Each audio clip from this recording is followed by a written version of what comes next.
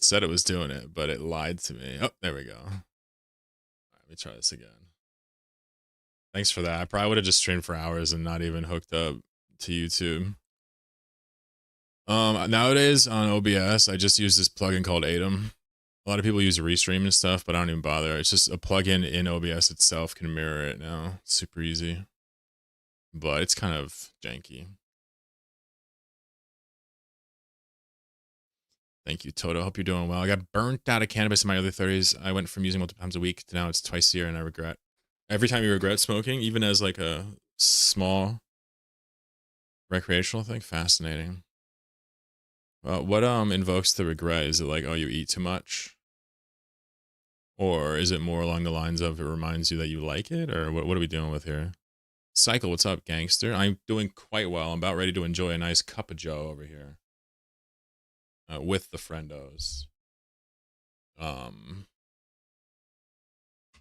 Is the Legion a space shrimp or a crawfish? You think that's a Legion, huh? I guess you're right. It is a Legion. Damn. A break from smoking the devil's lettuce is the only way to re-energize your receptors, bruv. I take breaks all the time. Yeah, tolerance breaks to kind of alleviate your endocannabinoid system from that relentless attack of the acids we throw at it. Yeah, that's good. I'm actually not even doing a tolerance break. I'm just not even smoking anymore. I smoked from when I was 13 until now in my mid-30s. With only a couple forced breaks. What's up, Peter? How you doing? You almost get a hangover? Whoa, okay. I've never experienced that. That's awesome. Like that's nice that like you're not gonna fall back into this stuff, you know? Guru Zeb, someone has your corpse? That's bizarre. There's Toto on YouTube. How you doing, man? Alright, let's plunge this sumbitch. Been steeping now for like 2-3 minutes. And then I'm gonna start to drink it because you know I need that caffeine. And I'm gonna kill some sleeper turrets, I guess. Do something very ordinary. Maybe out of the ordinary for this stream.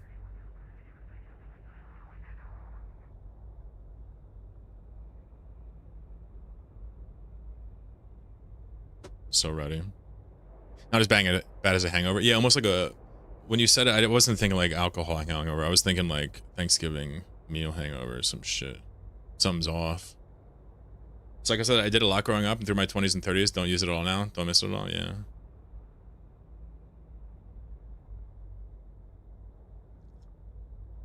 A little 72 in your life. Not out of the ordinary.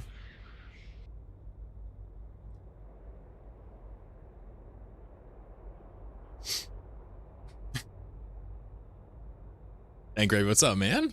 How y'all doing? Ooh, I feel better already. A little sipperino gets the brain happy. Spot a little lady for the flavor as well. Yeah, no, you know, it's funny. I'm getting crotchety in my old age with gas. I don't even do the smoke. I don't even do the baby clouds anymore. I just don't even touch them. I just don't even. So just the big boy, but got my coffee. I'm good to go. I feel like I'm getting real crotchety with it. I was on small stuff this weekend. I actually found it refreshing and fun. Well, let me be clear. I like perimeters, but I'm talking big cloud, small cloud. I don't do the small clouds.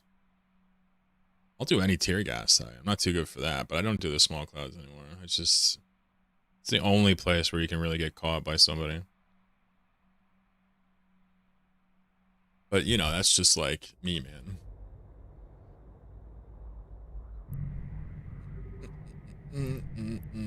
There's a heron here. Scanning, that's pretty cool. What's up, Drone Bay? How you doing? Welcome back. Mi amigo.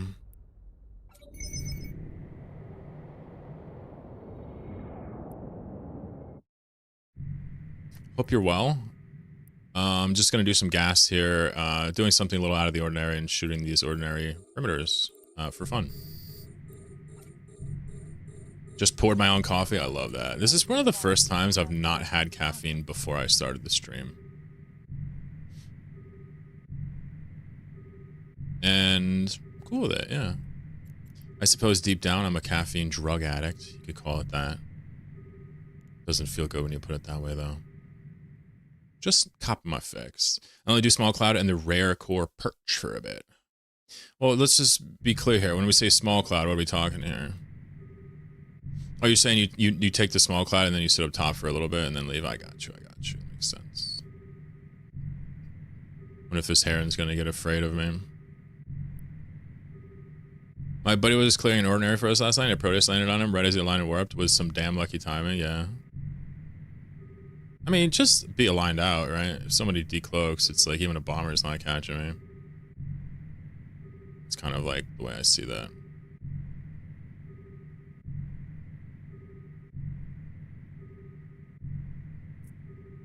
Warp drive active. Bum, ba-dum, bum. Hope everybody's doing well today. My life is pretty sweet. I'm a happy guy. Dude must have scanned it earlier because he never saw probes. Yeah, when you're like on a stationary object like a tower like this, you should be aligned to a bookmark, expecting somebody to decloak next to you. That's my kind of take on that. Now, I'm not like saying anything, but Warp drive active. did they take one of my drones? That's hilarious. You know, it's pretty hard to get caught. There's a few ways you could get caught here, though. It's true. But just see what I'm doing here. Just keep approached there, and To give the commands to a drone requires you to have an hover the button, just like you would mining back in the day when you were a newbie. Quite literally like this, and just test your reaction times. Right? Even a bomber that comes out of stealth, it does take minimally 2 ticks to lock here.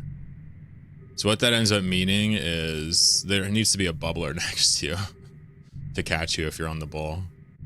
My understanding.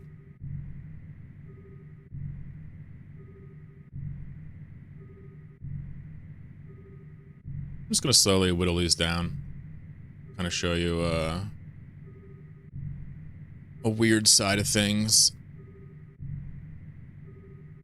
Now, I just want to be clear, you actually don't need to do this at all.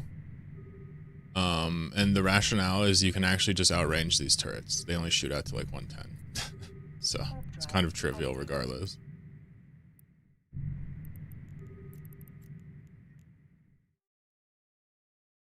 He was probably pre-aligned already. Yeah, I mean, all it takes is a little lapse of concentration at the wrong time. It's pretty unfortunate to get caught doing this, I'd say. We do all gas clouds and wormhole low sec, everything we get our hands on. Yeah. I mean, the reason why I don't bother with the small clouds usually, I mean, I might do it on stream if I'm bored, but it's because like it's usually very little ISK in the actual smaller of the 2 clouds usually, and it makes getting caught way easier because you can't go as fast and there's less actual volume of gas to kind of get lost in. Stuff like that. So this takes a while doing like this, but I got time to kill. You know me.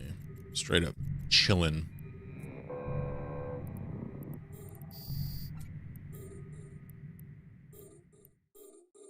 To give the commands to a drone requires you to have an active target. Also, I'll be honest, Legion is a strange ship.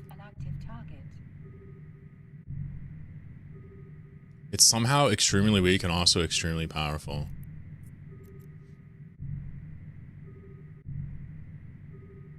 Pretty much any 1v1 that involves capacitor, it's almost impossible to lose. But you can get zerged down. You can easily get kited and played with.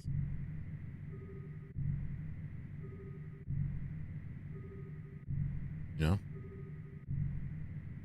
Legion is the type of ship that likes having a couple friends nearby. Just generally speaking, you can fit them like anything, but...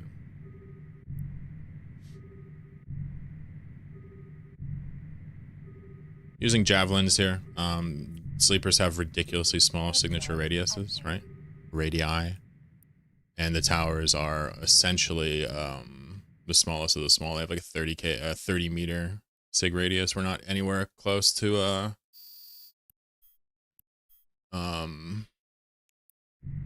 Actually applying all the damage. Legion was the first Tech 3 and Ant. No. First Tech 3 was Loki, then Proteus, then Legion, then One Day Tengu. Kind of don't mind finding a turretless ordinary because the 84 becomes available. Yep, it's true. Nobody actually kills these for the loot, though. The only people that would kill these would be the people that want the gas, period.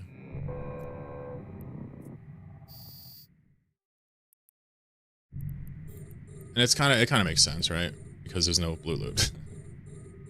Other gas sites, sometimes they clear them just to kill the battleships, which I always thought was funny. It just seems incredibly inefficient to clear a gas site just for the loot. Not inefficient necessarily, but you have to have a bunch of battleships there, why not? What's up, Techno Troll? How you doing?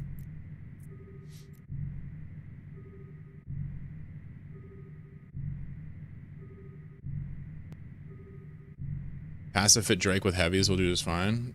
In core sites?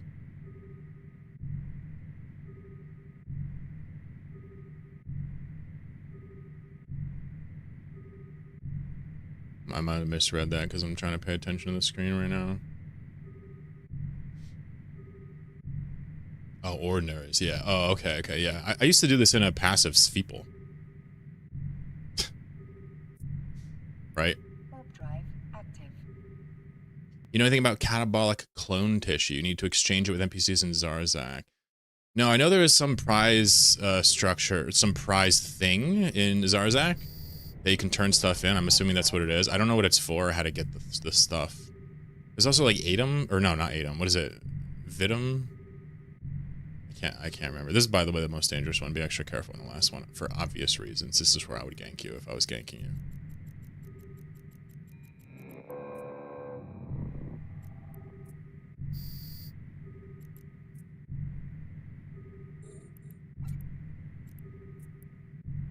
To give the commands to a drone requires you to have an active target. Maybe wondering, okay, there's a Heron system, like what's going on? Like, why are you so paranoid? JSpace is such that you either play by the rules and assume there's somebody next to you, or you don't. And if you don't, then you will die all the time, like over time, depending on your activities.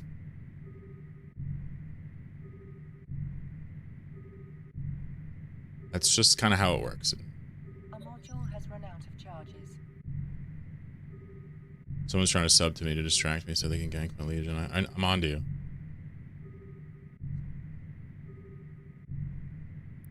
You gotta be super vigilant. I mean, the amount of time I'll sit there and wait to kill you is extreme in JSpace.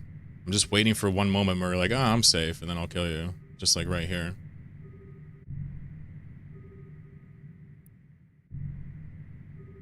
Not particularly worried, but I know for a fact that when I stream, I lose a little bit of focus. So I like to be extra careful when I actually have combat stuff, which I very rarely do. Bandits below with the community gift. Thanks, buddy. With the bits as well. Hell yeah. Hello, you beautiful specimen. No you. No you. Alright, well, let's log on our gas, guys, and we'll come take this cloud. What do you say? What's up, Zakil? How you doing? Adavam, yep. Yeah, I use the Sweeple with a passive regen shield tank to take out those sites. They volley, but, you know, if you have a buffer and enough regen, it's like 15, 18 seconds between volleys. Sorry, I was missing some stuff. Not sure what I can use to remove ordinary towers. Got it, yeah. Drake's a good choice. You can just sit in the damn middle and kill them all. You don't have to do that crazy shit I was doing. I was just pretty much doing that specifically so I don't die. That's actually how I clear them off camera, too. I have other ships as well nearby in case someone does gank you, but, you know, some stuff is worth not revealing, I'd argue.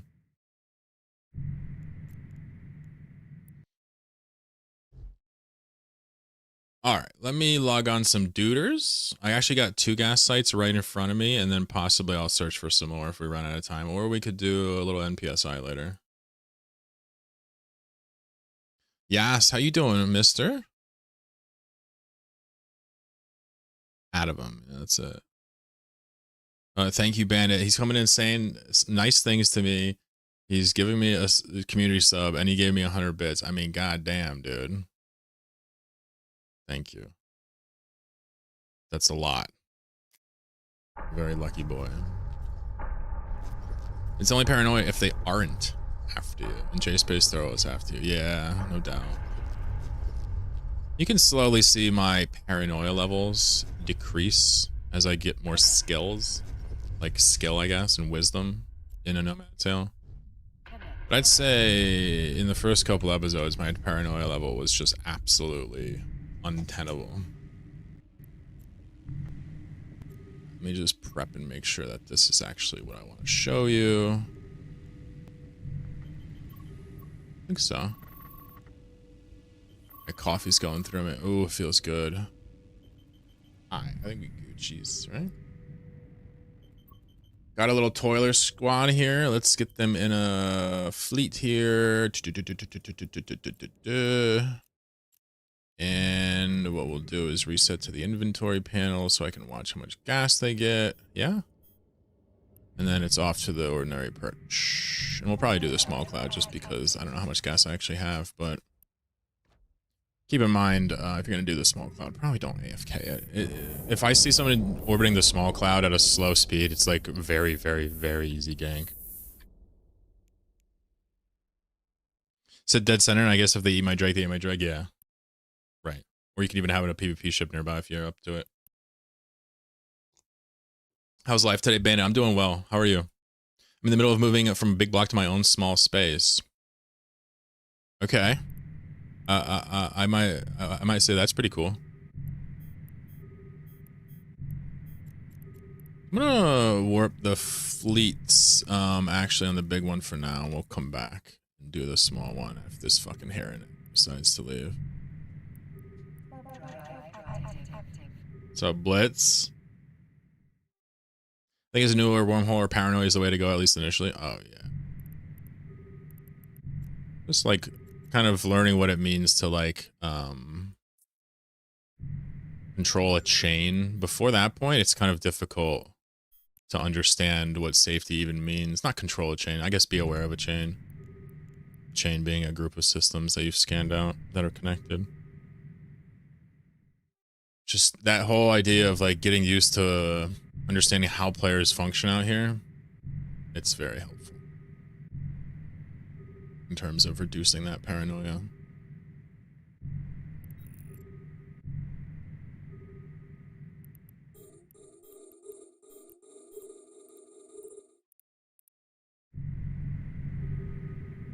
Good old gas. What's up, Grinding Faith?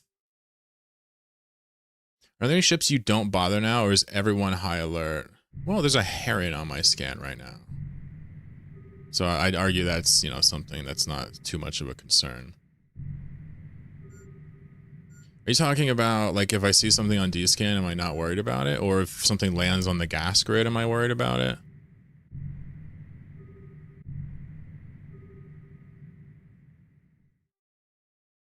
Because pretty much anytime you see anything on D-scan, it means a player's there, and a player represents a huge threat. I mean, the guy could be using a heron with 40 fucking EOSs behind it, for all I know. Dana says, my wife's currently in hospital, so I catch as much stream as I can until I sort of the kids out and then head back. Okay. Well, I'm wishing you and your wife the best of health and recovery, whatever you got going on. Tough situation. You're somehow supposed to, you know, be there for her and take care of the kids, do it all. Yeah, it's tough. But, I'd like to think she would do it for you, so.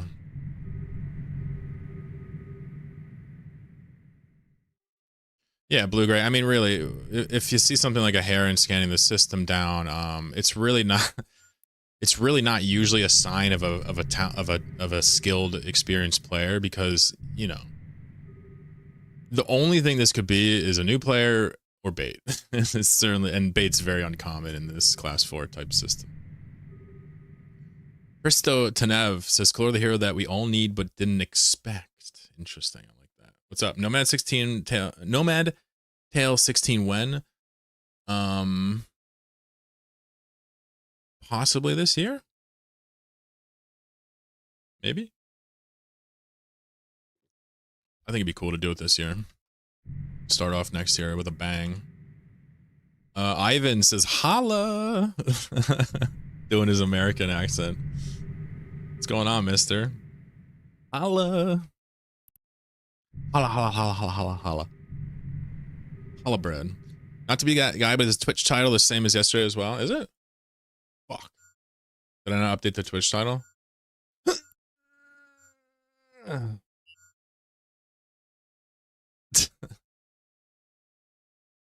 Fish, you gotta understand, if it's the same as yesterday, it's because I forgot, my G. You feel me? You're not really being that guy if you're telling me what I forgot here. You know, I'll tell you what it is, why that happens. I mean, not that anybody gives a shite. But I actually have the title entered in the Twitch panel. I just never push OK because I like to push OK right before I go live. So it doesn't like bait people.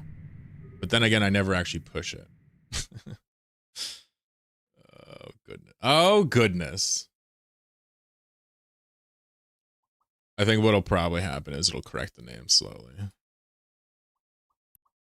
Feels bad, man. Thanks, Fish. And a production is important. It is. It is. There's too many things. I always get something wrong. Appreciate you, King. Ivan, hope you're doing well. Practicing my English. Nice. Holla at your boy. Was Louis my killer? That's what we say here. That's what the white people here say. They say, "What's Louis my killer?" It's so old, dude. The older I get, the more lame I realize I am. It's awesome. With a bang biscuit, eh? I should probably already start warming up more for more coffee. I don't need it yet, but I will. It's a bit of a cattle stream. Got off work a couple hours ago. Working grave sucks, man. Yeah, I would imagine for the sweeping majority of people, that's got to really suck for sure.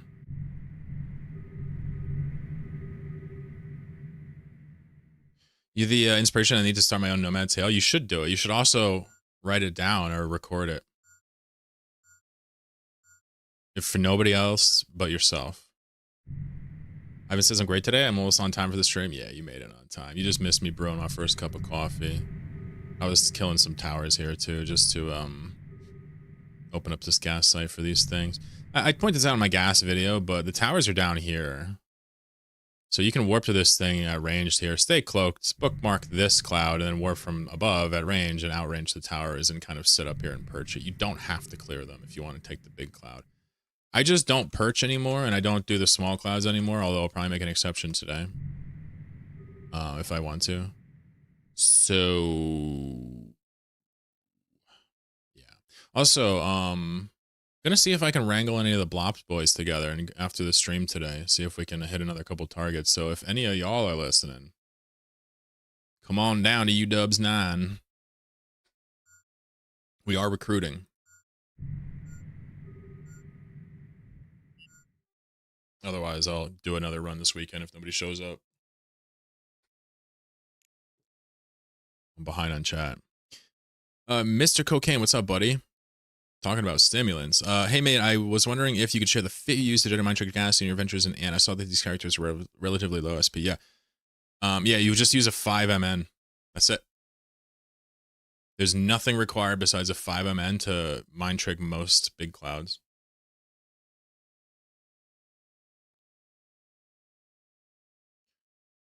I would recommend maybe a medium shield extender in case you get too close and to the sun and take some hits. Yeah. Yeah, just a 5MN micro warp drive. You don't have to overthink it because most of the rats go much slower than you, even at that. Here, let's take a look. If we look at the rat speeds, these estimates, they pretty much only go 2,000 meters a second.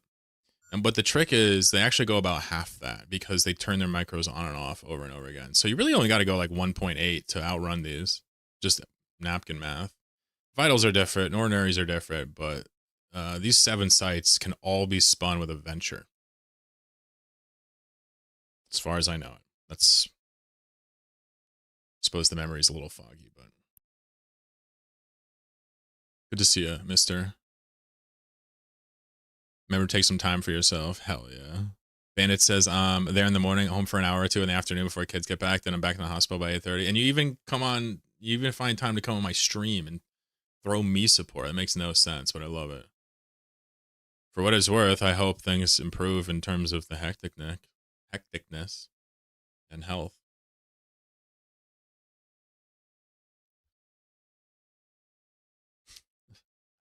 Yeah.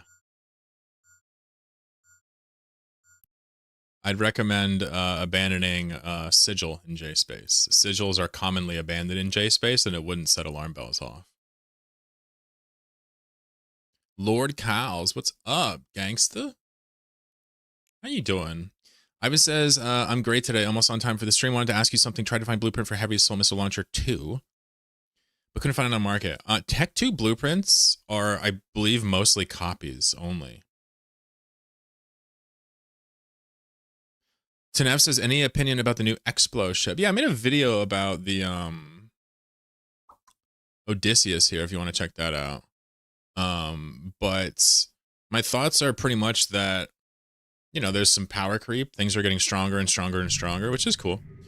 But the Odysseus is going to be really cool for people that have 1 or 2 accounts. I think people that have more will use it, but for people that have fewer accounts, it's amazing. Great video, thank you. Yeah, so I think a Heavy Assault Missile Launcher 2, I think you'll probably only be able to get copies for that, right? I don't think there's any... Yeah, there's only a couple of T2 BPOs. You might as well just assume that they don't exist because they were added to the game forever ago and never again. You're welcome, Cocaine. And remember, if you lose a venture trying to do it, it's only a couple bucks. If you need to replace one, you can contact me. I'll give you some. Yeah, this is very true. Very true. T2 BPC are gotten by invention. Where you can look in contracts. That's thank you for cutting to the chase there. I'm between getting sand interrupt. Do you know if you ever get to the point where the rats stop attacking you at gates and mining? I don't actually. Gravy says, and here I am stuck at work. Feels Batman.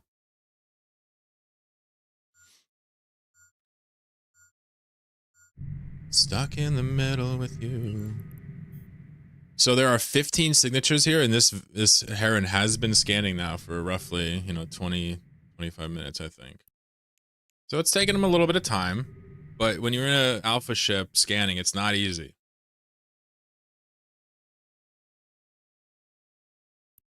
If you use something you can't, hit me up and I'll probably have BPCs to make it. Look at that.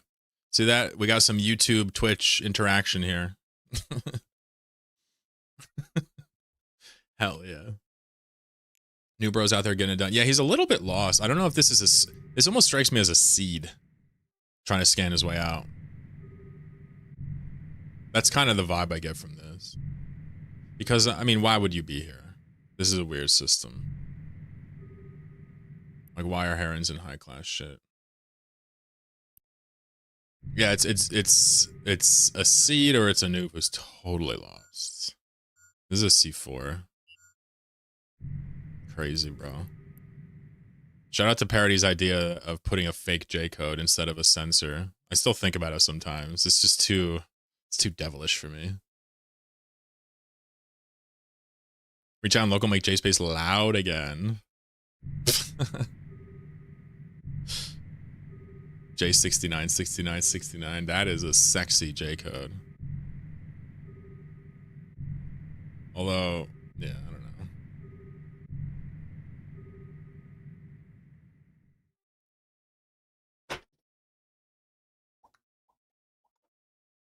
I don't know how sexy 69ing actually is, though. Kind of a novelty, just saying. Anyway, I digress.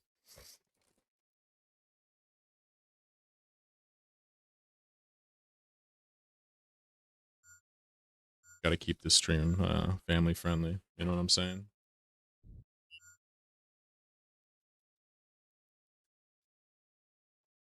Local doesn't work in wormholes. What's up, Flowjack? So the way that local works in wormholes and Pockfin is that you can use it, but it's optional.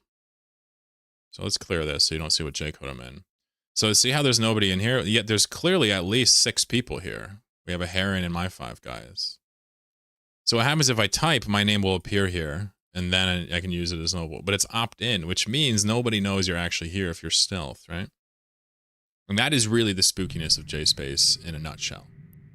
There's two reasons. Number one, the stargates, aka the wormholes, they can close, and two, you can't see local. Those two factors combine to make this space very scary for people learning the mechanics, and those that know them, possibly.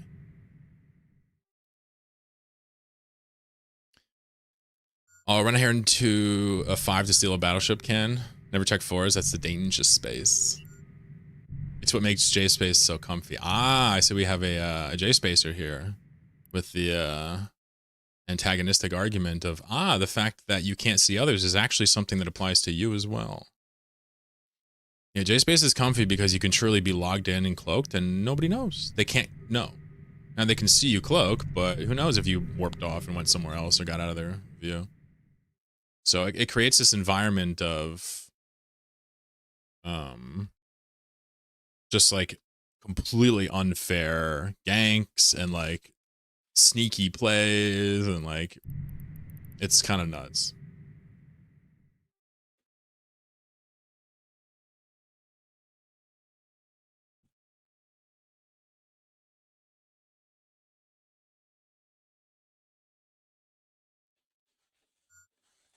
Bokito wants to know how to set hotkeys in Evo. I don't use Evo Preview, but I can help you. Hold on. So if you go to the GitHub and look at this, let's see here. Yeah.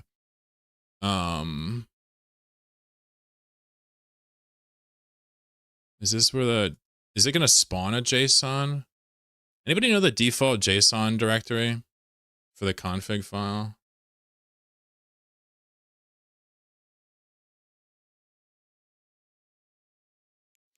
Yeah, so basically Bokito, you have to find a JSON file. Is it under assets? I think it's probably going to make the file as part of the installation process. It's probably not going to be here.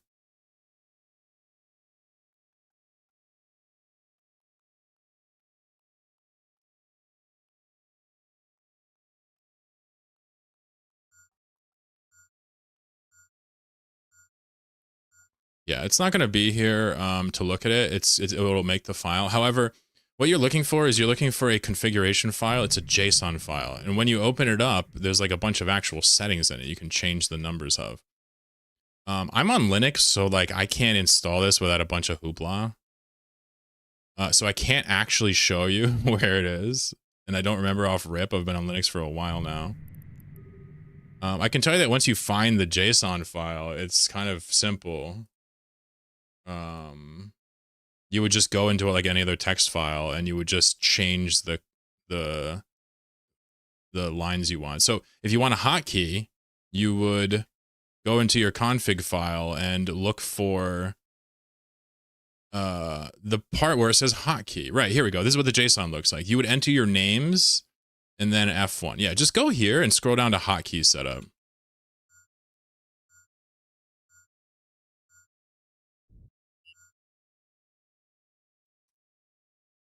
He probably already left. I'm probably talking to myself. Anyway, I'm sorry. I wish I could help you. Oh, he's still here. Okay. You put that but gave me error. It gave you an error because you didn't do it perfectly. That's why. You've got to be very careful that you have the quotes and the colon and the space and the comma. You need everything to match this perfectly. And once you do it exactly, and you can't have a comma on the last one either. All of them get a comma except the last one. That's JSON, JavaScript Object Notation. It's got to match this perfectly. Like for me, for example, I mean, I guess capitalization of the tune names, does that matter? Oh yeah, okay, be careful. I know Windows doesn't care so much about caps, but it's very possible that the creator did. I'm terrified of Losec. Losec is scary. Losec is fine because as soon as you splash, they'll all dock up anyway. Yeah, they'll either dock up or throw a bunch of sigils through your hole. I can't tell if this fella is scanning me down or just like confused and stuck, but like he's been scanning for. Let's see how long it takes. Maybe I should do a chat prediction.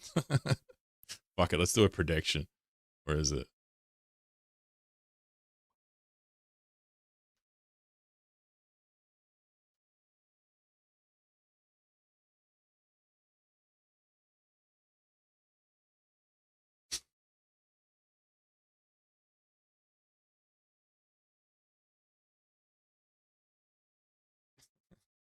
All right, you've got 1 minute to decide. So I just did a prediction poll for channel point betting. We're gonna bet on how long this heron takes to scan this wormhole down. He's already been going for we'll say 20 minutes. We'll say he started 20 minutes ago and make it fair for him.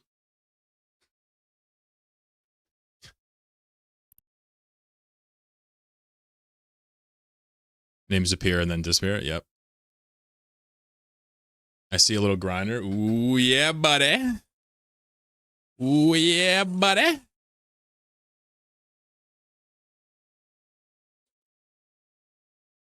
Ooh, feels good when it runs out of grind. All right, well, I'm a bad girl, so I'm gonna go on that small cloud, but I normally don't do this. It's not really normally the play here. But let's just be a little bit risque because we're putting on a real show here and people would... He stopped scanning! The second I ran the poll!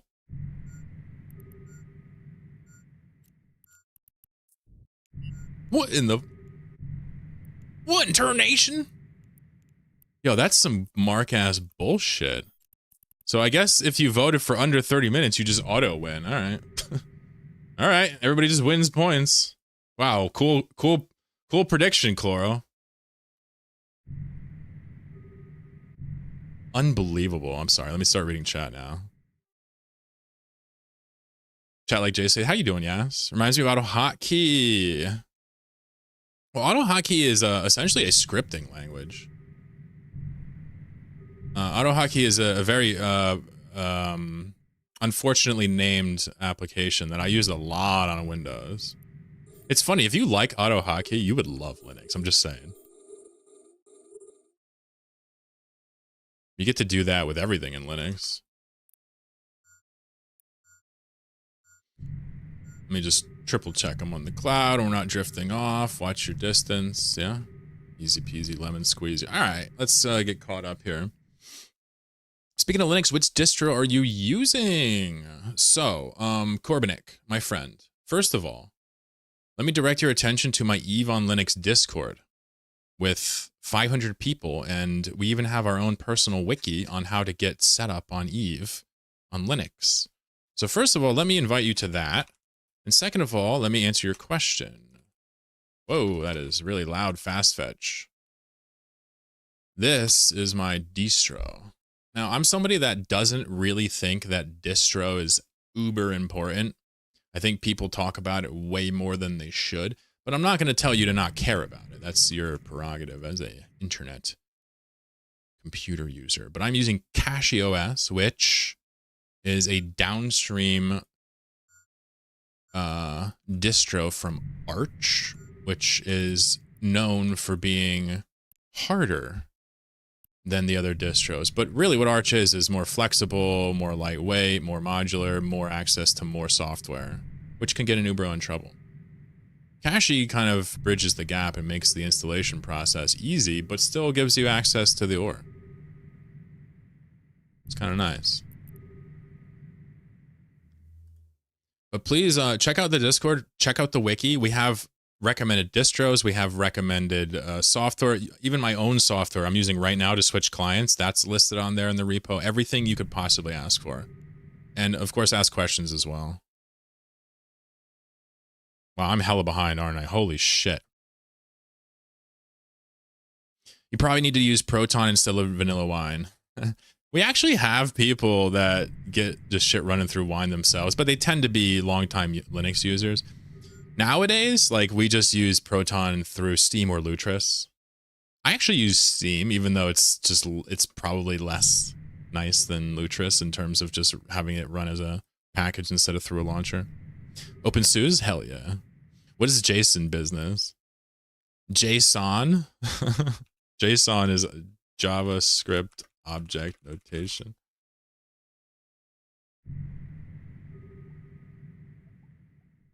Yeah, Bazelite's cool, but I don't like Bazelite for new guys. And I say distro doesn't matter, but I don't really like immutables for new guys or new girls to Linux. It's just because I think, while it's awesome and it could save you some trouble, I think it generally causes more trouble than it solves for first timers.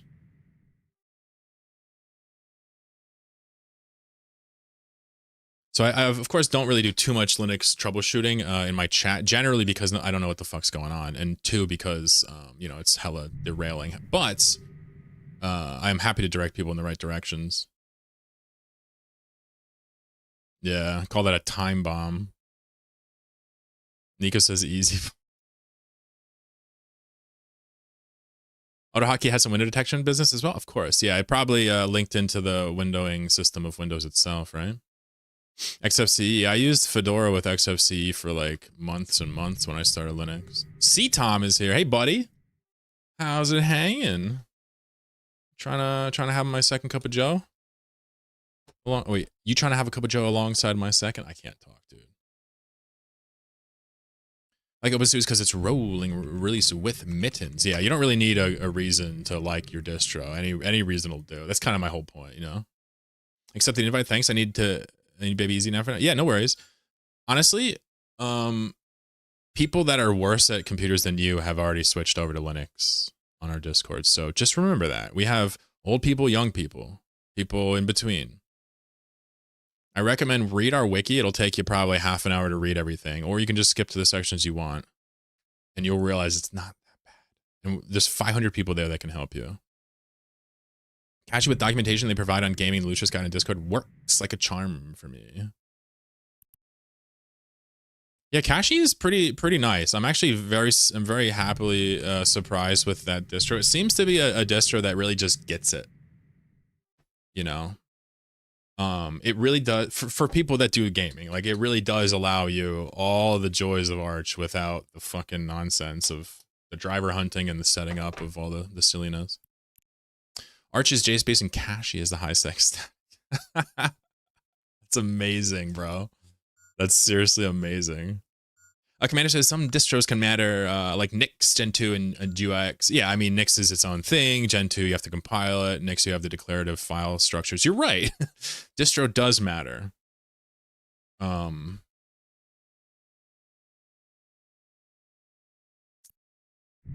can have some serious consequences on your user experience.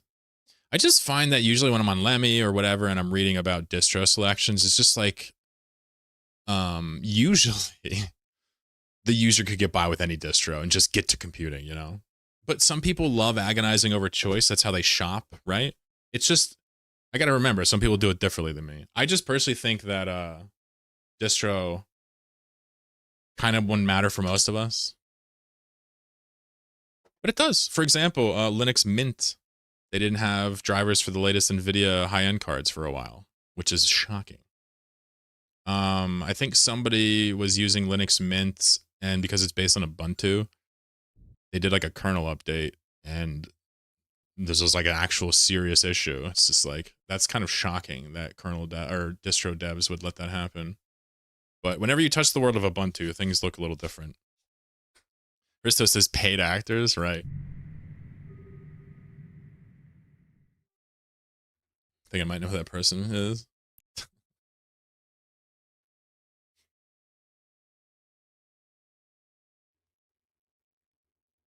You're completely welcome. Seriously, you will be able to switch if you want to. I didn't make another pod here at work. Cup 4. All right. I got to catch the fuck up.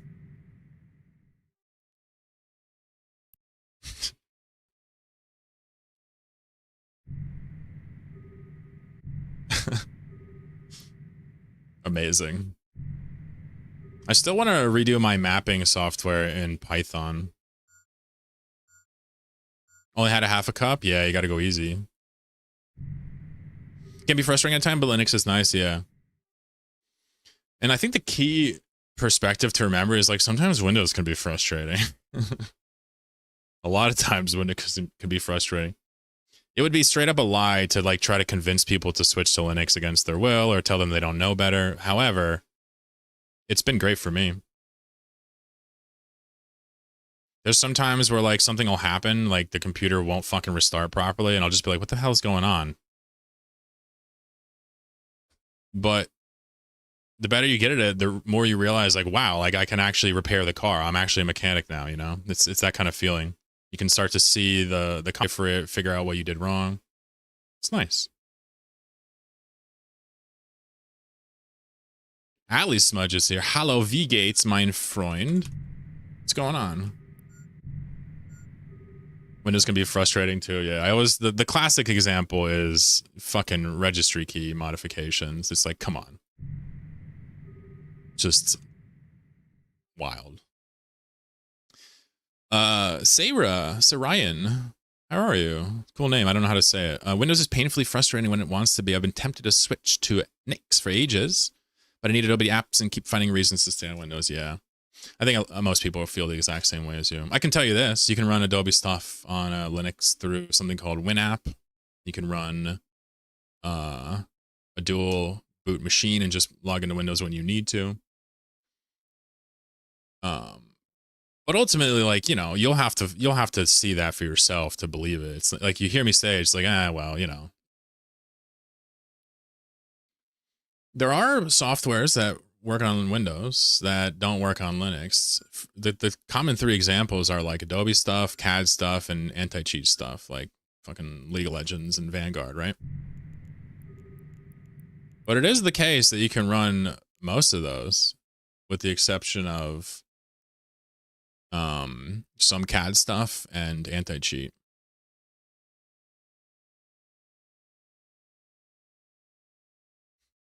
Say Rain, love it. Yeah, dual boot is a little annoying to set up, but basically what it would be is every time you turn your computer on, you just like push up for Linux and down for Windows. I ran dual boot when I first started because I didn't want to switch over to Linux because I make videos and stream. I play Eve, which is a complicated one to set up with no knowledge. So I dual booted, but what happened was I had, I guess it was Mint and Windows, and like I just used Windows exclusively, and then I would like touch Mint and I would like not use it very much, and then at one point I just went over to Mint and got Eve kind of up to date, finally figured out how to, you know, manipulate the Windows on a rudimentary level, and then I just started pulling every program over to Linux, and at that point I just never looked back and picked the Windows drive clean and deleted it. So it wasn't like I just switched. I had Linux installed for a while before I used it as my everyday thing.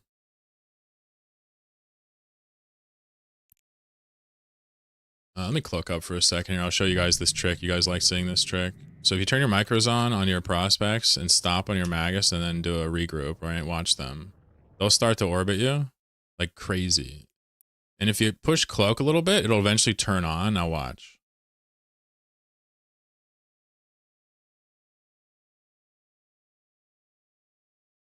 They perfectly separate, so you can just go between them and cloak them. So cool, right?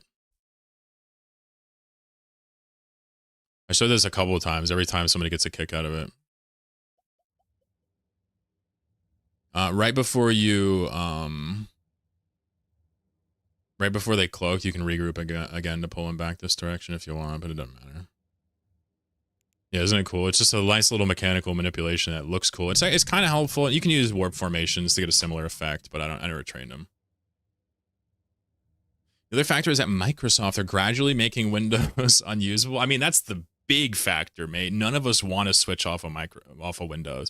Believe it or not, every Linux user, 99% of Linux users loved Windows XP. Probably loved 7 even. Like, anybody on Linux right now? Like, we loved those OSs because they let you control your stuff. Everything worked. It wasn't restrictive, and we weren't the product, right? It was great. Nobody hates Windows. We hate the capitalist forces that have basically rendered the product unusable for many of us, principally. Some people call it enshittification. Some people call it late-stage capitalism. Call it whatever you want. Microsoft is tough to use for some people. And even the people that are still on it are getting annoyed by it. You know what I mean? It's like...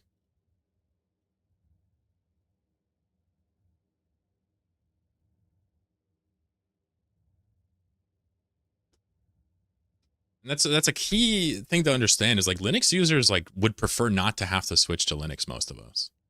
Like we'd like the option to use it, but not have to switch. Nobody wants to have to configure your game through compatibility layers. Nobody wants to have to like have programs that developers arbitrarily shut off because we have too much control over our computers. That's bullshit. But somehow it's better than the alternative at this point for many of us, which is just, how bad can it be, you know? Pretty bad. I wouldn't say love, but okay, fair. I'm being hyperbolic as usual. Typical entertainer, you know? Unbelievable room. I didn't use XP much as a power user, so I can't say I have a strong preference. Sure, listen, I'm obviously talking out of my ass in terms of the percentages here, but I'm trying to make it clear, like, I don't think Linux users have always despised Windows, even though Windows has been pretty unethical and shitty for their entire life, or Microsoft has been.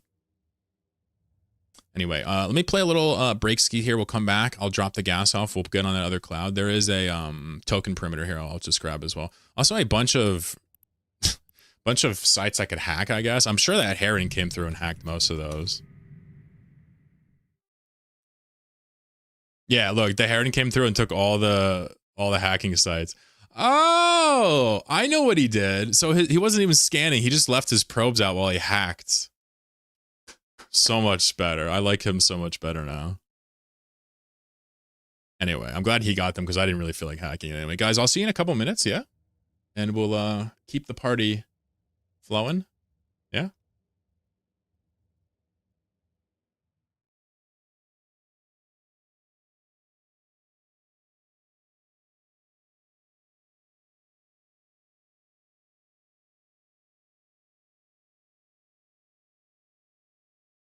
Windows user since 3.1. Becoming a giant ad platform. Yeah. We do talk about this a lot, but I'll just say this. It's not like Linux users are crazy. You know? We just want to like play games and have a good time as well. And we're willing to make it harder on ourselves just to have that control back. That's kind of what it comes down to. I'm just being real.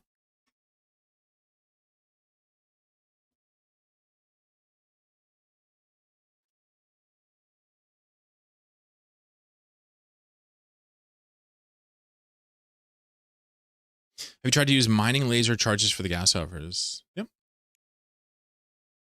He's talking about boosts. I think he just didn't see that I had boosts running. When I come back from the break here in 2 minutes, I'll happily discuss the boosting situation. Hope you guys are having a good time. Slow Day over on YouTube says, this game gives you 8 ships, then you need to buy your way to the top. It sucks. Yeah, I feel you, buddy. I feel you. Best way to look at it is to just always try to have fun when you play. If you're having fun and someone spends a bunch of money and doesn't have fun, sounds like you're winning. Yeah, you can buy your way to the top. Absolutely. In terms of net worth, at least. Maybe not skill, but... this one's extra strong.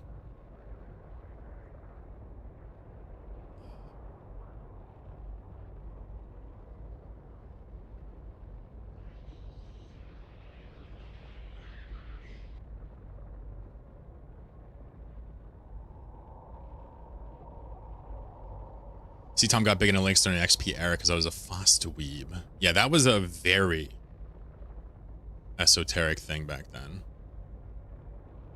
If you weren't like actually doing like DevOps or had a production environment where you needed to like manage production, or I can't imagine why you would bother if you weren't like server related. But I think you just were adjacent to it and saw how cool it was, kind of thing, yeah.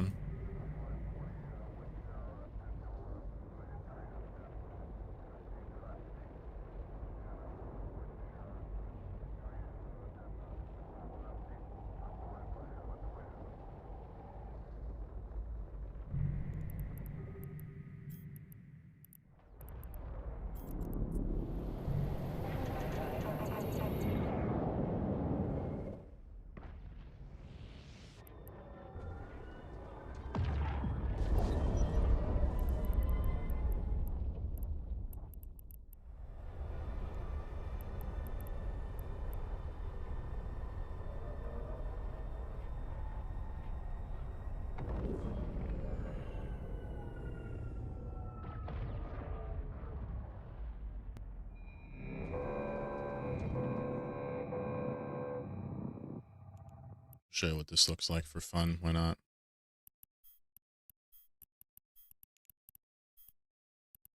So if you're ever wondering what I'm doing when I hide the camera, I'm just literally throwing gas in a jet can at some random safe spot.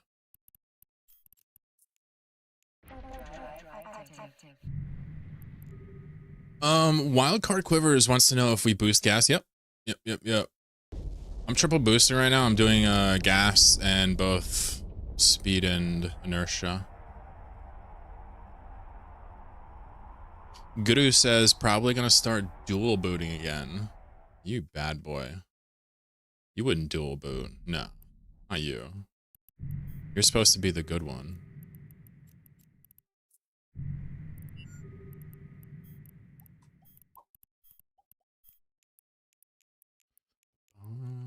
So perimeter on the 60 km radius clouds, you can get pretty fucking fast.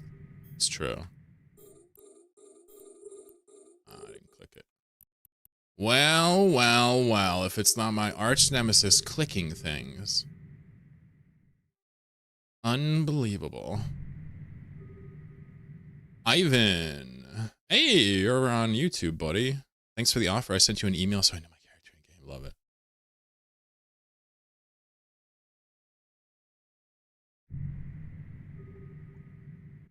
Ivan, good to see you on Twitch as well.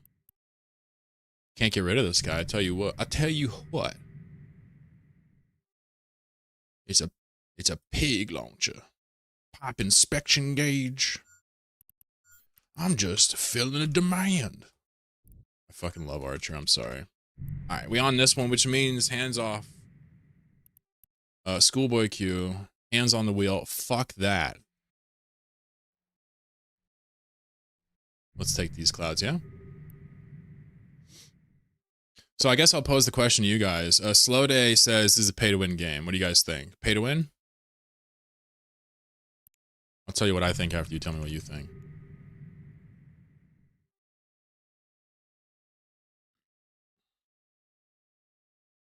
Blackbeard says deaf. How do you win a sandbox game? Not really. All right, we got 3 different answers.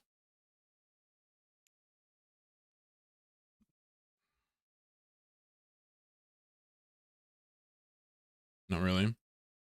Lots of people try to pay to win. You don't win friends with salad. What's up, Koname? Hey, buddy. Gotta make the YouTube box the same size as the Twitch box so they don't think I'm, you know, choosing faves. You don't win fights with ISK, you win with skills. Is pay for convenience. You can pay to have stuff, but can pay to win. It just seems more fun. Pay to get skills faster. Pay to buy pets. Depends on the win you want. Some you can throw money at, some you can't.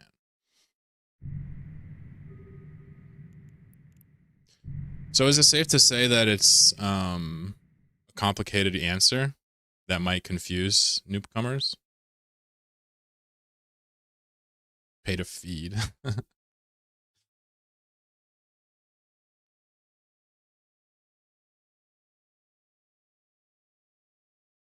Yeah, kind of my thesis here, and this is kind of what I've always thought, but maybe didn't really vocalize, is like Eve it's not pay to win, right? Because of the point people here bring up, there's really no winning the game. People joke about winning is quitting, but there's no really winning Eve. So pay to win is generally something that's in a competitive environment. Now, understand that there are competitive sub-environments within Eve that could potentially be pay to win, but I'm not comfortable saying the game is pay to win. What I am going to say the game is very expensive. This is a very expensive game, time and money.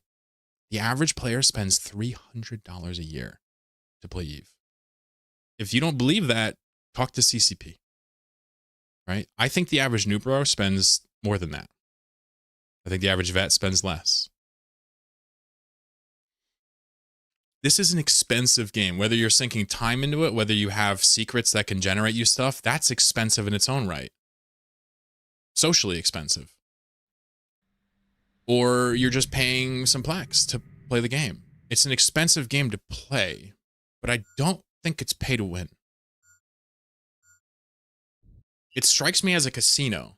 Is a casino pay to win? It's like, I don't think so. I think you're just going there to spend money to have fun. Of course, there are people that treat it like that, but Well, see, Ivan, sure, but you can't compare. You can compare, and this is a really cool conversation. But a lot of people will compare the cost of Eve to like going to the bar, right? You can spend like $300 on a night with a couple of friends or whatever, right?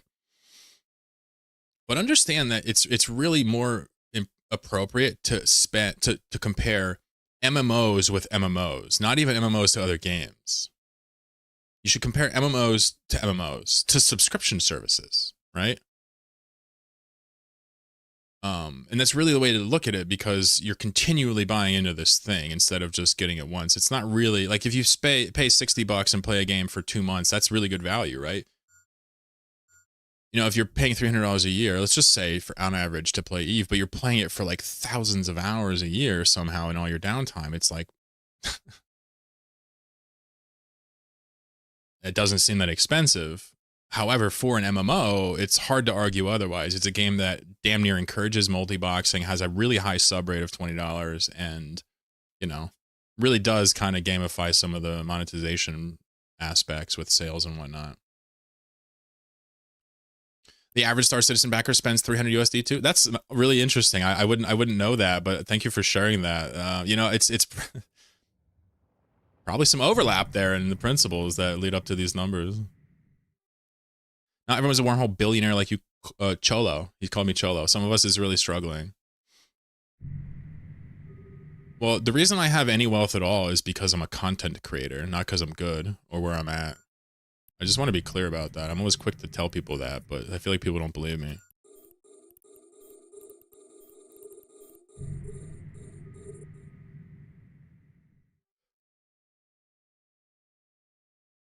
Yeah, well, so Commander's saying it costs X dollars per hour to go to the movie, which is a more clever comparison to something like an MMO.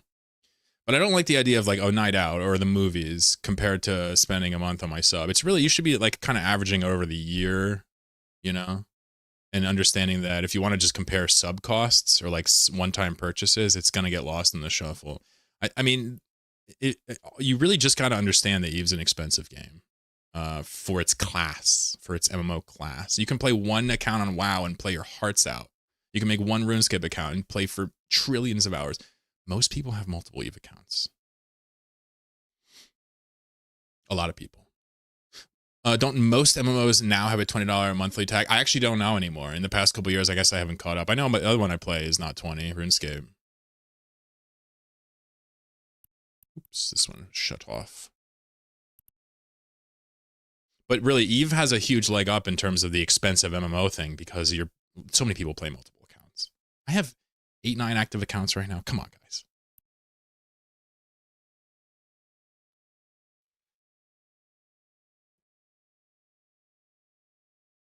A lot of people have multiple RuneScapes accounts too. Yeah, that is true. Some people have two. I think the normie community versus the iron community is nothing like the single boxer versus multi-boxer spread. I think there's way more percentage of multi-boxers than there are iron, but iron is tremendously popular. I have a UIM and a trade. I can't get away from it, Commander. I just don't pay for the trade when I'm playing the UIM, personally. Just too much clicking in RuneScape to bother with more than one account, but I appreciate the pushback. It's good. It's a good topic. I don't mean cholo in a bad way. I know. No, cholo is a slang term. I think it's like a Hispanic something or other. It's like it's not a, my understanding is the word cholo is not a slur. It's like used within the communities. I have no idea though. Maybe I should look it up. If it's a slur, obviously I don't want to say it. It's a stereotype word, which is borderline.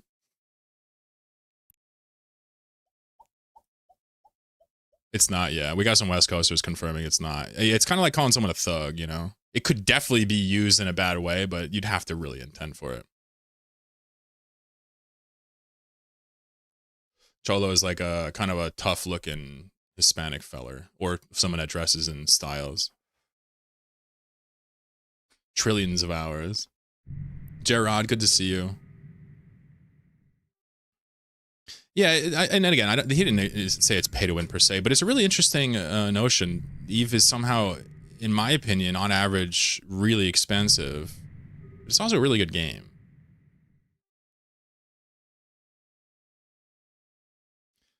Mahoney, what's up, dude? Professor was sick, so class is online. I get to work my paper and hear Clark and talk about this stupid game I love. I love that. Sorry, I'm skipping chats. My bad. I'm just rambling. I guess that's what you guys like. What's up, Kilowatts? Is it an American thing? Yeah, definitely. Yeah. Here, I'll show you the Urban Dictionary page. It says a cholo is a term implying a Hispanic male that typically dresses in chinos or khaki pants, a wife beater sleeveless t-shirt, and a flannel shirt. So it's kind of like it's like a look. My man EU guy here for a pod. No. Half my audience is EU. Welcome to my stream, everybody. Yeah.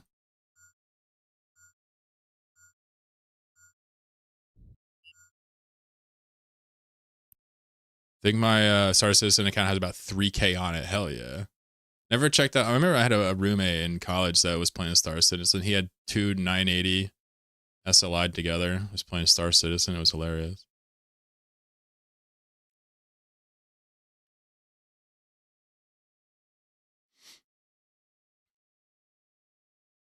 Netflix is the same price per month. Use a more relative comparison. Interesting. What's up, Lost Soul? Better than going to the bar every night. Yeah, but the thing is, I like the comparison of hobbies when it comes to entertainment. I just don't like the comparison of costs between the bars and the games, because games are so much cheaper than everything else for entertainment. So the only thing I'm saying is, like, whenever I have this conversation, I say, like, it's better to play games than it is to go to the bar every night. But if you're going to play games, Eve is more expensive than other ones that could also entertain you. It's just true. It's just that our personalities draw us to this, right? Thought I'm a gangster or something? Yeah, something like that. Cholo wants to be a cholo. If you call a non-cholo a cholo, they might get butthurt. Okay. That's awesome. Cholo's living in Thailand and Japan as well. That's hilarious. Link for cholo. Oh, God. Here we go. It's a moon link. Here, let me just make sure it's not meat spin or something. Here we go. This is my boy. This is Cholo right here.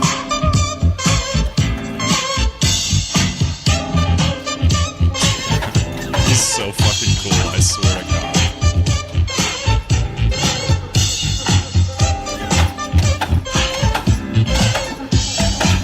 He's so, dude. If I could even be like 1/10 as cool as that.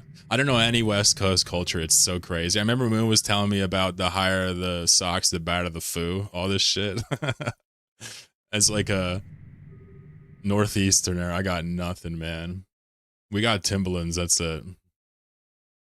If you don't like spending money, don't get into music production or any of those niche hobbies with insane hardware. Eve's 100% worth the money. I agree. To this day, I don't shill for Eve. I wouldn't do any of this if I truly didn't think it was awesome.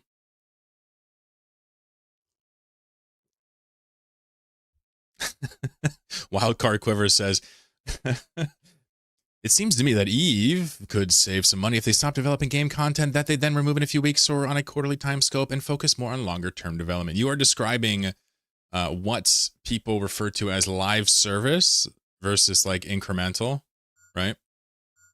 And Eve is somewhere in between. It's true. Not Gick, how you doing? What's poppin', slime? Chav in the UK, yeah. I didn't ever thought Chav was a slur. I call Jared a Chav. Or not Jared, sorry, Gerald. I call Gerald a Chav. I don't think he is, though. He's too nerdy. What content are they making they removing? He's talking about seasonal stuff, Gerard.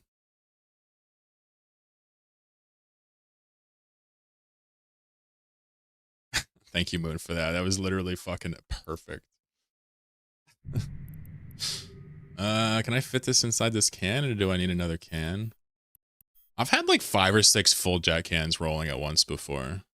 It's like 50,000 per. I guess that's a flex, but it should make you uncomfortable with how much gas I have floating in space in very unstable jet cans at any given time. Chav is a class-based comment. Interesting. I like that. I like you telling me that. So if you were a punk kid but you had money, you're not a chav or whatever.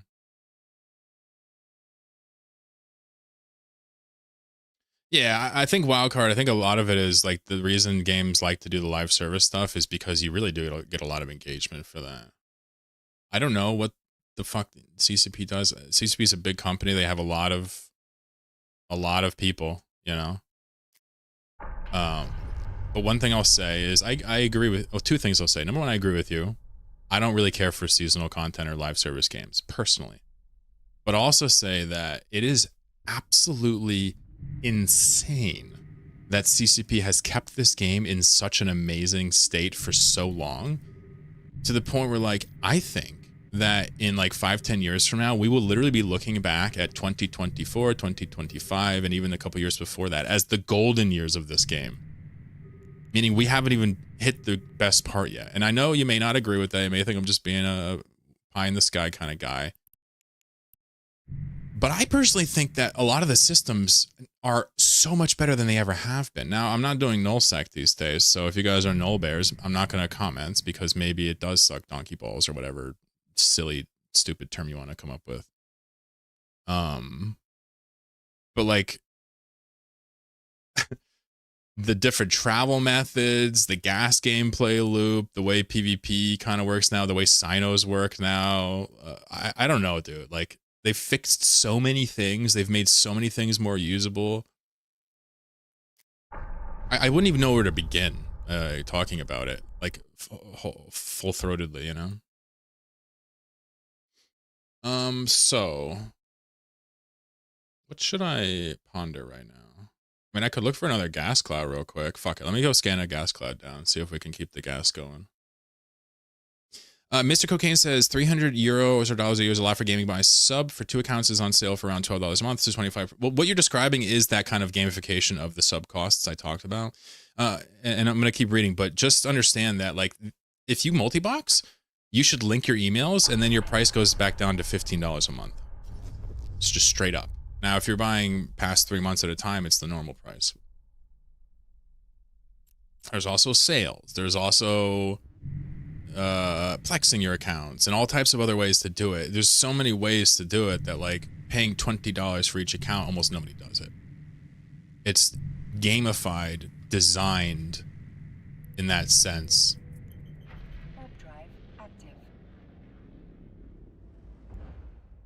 So, Mr. Cocaine says that's the same cost as visits to the cinema with my girlfriend. Yeah. And I gotta be clear, I guess I hammer this too hard, but I don't like comparing a monthly sub to a one-off event like that, especially a social event.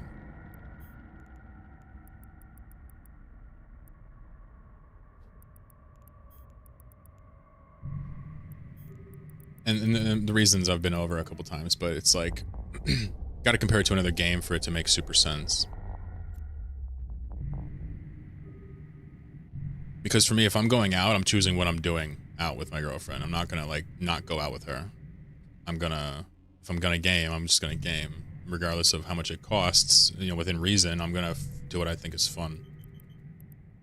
So to me, I don't like to compare them, but, you know, I'm also not your dad.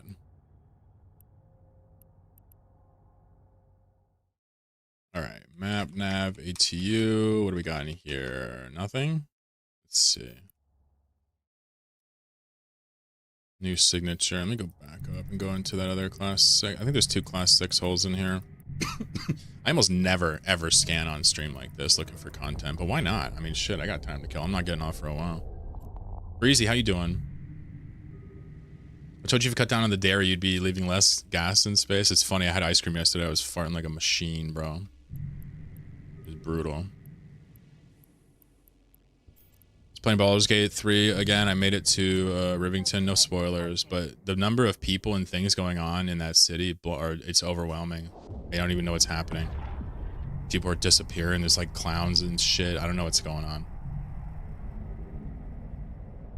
I just know that I am Lithid. Master Race. Seasonal stuff in the same as removing. Okay, I mean, that's fair. But I think that's what he was trying to say, was seasonal stuff, so you would amend his meaning instead of the message. How might someone negotiate a purchase of some gas from you? Gas from me?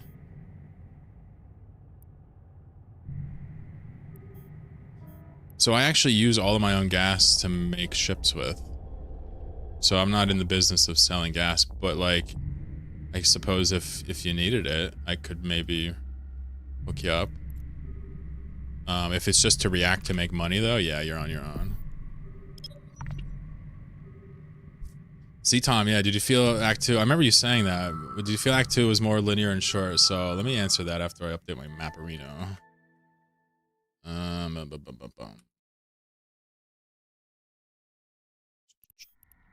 Map, add, map X and O, caret. All right, now I can scan and do it brainlessly. I'm specifically not showing you what I'm doing right now. It's intentional. Just enjoy the Roku and the music and the voice. So C-Tom wants to know what I thought about Act 2 versus Act 1. Was it more linear? So here's the thing. I think, and I don't tell me, I mean, whatever, but I have a feeling there's, you know, there might be only one kind of way through that. I don't know. But it seems like there's a lot of agency in terms of how you go about that happening. With the people you do it with or without. Like, again, I don't want to like ruin the game for anybody, but it felt like I could have gone with no allies or any ally I want, and kind of at one point I was like skipping stuff by being sneaky. I don't know if it felt linear to me. Now, did it feel more linear than 1? Yes. But I think it's just by virtue of fewer towns, people. There's like 2 fewer or something. I liked it. Now, I left without the thing being lifted, right? So, gotta go back and do that next time, you know? I personally cannot get enough of that goddamn game. I'm very overwhelmed, though, in the city area. I seriously don't even know what to do. Like, I'm trying to do quests, but it seems to be pushing me towards one thing I don't want to do. It wants me to free something from something, right? And I'm just like, I don't want to do that. And I'm not going to, because I'm an illithid.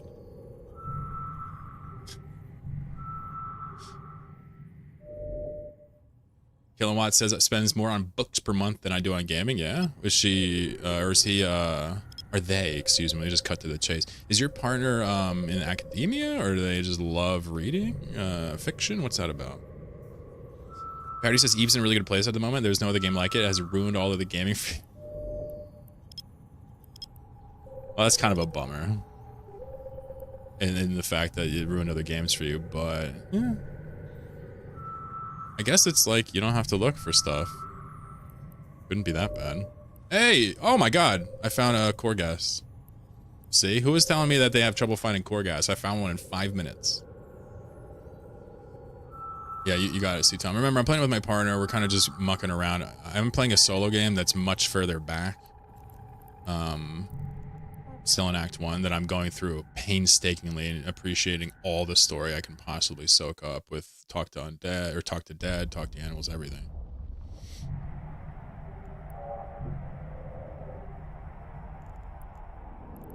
Ooh, it's a full one too. My life is so good. All right, let me go back to the hall I was at, and we're gonna kill an instrumental court today, ladies and gentlemen. That's at least another 2 hours of Chloro. I don't know why I gotta talk in the third person. It's weird. Just loves reading. That's awesome. I have not really read much in the way of fiction since I was a kid. Not sure what the deal is.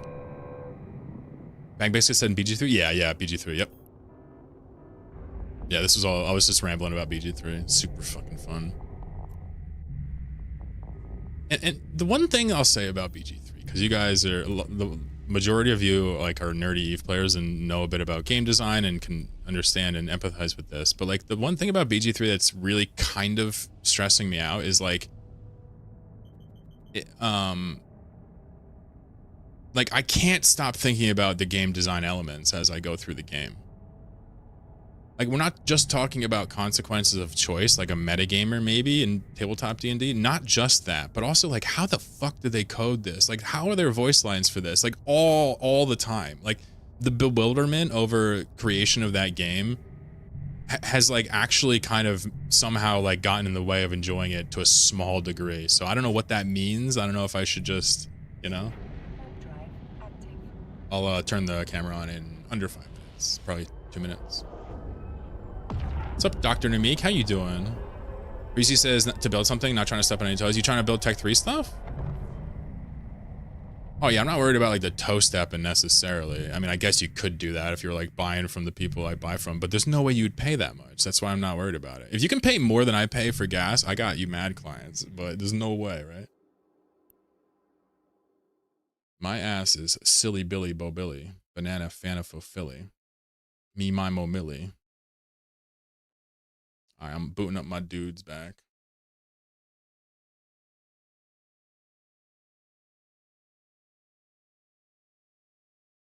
Something a bit bigger than Tech 3. Oh, you need a wormhole gas in small parts for caps? I thought that was low sec gas. It's awesome. Bandits, buddy, off to the hospital again. I'm wishing you well. Wafting good energy to your wife. Obviously, let me know how that goes, mate. Just as a chatter to a streamer, let me know. Just as your wife heals.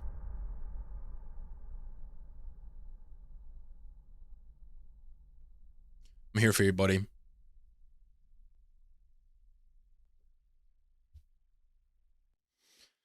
The truth is that we're all one day gonna have to say goodbye to this world. All of us. So why not just be happy today and just find something to smile about? Not out of existential dread, but I mean, why not? Logically, just chill. Find something to enjoy in this rough life of ours. You don't have to be poor, beaten, and blue to be having a poor life. You could be trapped in a financial situation. You could be with somebody you don't like. You could be searching for something you never found. Whatever it is, we all got it rough, man. You deserve to feel good every once in a while, chatter. And I encourage you to pursue that. Whether it's Eve or something else.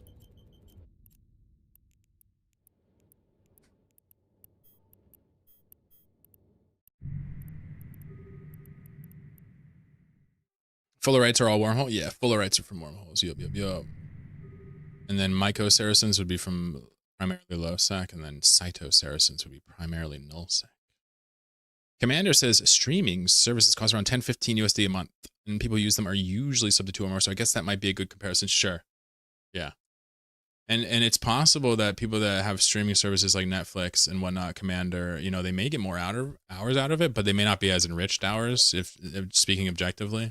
Eve has a lot of non-enriching hours, your Ishtar spinning, your gas scooping, but what's funny about Eve is like it fills your mind even when you're not playing it because of the breadth of mechanic and just the synergy and the space. Like not space as in galaxies, but the space to do things. There's all types of nooks and crannies you can get your little fingers in, you know?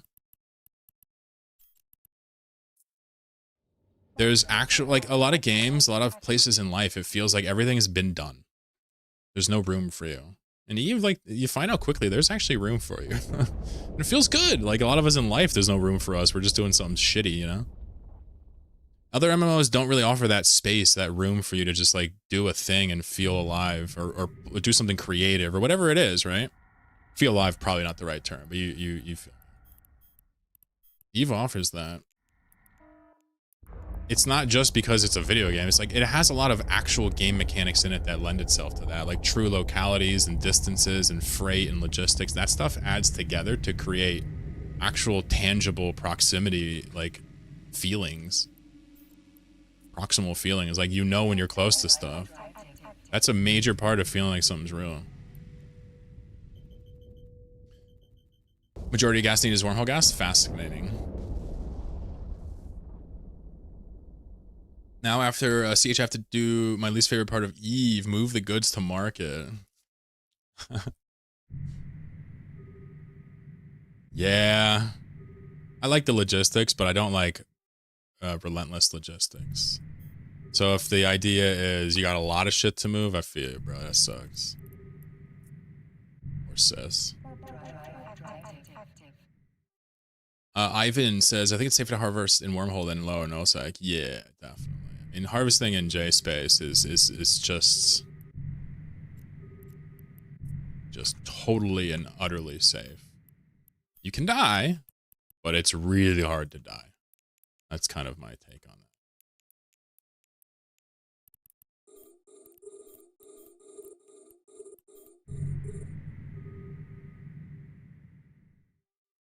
that. Psycho says, I'm always thinking about you when I'm not playing. Yeah. I remember when I was younger, I would think about like Iteron Mark 5s and like cubic meters and be like, yeah, I'm just going to move shit. You know, when I was a teenager, when Eve came out. You can almost get an economics degree just on the market system. Yeah, okay. Eve's market system is, listen, there's one major thing missing from Eve's market system. What is it?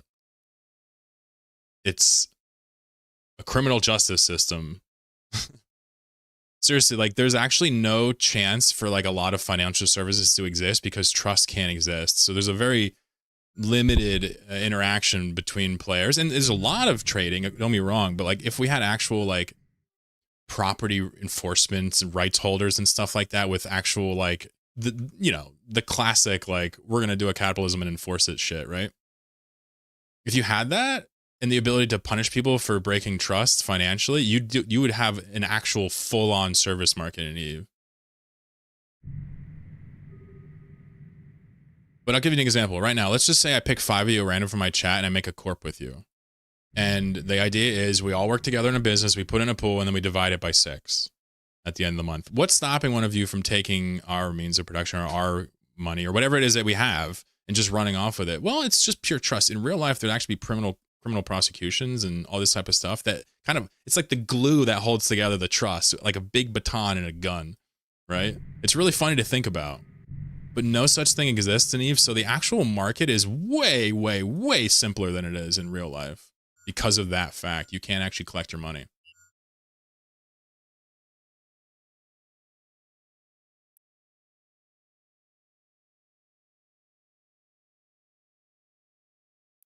Anyway, let me get back on this cloud real quick.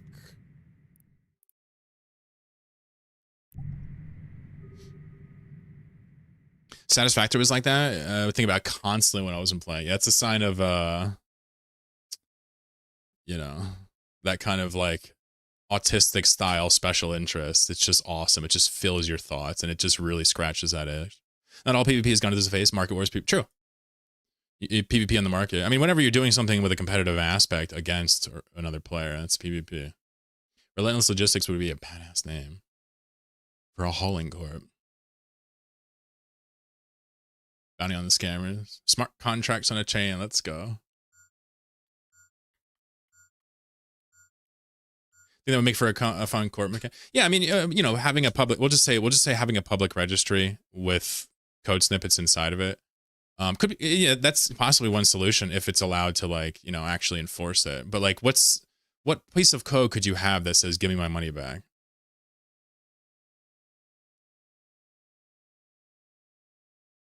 What's up, Alev? Someone's seeing if I'm checking YouTube chat. Hell yeah! What's up? How you doing? I like your name. Do you think CCP originally expected this sort of system of law and criminal justice to be originally created by the player base? I don't see that. There's no way to do it unless you can show up with a gun at their house and say, "Give me my money," like we do in real life. I just don't think there's a way to do it. So I don't know if they, I mean, I don't know what CCP famously just creates systems and is shocked by what players do. So maybe, but I don't even know how big their visions are in some of the implementation of their mechanical ideas. The old bounty system, yeah. I'm sure it was a part of the conversation, 100%. Swedish Bikini Team says, good to see you. How are you doing? I'm doing really well. I'm caffeinated, happy, on a gas cloud in my natural environment in a class 6. Good to see you. How many more days of work, bro? You said you're free soon, yeah? Maybe someone should make a in-game NDIC. Honestly, I feel Eve should do it with asset safety completely and give blocks a real reason to fight or bow out. Would open up a ton of space. I don't hate it. I mean, most people will. I mean, I'm the type of guy who says fuck local and nullsec altogether. I mean, asset safety is pretty fucking stupid. All things serious. Petsukos, what's going on? A Leverett with the Brave Wave. Is this too Kappa Pride or no? Am I allowed to do this? Oh, you. I feel you should do it. No. I don't think they'll ever get rid of asset safety because psychologically, a lot of people play MMOs and do expect to have progress registered, and for them, their assets are that progress. Same reason why they got rid of clone states. It just is really hard to play that game for some people. JSpace exists, though. I mean, no asset safety out here. But JSpace is weird. I got a lot to say about JSpace in the next 10 years. Sick for 5 days now with a pretty high fever. Puta madre. Everybody's sick and in hospital and feeling bad, dude. I'll give you guys some of my health. Well, not my obesity. Not my fat boy shit. You can have my non-fat boy health. Hopefully that's sufficient. Let me quick scan this cloud just to see how much is in it. It's possible it doesn't have a full stack. Should be 120, yeah. It's 114 left. This is exciting. This is a bunch of 320 my way. Nice. I really do love Eve, man. Like, I'll be real with you. Like, just to give you the story. Like, the way I play now is like, I have the wormholes I liked saved with seeds, among many others. And I kind of have the setup to where I can just pick a seed and in like 2 hours have all of my guys in there, no problem. Like, almost without variance. And like, sometimes you'll have to scan a bit further in the chain, but usually within like 4 dimensions can you get all of your guys into any hole you want with a seed inside. And it's just like, you know, today, for example, like before I got on, I just brought everybody in this wormhole from downtown, you know? So it just creates this like sensation of like, you just get to come and go and nothing can stop you and you can kind of just navigate wherever you want. And I guess it's hubris would be a good way to describe it. But if you could pick up a boulder, you know, that's pretty impressive. Being able to move your crew around in and out of K-Space so fluidly after years of learning and practicing, like, yeah, it impresses the shit out of me how fast I move around now. It's nice. Kind of wormhole do you base off of? What's up, Alice? So I'm what people refer to as a nomad, right? So I don't actually base out of any wormholes. I'll stay in any type of wormhole depending on what I'm doing. This is a class 6. The one I was in before was a 4.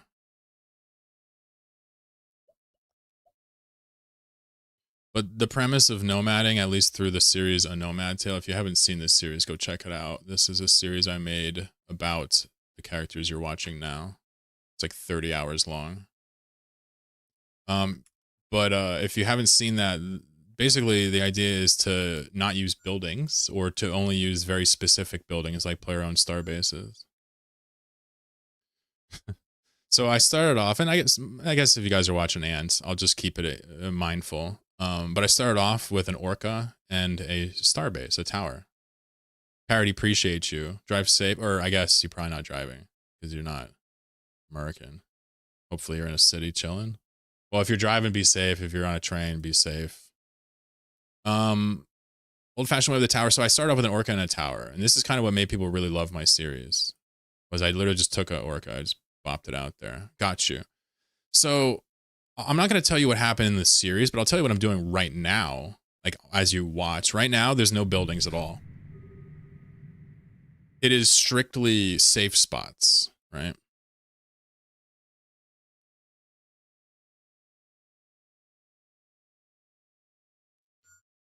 So this would be called, I would call this a ghost caravan.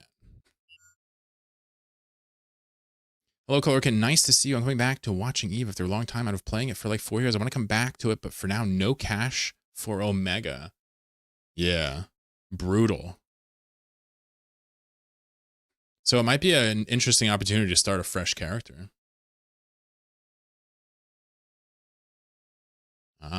Seeing someone gas scooping. You're doing that yourself.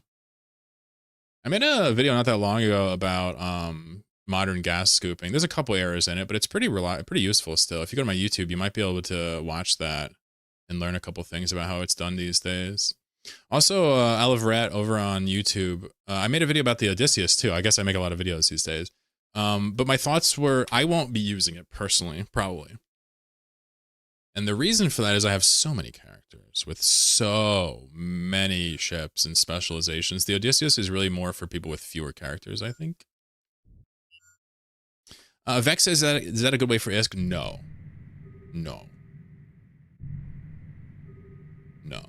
I would say my best advice for you is to go and you're gonna hate this. Don't start playing as an alpha and then grind up to Omega thinking that you're gonna love this and be a Eve player again. Go get the $20 and come and play a month of Omega and see how you feel after that month. That's kind of what I recommend. Now I know money is like impossible to get in certain scenarios, young people, economies and stuff. I got that. So if that's not an option, I understand, but I would say playing an alpha just to become Omega is a huge mistake. You can, but you're going to have more fun playing a game like RuneScape than Eve doing that. Is it viable to wormhole these days without abyssal funkiness create true strange safe spots? People do it, yeah. I mean, plenty of people. It's a small minority of people who know how to do abyssal safes. Probably 10% of Eve players know how to do it. So, yeah, you absolutely can do it. Obviously, I guess I'd ask, why don't you do it? Is it an ethical thing? Got you, LF. Yeah. I won't personally be using it, but I might make a new character and fly it around, maybe. We'll see. Yeah, RuneScape's perfect for that. I just wouldn't do it in Eve. It's a really ridiculous cost for Omega in ISK now. F2P Eve to Omega seems easier than F2P OSRS to PP.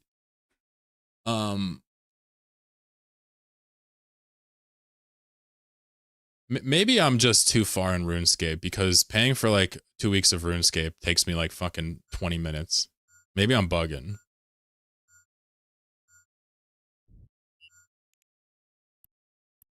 Played Eve as an alpha for a year and had a blast as long as you don't take it as a grind for this making. Yeah. So this is a really good point. I have talked about this so many times and I will so many more times, but the best way to look at alpha mode is its own mode.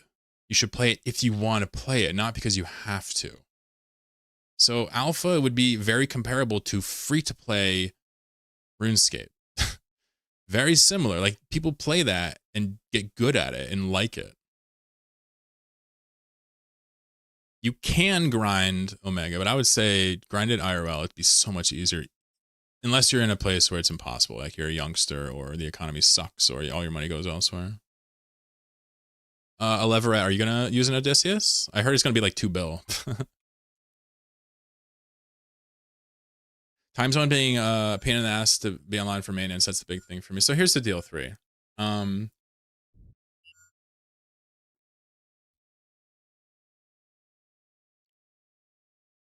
Downtime is 6 a.m. for me, which is a little early. It's super annoying, but I've been doing this now for years where I can access downtime. So what I'll say, and I don't know if you'd ever do this, but like if you begin an adventure in Nomad and like you want some true strangers, like I've done it before and would do it for you, I would go there and make some and drag them to your folder and you can delete them. Now that would require some trust, but the truth is people have true strangers everywhere.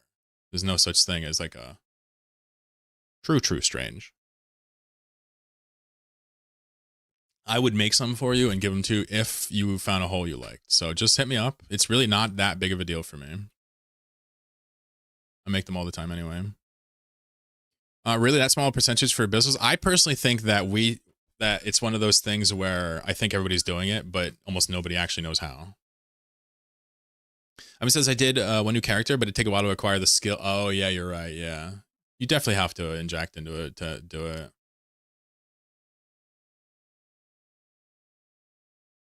Free to play RuneScape? Yeah, no, you're right. I was thinking more along the lines that free to play is going to be more fun than alpha.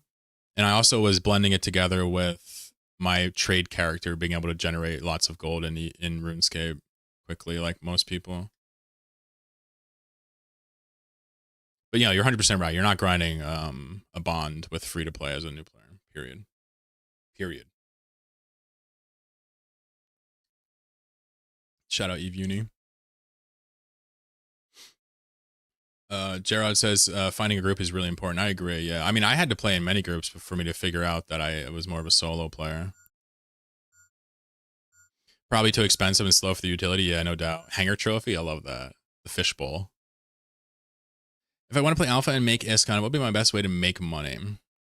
So if you want to do it anyway, no worries. I'm not telling you not to. I'm just advising. So let's just move past the don't do it part. You got an idea up here. You use the million SP and you grind home fronts. You could also join an incursion group. You could join a block and potentially do anomaly ratting even as an alpha. I'm sure it would potentially generate some money. Obviously, there's the missioning path. Exploration would probably be an extremely quick way to do it if you knew the loops. And I got a little lucky.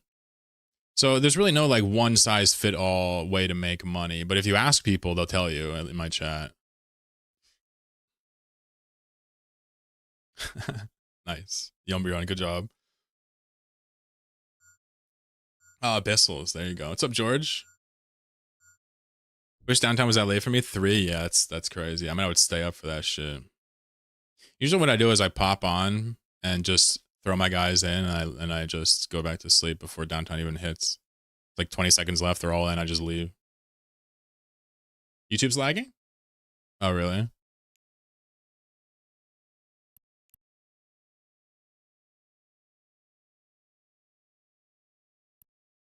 Jerry's here. What's up, dude?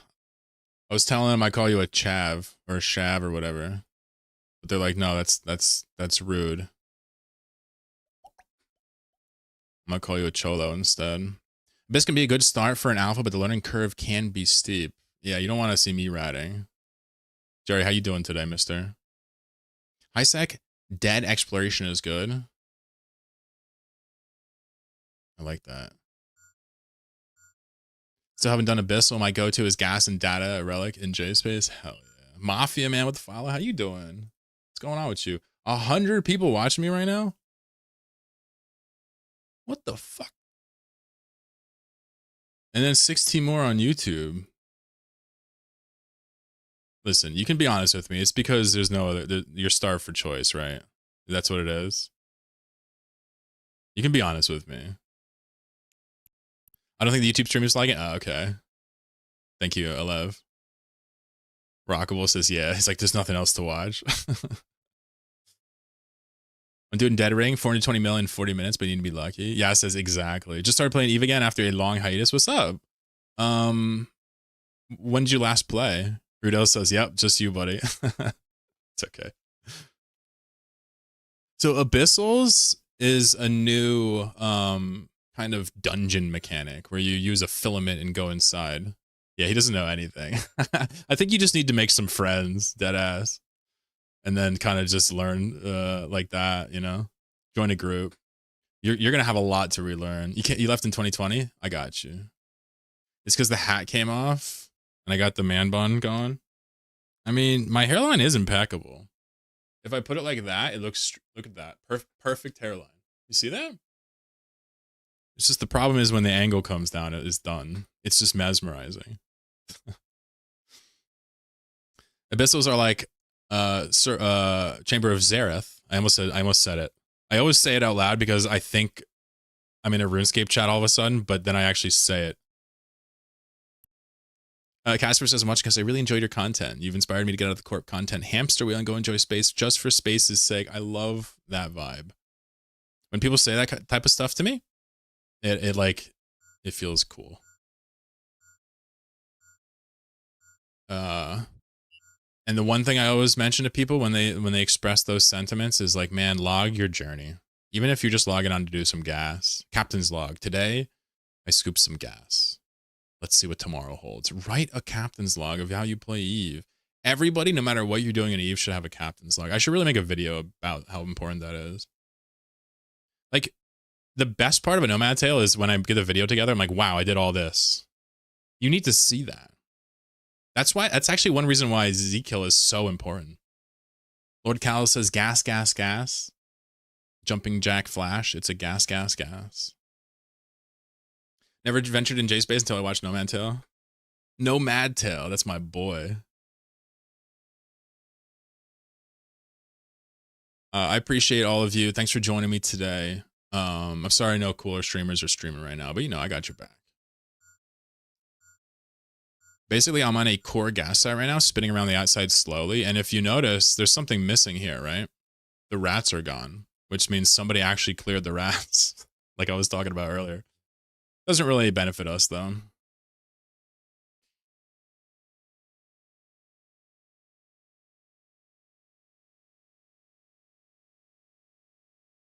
Casper, hope you have a good good rest of your week here. Thanks for letting me know that.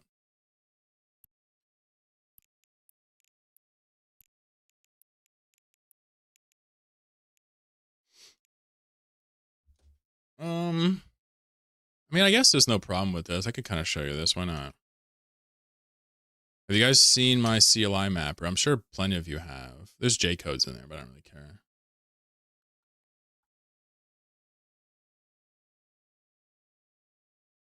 So I've made a couple mappers. I've used a bunch of different mappers, and this is the one that I currently use, the one I made in the command line. And regulars on my show will have seen this. We haven't actually done any work on it, but just in case you haven't seen it, it's literally just purely text-based. I'm just entering in commands. But it's basically a ledger of the relevant signatures I need, right? And you can position in different hierarchies to kind of quickly glean the information. But it just uses bash and like normal commands to do it. So if you haven't seen it, it's kind of cool. Wildcard, take care now. Touch some grass for the rest of us, please. I missed the first pun. Oh yeah, I did. I think the word venture's too much in my brain.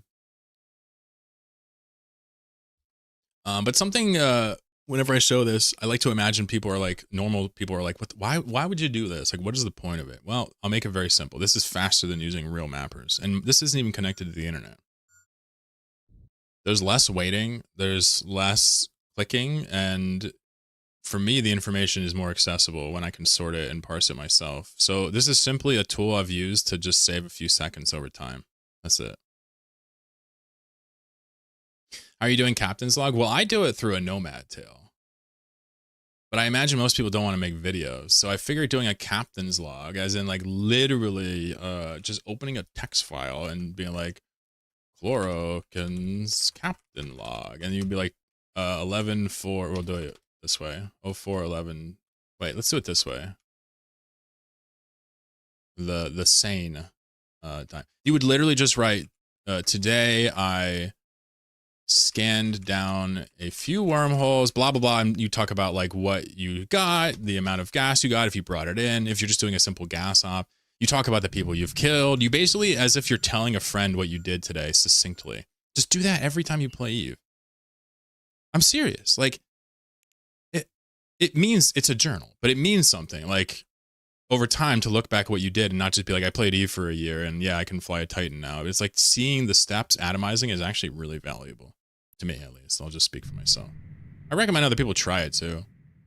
You might be going like, why? I mean, you know, there's the content sharing side of it, but I also think it just enriches the experience.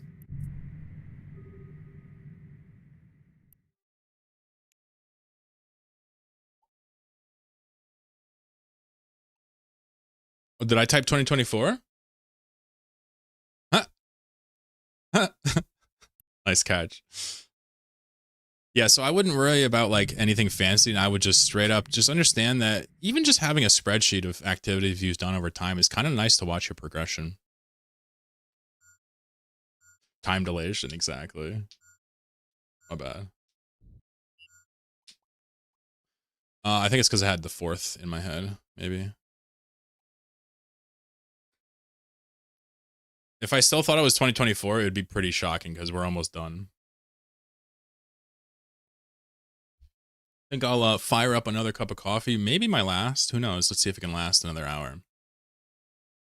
When in JSpace, and next time I look at the watch, it's 4 hours later. Do you like use a mapper, Ivan? Like, how do you keep track of your signatures? Do you use bookmarks? Kind of curious about that.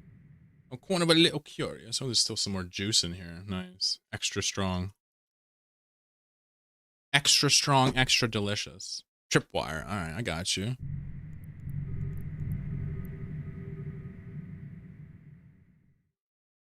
I think I'm choosing right now on what to make a video about, and it's between quite literally declicking or wormhole spawn mechanics. See ya, yes. Yumbrion says, Wander enough? Or can't recommend Wander enough? I like Wander a lot. I says, I'm amateur? Dude, we're all amateur. What the hell? I don't know if there's any pro Eve players. Maybe people that win AT and successfully RMT. Maybe they're pros. I don't fucking know. Is my stream title updated? Is it right on Twitch? Let me see.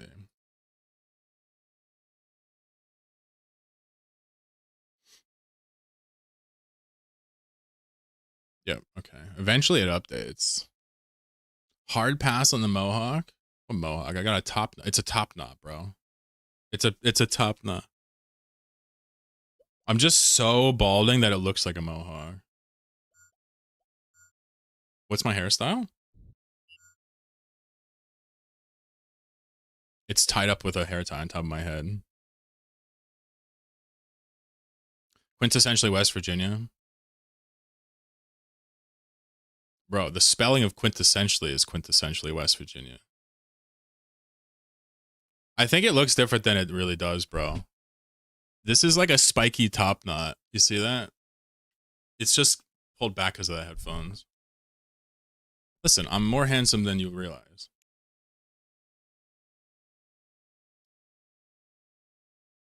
Spooky, how are you, buddy?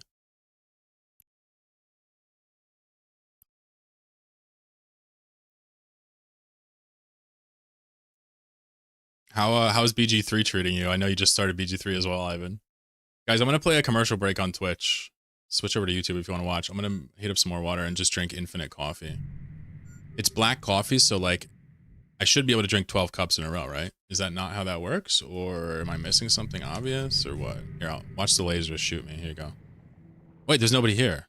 There's no lasers because there's no rats. Nothing to watch. Feels Batman. Here we go. Let's just do this. Beautiful. Beautiful. Beautiful right there. Oh. I'm super nice. Had to be a jerk for once. I don't even think you were a jerk. You said hard pass. I mean, that means if I wanted to bang you, you wouldn't accept it. That's perfectly acceptable. Do you know how many people don't want to bang me, Spooky? Get in line, all right? You're not special. All right? Hold on. Let me get some more water.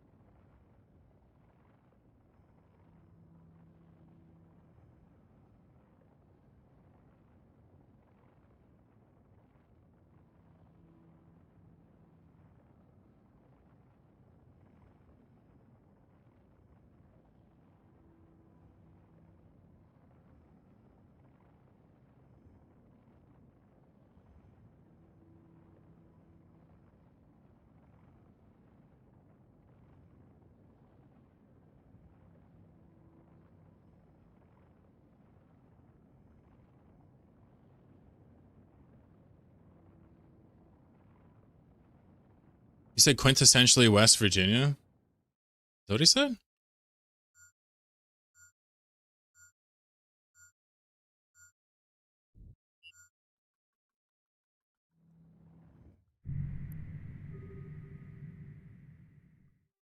Spiky Top Nut. Great alt name waiting to be claimed. Clear in Act 1 and move into Act 2. I love it. Ivan says, for some reason in D&D, I kill everybody. Or sorry, in BG3, I kill everybody. Yeah, I explained to my girlfriend what a murder hobo was. And she's like, are we that? I'm like, probably we are. Probably. Like, what is this? What you got for me? Home Depot's having a big sale on a Ryobi set. All right. All right. Okay. You grabbing one? Ivan says you get a commission on BG3? If I got a commission on BG3, I would be a wealthy, wealthy young man. Went and grabbed one after I got earlier? Fuck yeah. What's up, Zach Ray? I think we're gonna have to do a Mohawk next. Spooky made a mistake today. He's giving me a way to trigger him. I'm thinking a big spiky Mohawk.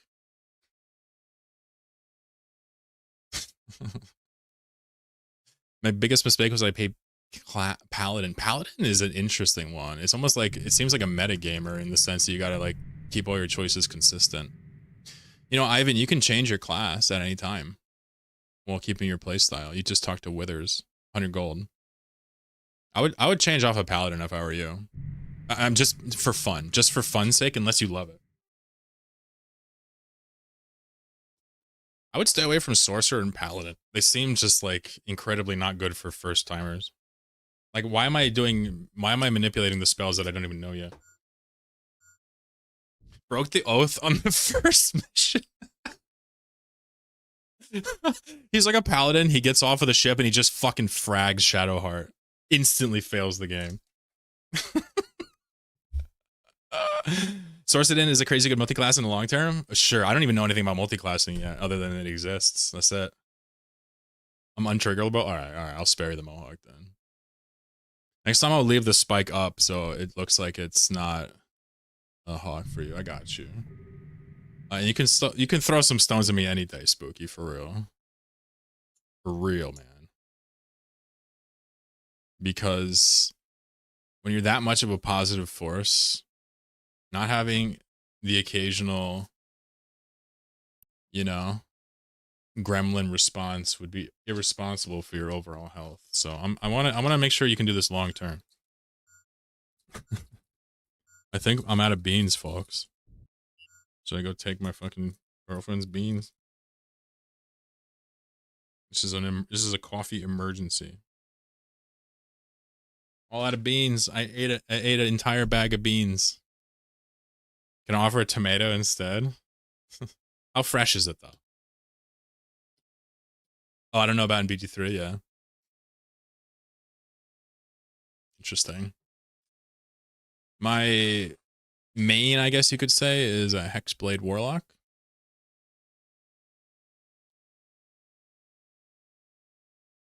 Been very fun.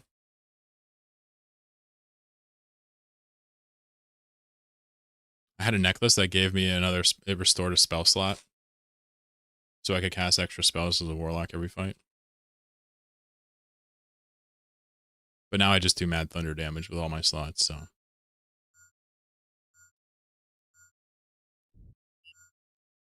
Should go take my girl's beans.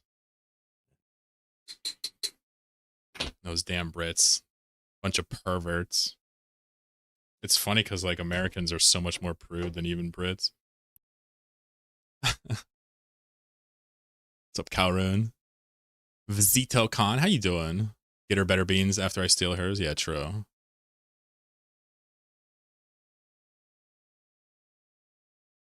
This is very similar to the Hexblade I'm playing in Baldur's Gate. It's like a melee warlock. You trade your cannabis for coffee at your desk, grinding beans and brewing single cups of coffee? No, literally. No, literally. Like, it almost satisfies the whole ritualistic urge. Someone says I play a halfling bard who dual wields salami.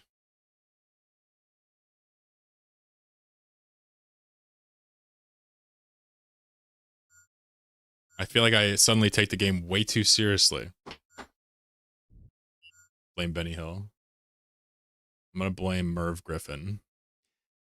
There goes me wife, the idol of me life, singing roll a bowl a ball a penny a pitch. Do, do, do. I've got a lovely bunch of coconuts. Diddly dee.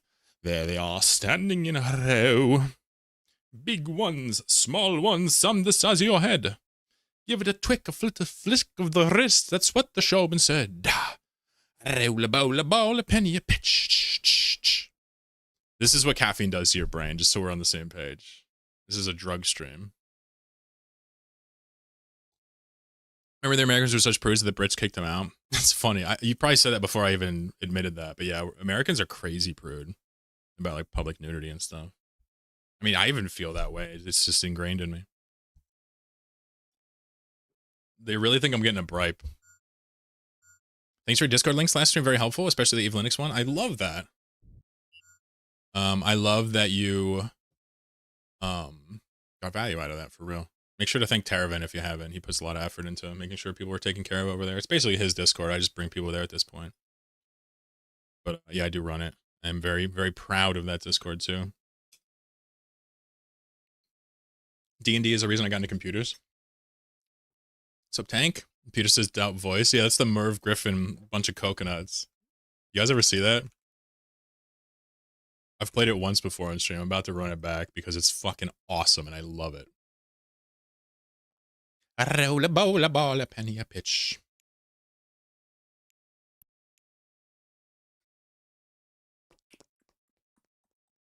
It's just it's a perfect song. How'd you like to hear a tune that we recorded just a couple of years called I've Got a Lovely Bunch of Coconuts? Merv Griffin gonna sing that He thing? sure is. I'm gonna sit over here and listen to Merv, it. you all ready? Boys, here we go.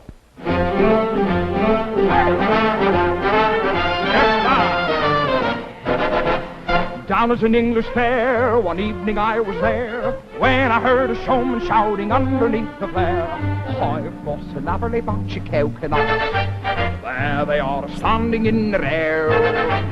Big ones, small ones, some as big as your head. You give 'em a twist, a flick of the wrist, that's what the showman said. I've got a lovely bunch of coconuts. Every roll you throw will make me rich. There stands me wife, the idol of me life, singing roll a barrel of all a penny a pitch. Like a Twitch chat. Roll a bowl of all a penny a pitch. This is I walk away for 5 minutes and we've lost our goddamn minds. Sing a roll a bowl of all a penny a pitch. A roll a bowl of all, a roll a bowl of all, sing a roll a bowl of all a penny a pitch.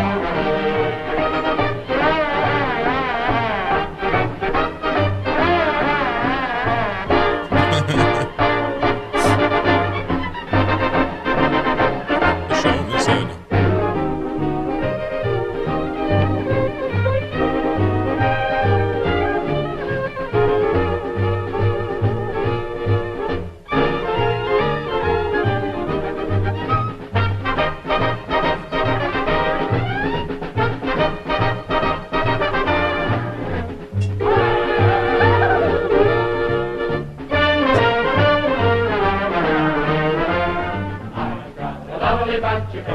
They're lovely. There they are, standing in a row. 1, 2, 3, 4. This is why I can't hate British people. One, some as big as your head. And bigger. Give 'em a twist, a flick of the wrist, that's what the showman said. Now that I've got a lovely bunch of coconuts. As much as I want to hate British people, just because I want to, I just want to be a hater. I can't because of shit like this. Every roll you throw will make me It's rich. too good. There stands me wife, the idol of me life, sing roll a barrel of all a penny a pitch. All together now. Roll a bowl of all a penny a pitch. Harmony. See it, blitz. Roll a barrel of all. I'd say my appreciation for British people lies somewhere between Merv Griffin's rendition of I've Got a Lovely Bunch of Coconuts and Central C's How Can I Be Homophobic? My Bitch is Gay line. It's somewhere between those two poles. Now, I'm not going to play Central C because, you know, there's children afoot. But make no mistake, there is a lot to love about the British people and their sensational music. Now, do you necessarily share that opinion? Probably not, but possibly.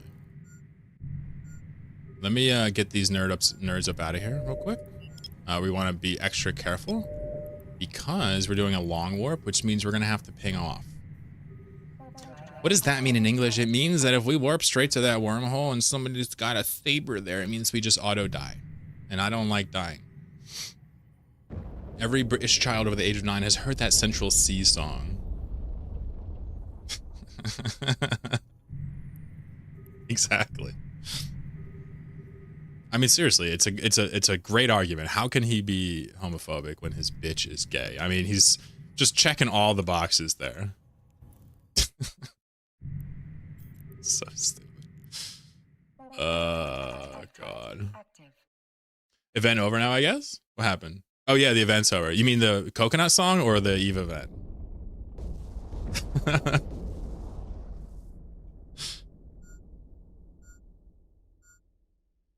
Dankerby says, BG1 is the reason I started building computers. I was sick and tired of never getting time on a home PC, so I thought, why the hell not just build myself one? What age group were you when BG1 came out? What was that, 90, early 90s? Or late 90s? Late 80s? No, early 90s? 94, 3, 6? I don't know. I don't know when BG1 came out, actually. I have no idea. I'm just guessing. Noah over on YouTube says, major Fallout vibes. Never played a Fallout. That feel when your hairline is so bad, people think you got a mohawk when you tie your hair up. Warp drive active. My power level is getting too high. That's all it is. That's all it is, folks. It's time to jet can some gas.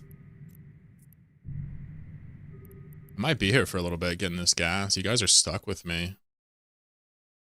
It was 98? Okay, I'm thinking of Elder Scrolls with this timeline, aren't I? Yeah, okay.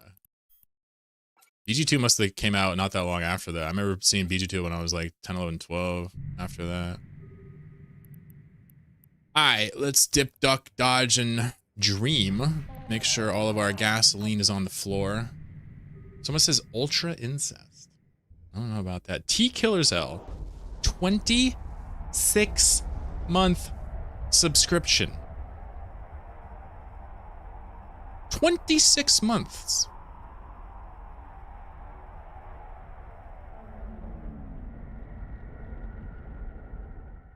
That's a double baker's dozen.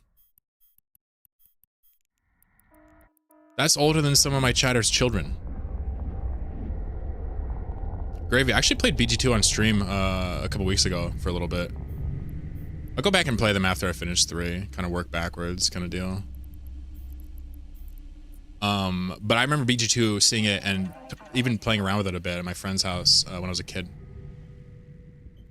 Going from BG3 to 2 is wild though, because it's real time. When I hear that song of Central C, my brain cells start dying. You don't like his tribute to Doja Cat or whatever?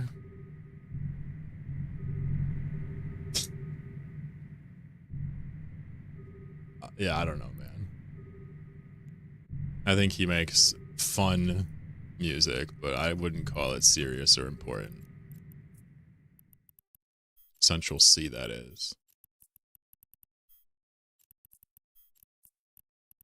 But I don't think anybody's claiming that his music is important. So, definitely not an argument, more of a an observation, mayhaps. T-Killers L, thank you, my friend, for the relentless commercial bopping and chatting and good vibing. Much love. Let this serve as a warning to all of you. If you keep subscribing to the channel, one day you too will be a 26-month subscriber. Just believe in yourself. You can do this. If you keep paying me money, one day you will have paid me money for that amount of time. Who's ready to talk about food? I mean, I am working on the yogurt here. I'm working on the yes. You guys ever have a yes before? It's just yes. Look at it. You go to the store and just get a yes. It's so weird. Americans are like statistically more likely to buy products if they have French on them. Not sure why.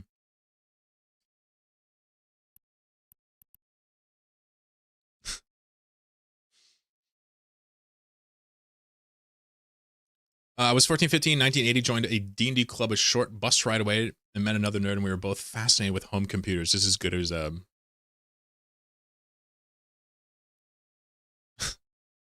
you eventually built a computer yourselves back in the olden days. Hey man, I ordered parts off of Newegg and Amazon and put it together myself, so I did a little clipping and screwing. I'm as cool as you.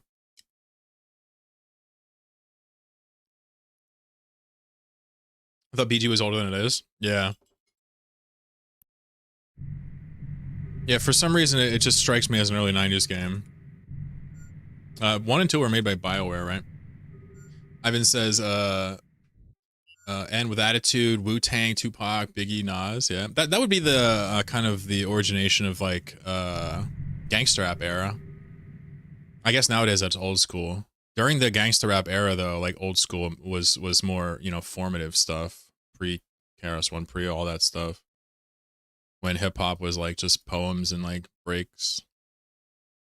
But I was a huge, I'm still to this day, one of my favorite albums of any genre is Illmatic, which is a Nas masterpiece, and also pretty much a one-hit wonder, sadly. I hate to say it. I still listen to Illmatic all the time.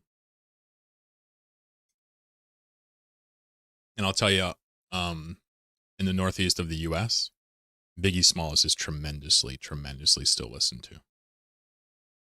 I'm sure it's the case everywhere, but especially here. BioWare before EA ruined them. Soapy, what's going on? What are you eating? 30 years ago, it was easier to build the computers, less variety, but more hands-on. Now, too much variety and one cable connection. Yeah, I mean, I'm somewhat of an engineer myself. After clipping in my graphics card to my PCI Express slot, I deserve the accolades of an engineer, I think. I didn't go to school for engineering, but I did put together computers, so I probably deserve the same pay. Soapy's eating leftover chili. Oh, I should make chili. I actually have a bunch of like pork ribs that I think I was gonna barbecue, like slow cooking barbecue sauce. Maybe I can do that today. I gotta go buy cat food anyway because my cat, it's crazy, but my cat keeps eating. I figured that after 10 years, I wouldn't have to feed it anymore. But we're going like 14 years now or something, and she still keeps demanding food. Aladar says I installed my own memory, so I'm an engineer as well. My guy. Did it feel weird when it clicked in? You're like, I broke it. Zachary says you put a graphic card in a slot without a degree. How are you, savant? You could say that. Yeah, I'm a pretty smart guy. You know what one thing smart people do all the time is they tell you how smart they are. It's very important that they tell you. You have no debt, so some would say you're smarter. How do you know I didn't buy a helicopter on layaway and like put it on my credit card? I'll try to make a mango habanero chili sometime soon. Soapy's just fucking with me. Soapy knows that I'm a fat ass, and if he starts talking about good food, I'll just go into a tailspin. I wonder how much control you guys have over me for real. Could have financed the cables, I suppose. True. That's true. Jesus Christ. So here's the deal. I'm gonna have a D&D game. I'm gonna DM it, and all of my chat is gonna be the players. That's a lot of PCs to track though. So I'll probably just make up stuff for you guys. Yeah, so I'm going to play D&D by myself while you guys watch. I'm going to pretend that the characters are you. It's like RimWorld. But it's in my head. Go on a long adventure, kill some enemies, meet some people, do some quests, find a big bad and boss guy, whatever. You know? I think it could work. Now, what would the rewards for such an adventure be? I mean, that's a handsome question. You know, probably nothing. I guess you'd get Twitch drops. I could stream it under the Eve category. Once life in here, once life gets in here, we're going to start talking about bread bowls again. Yeah, no doubt. He's missing my dank coffee plunges today. I should probably take apart the plunger at some point and clean that nice and good. You can like take it apart, it looks like. I've been rinsing it, but you know, there's probably all types of nasty particulates in there. Feels Batman. A little quick update for those that are interested in Eve and wondering what I'm doing. I'm scooping a core gas cloud. We've already done one run, 50,000 a run with my setup. It has 120 in it. So we are 41K away right now from finishing this run, and then we'll have 2/5, 40% of a run after this. If you like D&D, you could maybe give it a look at Shadowrun if you've never heard of it. It's like sci-fi and D&D. I've never played D&D. The segue is that I'm playing Baldur's Gate 3, which is a lot like D&D, but not quite. It's gamified, I guess. See a cycle? Take care, and good luck painting. It's always a pain in the butt to paint, but maybe you can go on autopilot and let the time fly. Godspeed. Godo says you can play D&D solo, has specific rule sets and campaigns just for solo. Not the best solo experience, though. Yeah, I mean, I guess, you know, masturbating is good, but it's better with friends. Is that what you're getting at? Gamified is in D&D, which is not a game at all. Shadowrun crosses the streams, bruv. Uh-oh, they're fighting. You have to switch seats at the table when you're playing solo? Of course. Of course. Why? I mean, what kind of question is that? That's the whole point. Just kidding. Ubidax, what's up?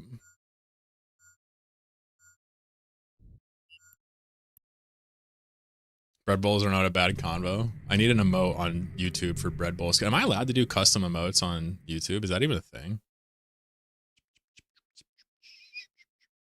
Guru is like literally palpably upset over the mention of Shadowrun.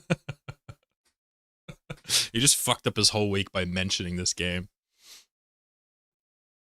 Mixes fantasy and sci-fi.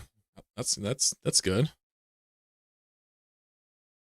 I want to use a magic wand and a space laser. Now, I wouldn't look for an alternative to D&D because I've never played it, but I also don't think we could play on Twitch. Nobody would watch it, number one. You'll ever hear of this niche movie called Star Wars? It's a mix of sci-fi and fantasy. I have seen the Star Wars movies. The OG 3 and number 1. Did you get your Moloch BPC from Crimson Harvest? Ubinax? No, I didn't, unfortunately. Did you, though? All the streamers obviously get the Moloch. I was just too lazy to actually do it this time. But yeah, as streamers, we do get a 100% chance at the best rewards from the box. Just kidding.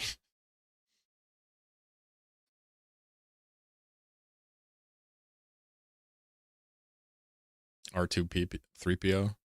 Thing with TTRPG is there's a massive universe of insanely different shit out there to try. Yeah, but because like it's not that hard to create a new setting in there. I understand, you know. I'm just saying, like, compare the difference between world building in a TTRPG versus world building in a game, right? Like, you'd have to like create all the assets and shit versus describe them. So it makes sense. There's so much more out there. There's probably really good ones. There's probably also a ton of bad ones, just like gaming. I'll buy you a few boxes and you send me back the Moloch BPs. You can send me the boxes and I'll keep the Moloch BPs. What do you think, Zach? Yakety yak, don't Zach back. Really looking forward to December. First time I get to master something that's not D&D, giving Dungeon Crawl Classics a go as a rule set. Cool. You play with friends or online? You wouldn't want to play your first D&D game on Twitch anyway. Learning it requires a ton of vulnerability that Twitch chat can wreck. TTRPG is tabletop role-playing game, such as Dungeons and Dragons. So, see, Tom, I did play it one time when I was a kid, when I was like 10. I remember like preparing a character sheet. But you're saying that any experience would be sullied on Twitch as a newbie. Got it.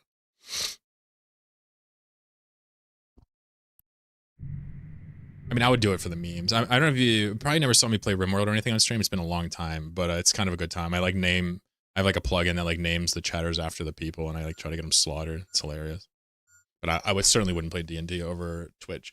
If anything, what I would do is play with. I'm just saying I don't want to do this, but the only thing that sounds sane would be to play with people from chat and then have them on comms and just play a game like normal, not playing with chat. let chat listen, but I don't want to do that, so I'm too cool for that. There's a lot of silt at the bottom of my cup. I think I'm gonna get rid of this. I think I'm gonna desiltify this cup.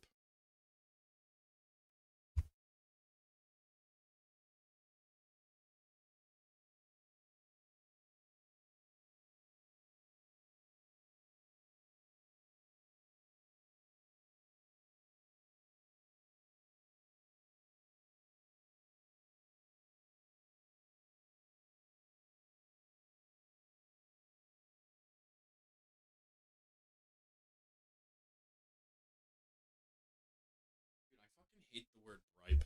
Seriously.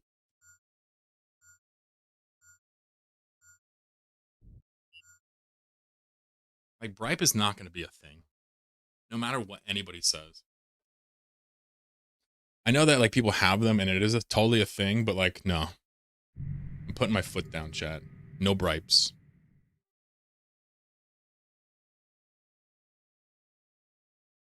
I see you gave the barber a visit. What's up, Warping Wombat? How you doing?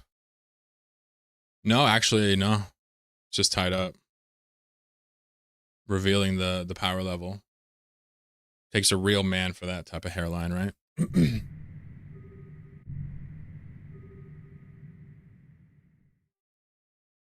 Friends, we currently have a 5-year campaign going. Nice. 5-year campaign. My girlfriend asked, like, what happens when we beat Baldur's Gate 3? I'm like, well, we just, you know, we beat it. And she's like, well, what happens to our characters? I'm like, well, in D&D, we could take these characters and bring them into a new campaign. If it was Baldur's Gate 3, we'd probably just start again, right? Warping always says, yeah, that takes courage. The hairline? I mean, yeah, I suppose.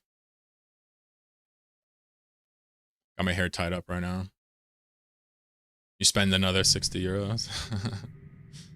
And once you beat it, you gotta buy it again. Holy shit. Now, we agonizingly played through the start of BG3 like fucking, seems like 10 times trying to find classes that worked for us before I realized Wither respects you.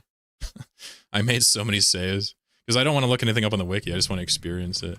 So many times in BG3 so far, like I've just observed things and like gone out of my way to be extra observant. And like I read the books that they have all over the place. I'll try to figure out the lore, and like you actually can figure out most of the things that they have out there. It's really nuts. Now, I'm not saying I found everything, no shot, but if you really apply yourself and be observant and take your time, you can pretty much do like all the adventures. You can find all the nooks and crannies they've left in there. Like, I just love the world design of Baldur's Gate 3. Just the way I can't wait to play Divinity of Sins. I really can't. Like, I want to start it before I even beat BG3.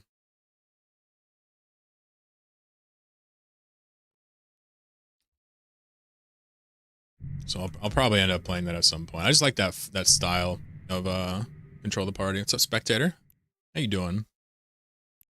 How's everybody doing this fine Tuesday of 2024?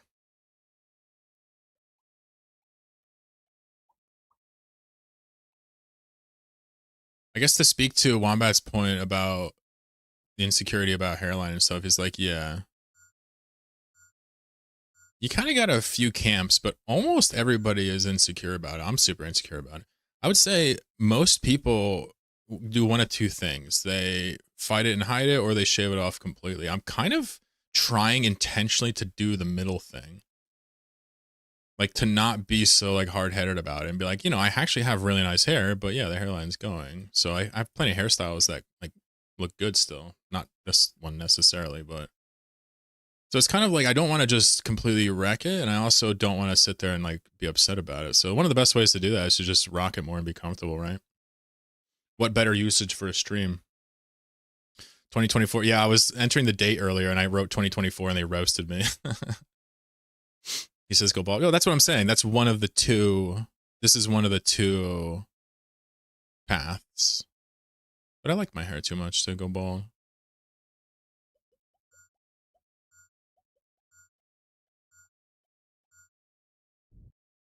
Rock the cul-de-sac. Nah, I'm good.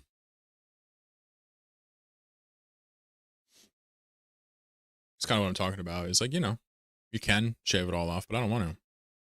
I can do TTRPGs. I have no friends, or I have to stop my pill, so I have playing partner, split personality. I'm like, what? I'm like, where's this going, Ivan? You have no friends. You can play on Discords though. There's pug Discords for TTRPGs.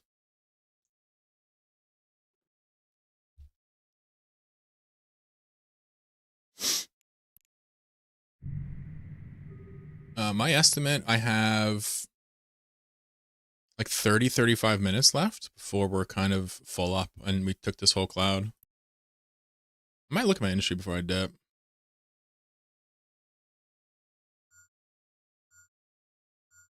Wombat offering some hairstyle advice. I got you.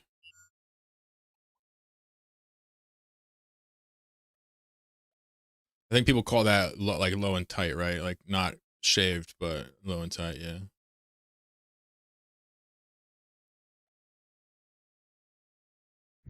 I mean, I'll be honest, like, typically the people that are attracted to me in life, such as my partner,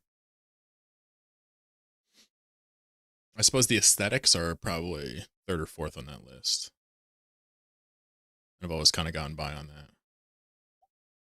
Never quite learned how to do the vanity thing, but comfortable.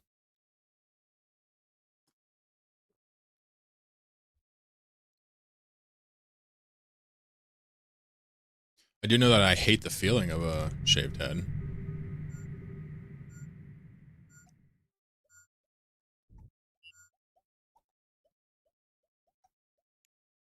But insecurities are just so largely just not rooted in reality, and it's funny. The more you peel away at them, the more you feel silly for even having them. But they're very powerful. Taco Tuesday, shit.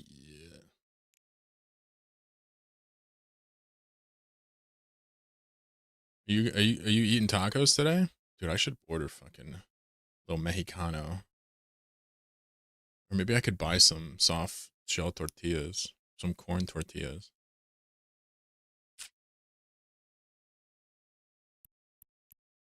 You ever heard of Solasta Crown of Magister? Nope.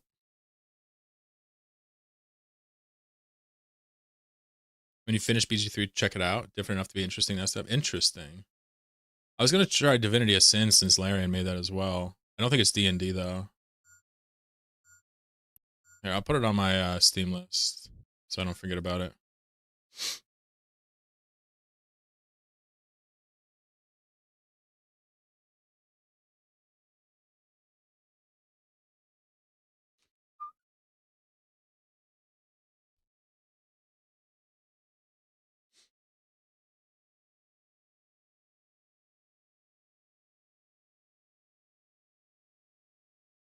Is it co-op?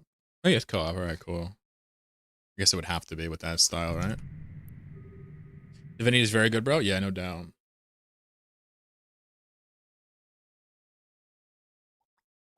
Been shaved for 25 years. I hate my hair is straight and I can't arrange it. Remember when I was super young, somebody cornrowed my hair, but my hair is so like ridiculously non-pliant. It just instantly falls out. I don't know if I ever do anything. It's crazy. I would do Divinity Original Sin 2, not the first one. Divinity runs good underneath Linux. Yeah.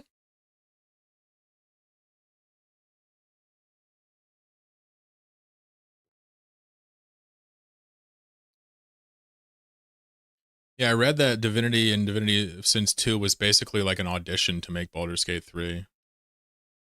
Supernova. What's up, G?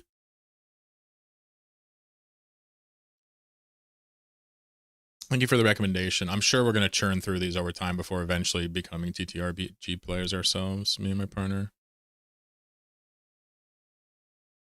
The best part about her is she's like not a nerd at all, doesn't even care about gaming at all, but will try anything and has fun with anything. It's nuts.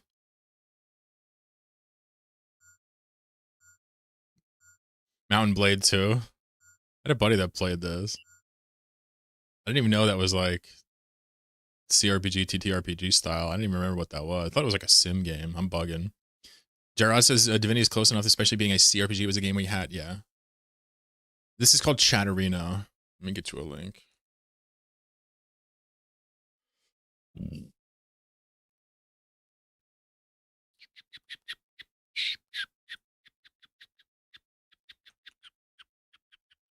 Actually, is this a fork?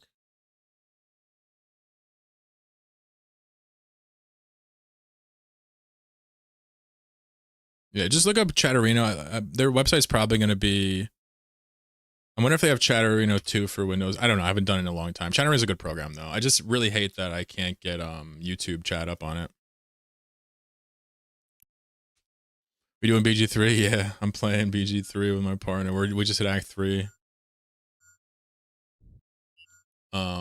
Having a great time. Neither of us are D&D players, so it's super fun. Pillars of Eternity is similar. Well, to be fair, top-down turn-based is really what appeals to me, not the authentic D&D experience, because I've never even really played D&D, so I don't even know better. So really, this is what attracts me the most. Chronicles Medieval? Digital DMing system? Damn. What's this? Neverwinter Nights? Yeah, I remember that from when I was younger.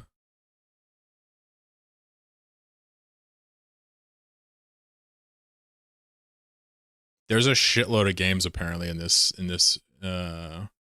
corner of gameplay. Using on Windows right now? Hell yeah.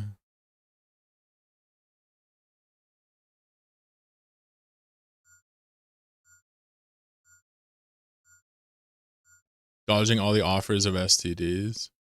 I am playing the game with my partner, and like neither of us are trying to like do romance shit in a game, you know? It's not really our cup of tea in the first place. So there's none of that. Sometimes like people are like, why don't you have a partner? I'm just like, because I got a fucking slug in my brain, all right? I got bigger shit to do than get my dick wet. Calm down. Love Neverwinter? Yeah. So you're saying this is on the queue as well? Okay. I guess I never really put together how fun this would be later in life. I'll have to play this as well. Warping says, I'm still planning to switch over to Linux, but I'm happy with my setup. And last time I tried to switch, couldn't get OBS to work properly. Yeah, I remember.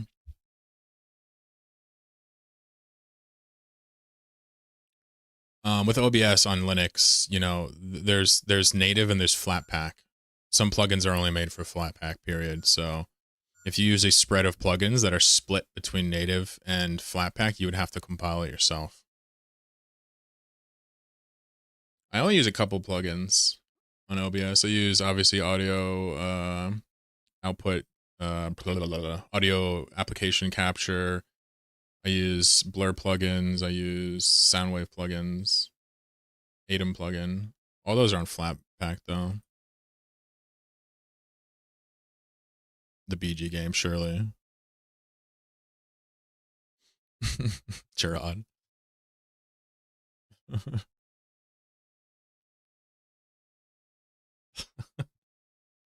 I'll probably never see this because it's just I don't really go for romance in games.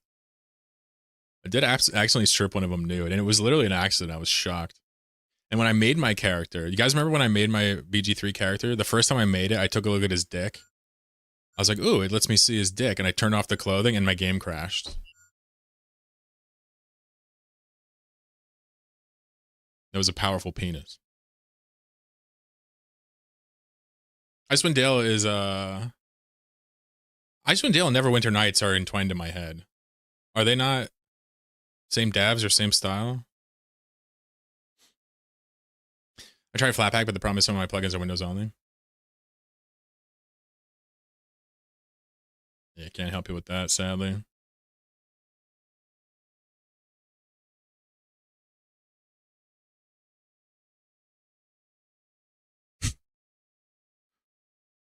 Look at all these nerds in my chat popping off over TTRPGs. That's crazy. I love it. You guys are adorable. Bunch of fucking nerds. Yeah, I made it in Act 3 and BG3, and it's really overwhelming. And people are trying to get me to do things I don't want to do in the game. So I'm just telling them to fuck off. And if I have to, I'll kill everybody.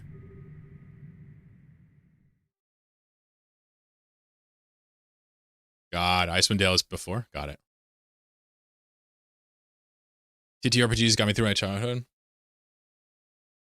MMOs really carried me, I gotta say, through my, you know, early, I guess the ages like 9 through now. It's normal to be overwhelmed in Act 3. Gotcha. Yeah, I played WoW. Oh, yeah. Oh, yeah. I started on MMOs. A lot of you guys know this about me, but I started playing MMOs when I was like 9 years old with Ultima Online. That transitioned into some pretty ridiculous games like RuneScape and MapleStory. Obviously, eventually into WoW. And from there, it's just everything you know and love.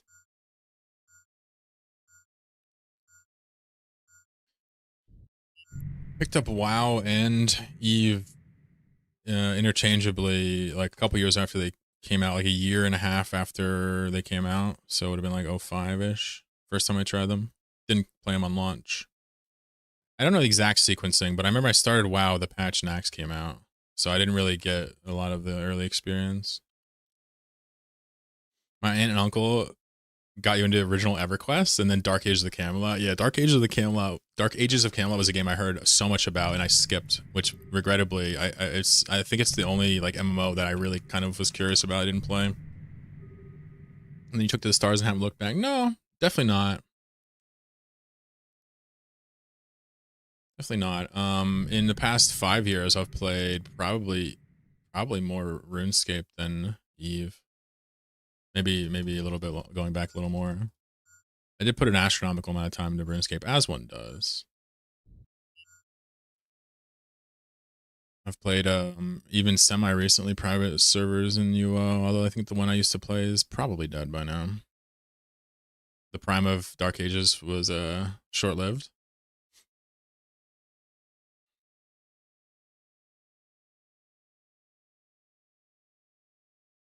Just booted and turned on audio. Didn't know Spotify was going. AO2, what's up, dude? How can I be homophobic? My bitch is gay. That's what we've been talking about all day. Beautiful lyrics.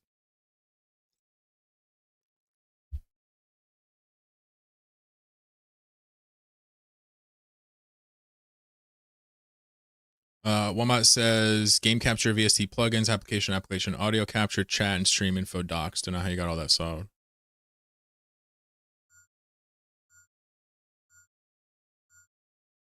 You know, I have game capture, that's Flatpak, application audio captures, Flatpak. Info docs should just be browser sources, I think. VST plugins are probably where you're getting hung up on the most. I just use default RN noise and default filters, and my audio sounds really good. Usually, that's what people say. So I don't know if you need the VSTs, but if you're used to them, that might be a hang up, yeah.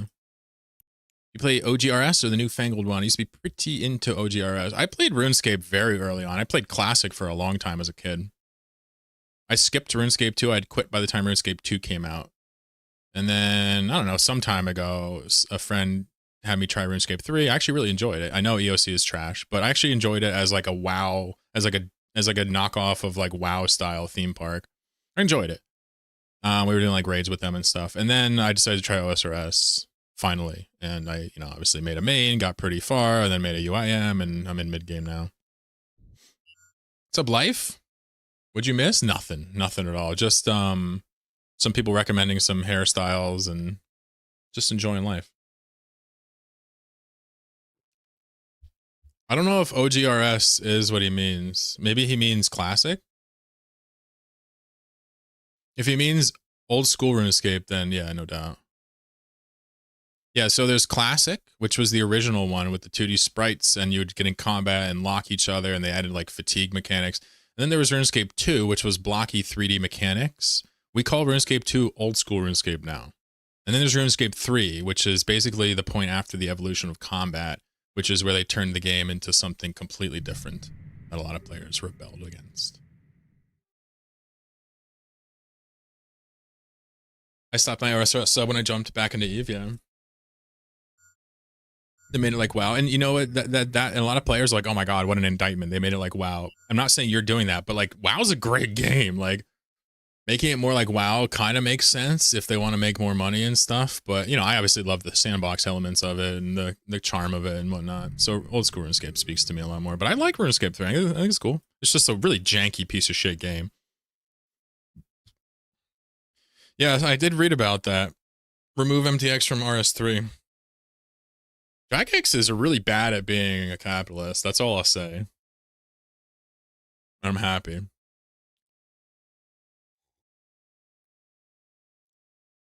I'm trying to make bread bowls this weekend. I'll buy a frozen bread bowl and put it in the microwave. How's that sound?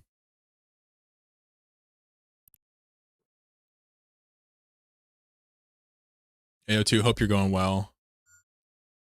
Yeah, the VSTs are probably proprietary and only coded for Windows, mate. No way out of that. I'd be shocked if there weren't ways around it and to replicate it, but that requires a fair amount of investigation. Yeah, I mean, if you think about what you're asking, Wombat, and I just want to talk to you like a man, right? Like, you are basically doing a professional thing with Linux at this point, which is OBS with all these fixins.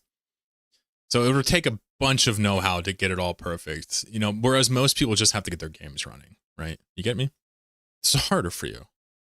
But you're basically asking a lot of your operating system to run OBS under such specifications. And it's not a bad thing. It's just going to be a lot harder. That's all. Doing great. Yeah, I'm chilling, mate. Just enjoying life. After the stream today, I'm going to see if anybody wants to drop.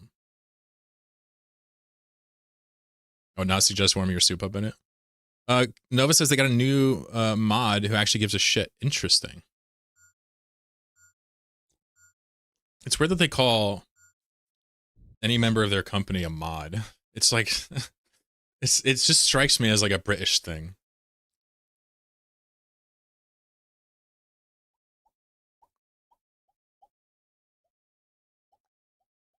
Drop what? I have a Black Ops Corp I'm building slowly. We've done a couple drops already.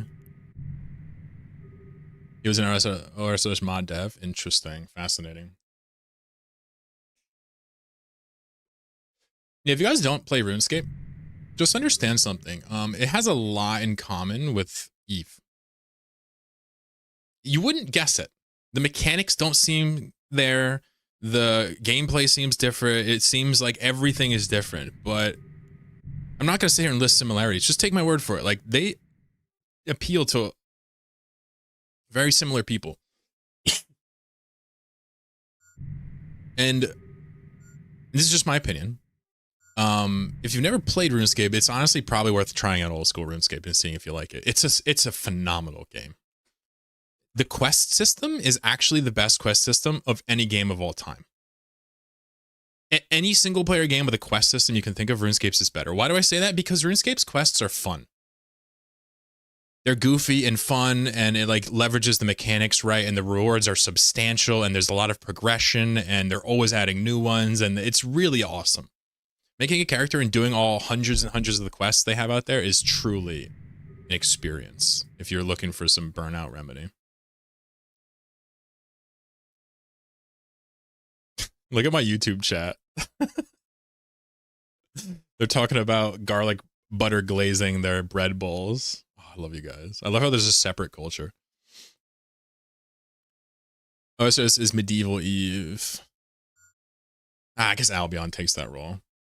But there's a lot of overlap in terms of like what it is about a game that you like. Like high quality breadth of mechanics is like, you know, it's not many MMOs that aren't proper sandboxes with no direction offer what EVE and RuneScape offer. Shouting in chat. Arc Raiders has you in a chokehold. Yeah, Arc Raiders is Tarkov extraction shooter style. I've heard they still pull amazing amounts of players. Yeah, oh yeah, plenty more people play RuneScape, old school RuneScape than EVE, I think. Trying to convince the old lady in the bribe. Yeah, you missed it. I was saying the bribe's not a thing. It'll never be a thing. The bribe is dead. OSRS is the biggest MMO in the world at the moment. Oh, they passed WoW. Yeah, and it's not really surprising. OSRS is a incredible game. Ah, I see.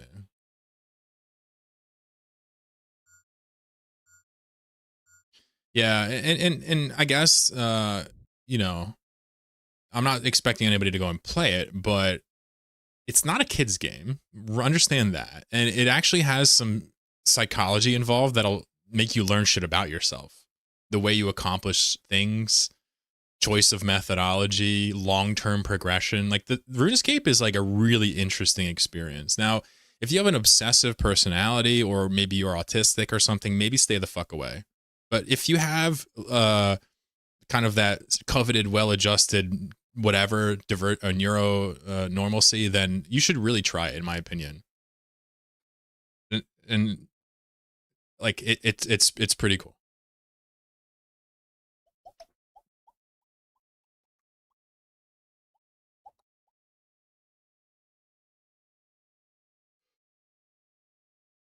Sorry for spamming. You're good. Heading out hunting for some PvP in the first time this evening with my partner as we want to give the Nomad lifestyle a go after watching Ant. Any tips for a brand new PvPer?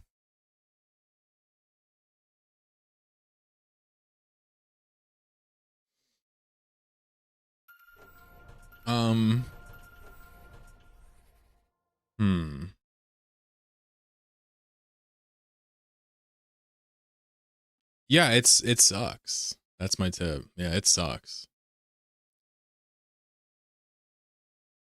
The PvP in this game is great, but man, is it tough. And people will talk in this game as though it's like a breeze, but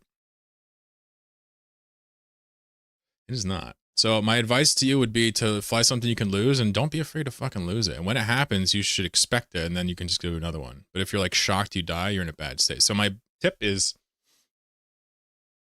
prepare the mental before you go. Why are you trying to scare all the potential snowflake accounts away? That's funny. Commander. Here, I'll link you my UIM. Haven't played him in a while.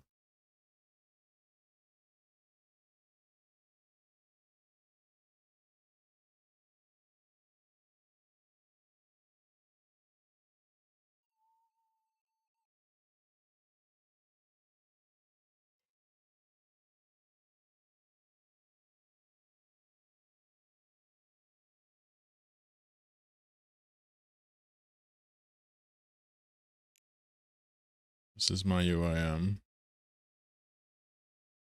You'll add me back someday? Probably not. I think my friends list is clean. Oh, by the way, when I play old school RuneScape, check this out. I use a mod that turns off all the other player models. I'm playing a mode that can't trade, and I disable all chat. So like I only actually interact with players if I choose to. Otherwise, I'm literally just solo playing an MMO. Just saying. It's amazing. This is my UIM. Obviously, just approaching mid-game. You can tell that I have an F-bow, which is pretty early kill count. And you can tell that I'm in the mid-game now, right?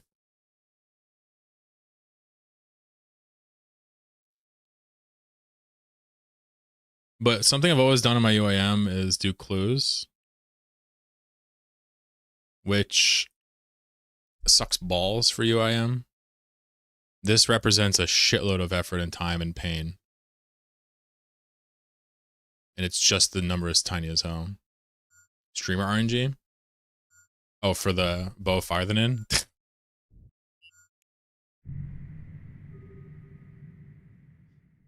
Sarah says we fitted a couple jackdaws for 150 mil. We're just gonna look for some fun. Yeah, no doubt. I would just go out and have a good time and understand. Yeah, you're gonna get pwned, but hey, maybe just maybe, someone will make a mistake.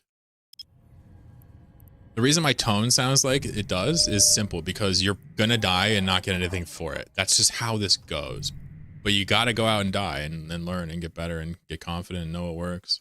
Can't just take people's words for it.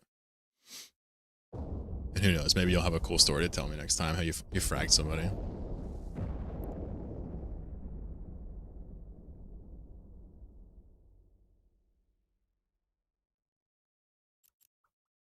$270 Bofa and armor is pretty spooned. Yeah, I would say so. I want to say I had too many seeds for the armor. Something like that. Guys, I'm just dropping my gas off. We only have 20k M3 left, which is approximately 18 minutes. So I'm going to jam a commercial break while I drop this, and we'll come back and we'll kind of wind down with some industry and chit chat for a while, hang out, enjoy each other's company for a bit longer, yeah? I will absolutely continue talking about RuneScape as well, even if everybody hates it. I don't care. Great advice. One final question. Is it worth to bring all ammo types? So, yes, but you're not going to remember to switch, probably. What I'd recommend is just go with the classic style of just bring explosive and EM, and if you see their shield, switch. But understand that's not actually how it works anymore. Tech 2 changed that a long time ago.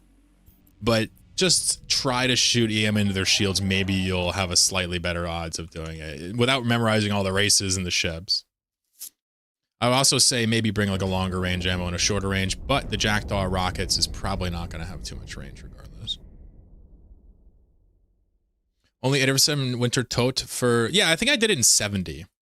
I soloed Winter Tote from 1 to 99. And I think I did it in 70 kill count, and I went back a few times to mass it. I can't remember the exact kill count, but I think it was either 60s or 70s, high 60s. I don't remember. I don't want to mislead either.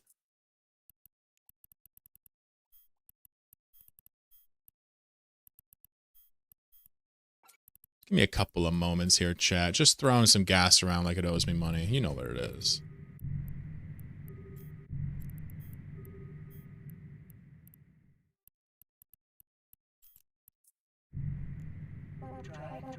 Now I got 2 jack hands floating in space full of gas.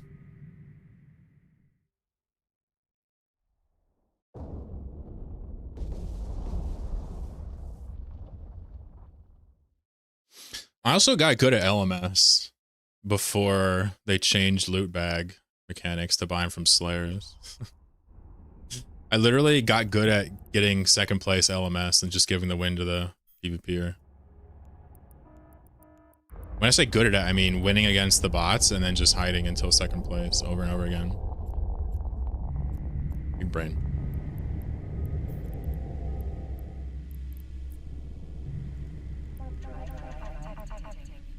Rune hours out. Yeah, I think I have too much money to worry about. I feel like I have like 40 mil GP on that character, and I'm just in mid game. I don't know what it is. I can't remember. No other way to play LMS. Bunch of RuneScapers. Sarah, good luck. Let me know how it goes, yeah? I always love it when chatters do follow up on conversations we had. It makes it feel like continual. I love it. Let me get you your camera back. Here we go. All right, last little bit. If we scan this gas cloud, it's going to have 20,000 almost on the dot. It should. Yeah, 20,000 on the dot, which means if it takes us 38 minutes to fill up 50,000, then 40% of 38 is 38% of 40. Just like, what, 16, 18? I don't know. Dude, I don't know how this works, all right? Stop yelling at me, chat. I don't know how to do algebra.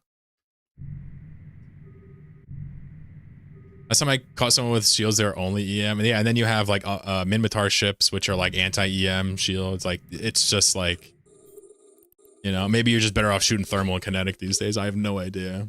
If I don't care about ammo, I just bring explosive and yeah, call it a fucking day. Nova, thank you.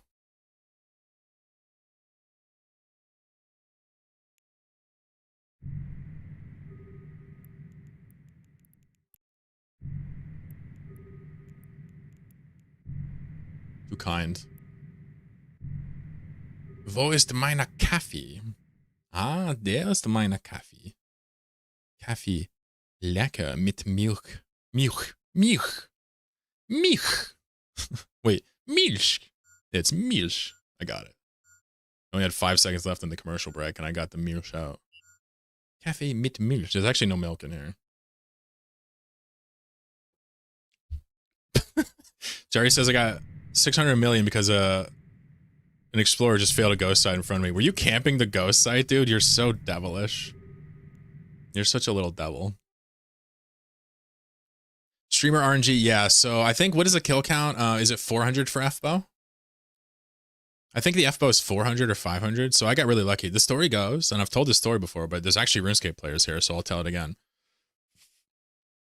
I was actually working on this character on CG before I came back to Eve and made a Nomad Tale. I actually got like 80 kill count with CG, and I was just so fucking done. I hate it. It's the worst thing ever. And I quit. I came and made a Nomad Tale. I went back after a while, and then I grinded it out again, and I got it at 270. Also, I think I had 6 armor seeds, so I literally had an extra one I had to get rid of or something. So incredibly spoon-fed on some of the most annoying content, but certainly there's worse, but this is up there. Tedium is insane on this one. 1 in 400, gotcha. So this was great. Somebody asked about Wintertodt. Yeah, so I soloed Wintertodt exclusively to 99 fire making, and it was like 70 kill count. But understand, after like the first 20 or so kill count, I actually brought my trader over, and I had him light torches for me. So it's hard to call it soloing. Top 1k UIM PvPers in the world. That rank used to be like 300-400. There's only like 1,000 players. And you start at 1,500 on 1536, man, you're bugging. But yeah, Wintertodt solo was extremely important for my UIM. I don't know what it is nowadays, but the construction it gave me actually let me play the game when I finished Todt. But going in Wintertodt, I did Wintertodt 1 to 99 in 1 week, and it was like 40 fucking hours or something insane. Straight cancer. But I loved it. Not really too much else to note about my UIM. FBO is the big spoon. Yeah, I do clues. I don't pass them, which is a choice. It's certainly a choice. On UIM, if you want to do clues and you go to the wilderness, you have to drop everything you own and come back and get it later. Every clue step. It's fucking insane. I also have most of the quests done, which is really hard to do on UIM too. I think I only have the new ones left, and then like DS2, MM2. So it's definitely mid-game. Nothing close to being maxed, but still, you can do anything I want now. The reason I quit again, or I don't really play it like I used to, is because I was going for 95 rune crafting. And even with Guardians of the Rift, it's just like, I'm too old, man. I can't do it anymore. But who knows? Commander says, how would you compare the EVE PvP skill ceiling with ORS PvP skilling? So the PvP skill ceiling? Yeah.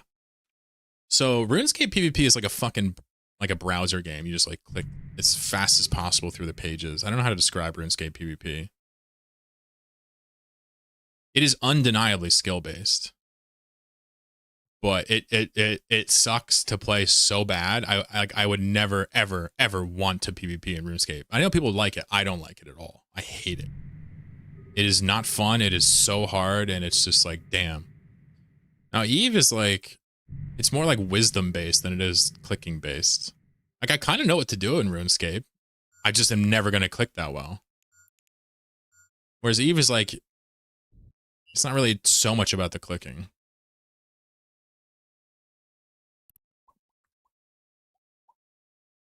So he says I ganked a retriever in combat probe than Mimikaz.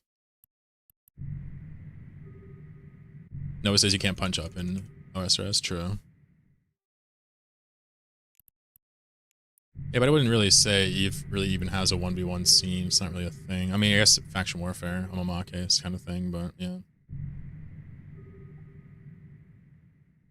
Yeah, RuneScape's a cool game. Obviously, I'll probably change the subject here because I don't want to bore the people that have never tried it, but it's a game that pretty much perfects like long-term progression and like working for things. And I guess that sounds weird. I don't want to work for things, but the rewards it gives you along the way are amazing and awesome and unique and cool. There's always something you can work on in that game. So by all means, go check it out if you like. But remember, if you're obsessive, watch out because RuneScape has like 10,000 hours it'll steal out of you.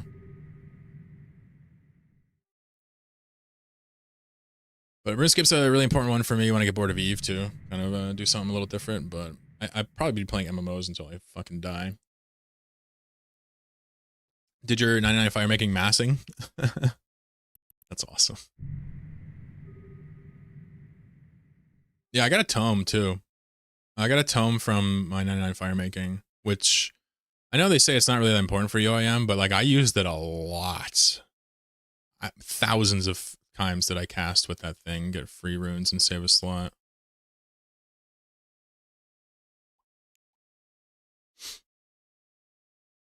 It's true. Amazon's making a Warhammer MMO. Amazon just shuttered their old MMO, didn't they?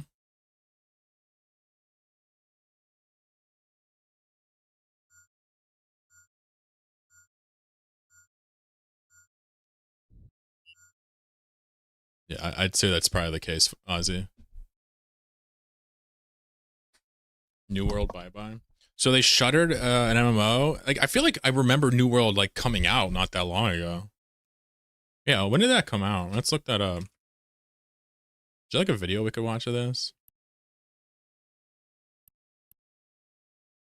We don't have too much time, but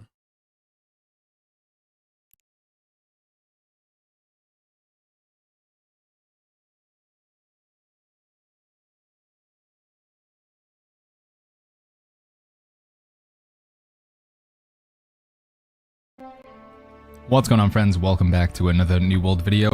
Like, foresee this happen.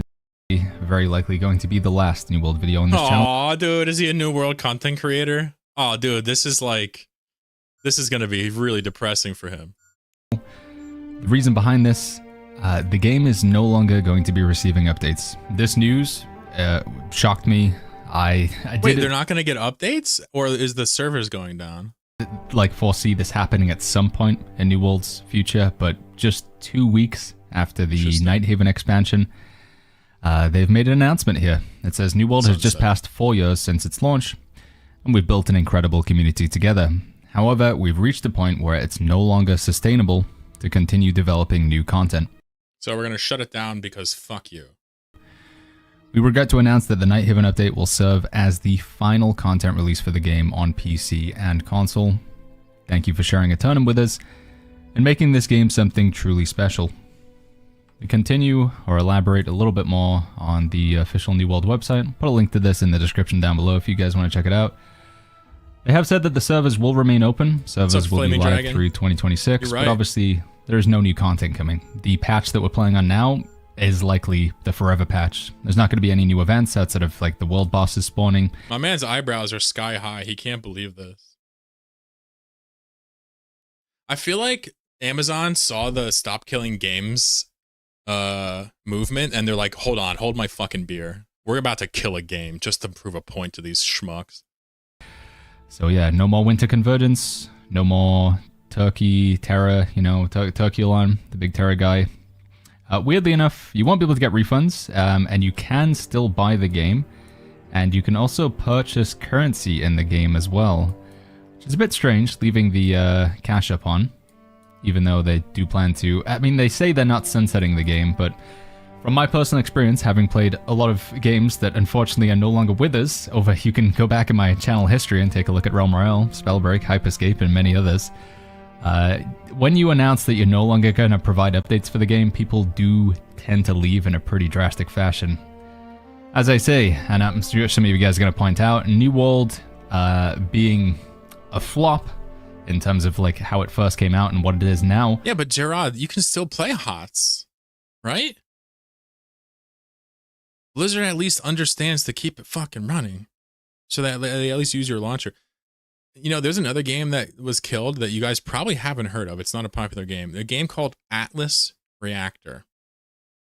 Now, it was a stupid game with like stupid IP, but the gameplay was like old school, I guess XCOM style, but online and just perfectly done. It was the perfect casual turn-based, control a single character, have MOBA style controls. It was a perfect game. They just killed it. Ripped the shit off Steam. No matchmaking, no source code. If there's no new content, what's the point? I mean, if it's a fun game, I guess I don't empathize at all with this. This day was sadly or inevitably going to come at some point, but I just didn't expect it to be right now. We literally have like queues to get into the servers. The game is relatively busy. If you go take a look at the Steam charts, this is just Steam, obviously. We got 40. My man's is on Windows and his MMO just got shut down. Talk about an L factory. 1,000 people online just last night. That doesn't include Xbox and PS5, which could easily bring it up to 60, 70, 80k. If you go take a look at the game on Steam, it's currently right now on 50th place for the best-selling games. He can't above understand Elder Scrolls why Online. this is happening. It's He doesn't understand why they're shutting his game down. selling slightly better than ESO. When I looked earlier on, it was at 39th place, so I guess a bunch of people refunded it or something, but it was around the same point that Guild Bro, Wars I'm 2. telling you, they're doing this just to, like, I don't want to be vulgar, but, like, they're doing it because, like, this is like a flex. I swear to God. This is like a flex. They could have sold this IP to somebody and had them do their, like, hollowing out of it and monetize it or whatever. They could have done it, but to shut it down is like a flex. Stop killing games. Hold up. We're Amazon. We're going to kill whatever game we want. Watch this. 80,000 players playing? Not tomorrow. Apex Legends, Magic the Gathering Arena was. But yeah, it's just dropped 23 places now. So, this news, I guess some of you guys are going to ask, why is this happening, Baggins? You know, they got this update out. Why is it going on? If you take a look at, like, New World from the beginning, you can see that they never really were able to get back the steam that they had with the release. New World came out, and it was just really not ready for release. Everything was broken. Everything was broken. But despite that, This is not an abnormal curve for a game on release. This is nothing out of the ordinary. For release. Everything was broken. Everything was broken. But despite that, they have brought the game back around. And I do actually genuinely feel like the game in its current state, if it came out in the state that it's in right now, back in 2021, things would be so much different. But it is, you know, the history has happened. You can find some posts from the people who make the decisions. One thing that I'm seeing a lot of people saying is, like, how dare the developers do this to us? They put out Nighthaven, they sell us the expansion. My understanding is the vast majority, if not all of the developers, did not know this is going to happen. In fact, to give some sympathy for the developers, the focus on games like that as opposed to amount on is the team. Guild Wars 2, Elder Scrolls Online, Black Desert. It truly is. I really don't know what else I'm going to play that will fill the hole that is New World for me. Guild Wars 2, Elder Scrolls Online, Black Desert. They have similar combat, but it's not quite the same. It's a really sad day, friends. I thought I'd share the news. So that can't happen to me. Do you know why that can't happen to me? Listen, I love the guy. I want to give him a hug. But let me just be clear. Like, that can't happen to me because I would never in a million years trust Amazon with something I love and care about, like a gaming franchise. Never. Never. I don't even trust Google or Amazon with my I expect to be banned from Twitch every time I stream, forever. Every time I log on, I'm like, I'm going to get banned today. Whenever I make a video, I'm like, today's the day my account's gone. I expect them to fuck me over so hard. Isn't Eve owned by Tencent? Tons and tons and tons of games have shares owned by Tencent. Story of Halo 2 comes to mind, says Life. The loyal 13 has stayed on the server. They just kept the server up until they only had one player left and gave them all the beta keys to the next Halo. Cool lore. Yeah, I've heard of that. I haven't seen any videos on it, though. Amazon might have too much money to care.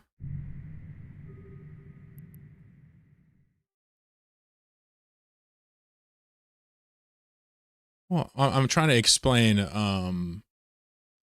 that I have a natural distrust here to where I wouldn't even look at an Amazon MMO. I mean, that's just, it's setting yourself up for disaster. Now, I still feel for the guy.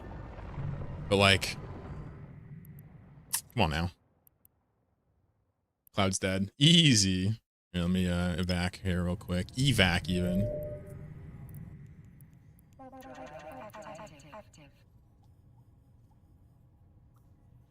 I have some proxies that Judge haven't been able to identify, so counterfeits. I'm just kidding. Dude, I don't give a shit about proxies.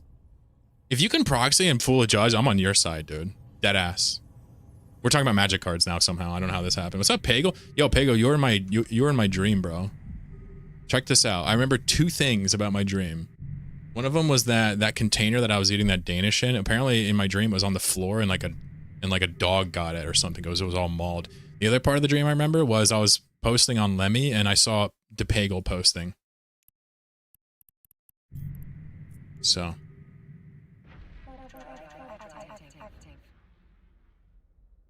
your name was Pagel. I'm like, I know that name, but I'm like, it's probably a common name. No, but it was you. I don't buy Paradox Interactive games because I know they have 12 DLCs in the first 2 years. Yeah, and again, I'm not trying to sit here and like shit on dude. Like I feel genuinely bad for him, but like in hindsight, I played a game called Artifact. It was the first game I ever streamed. That game got shut down, but it's Valve. I mean, I guess it wasn't surprising at all when the game was shut off or reimagined and then shut off. I mean, I love Valve, but come on, I wasn't surprised. I just really think that there's no like reason for them to do that with such a huge player base. There's no reason for them to do that, other than just like it's like sending a message. That's my literal take. I'm not even exaggerating.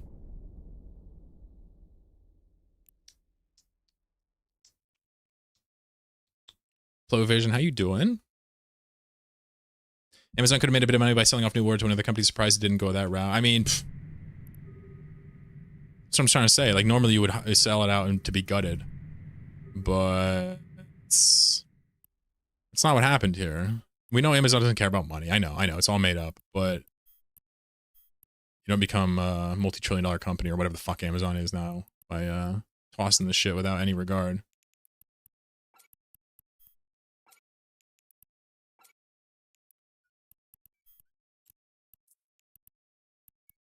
So what I'm doing right now is I'm grabbing my gasolina and trying to consolidate some stuffs. And then I'll probably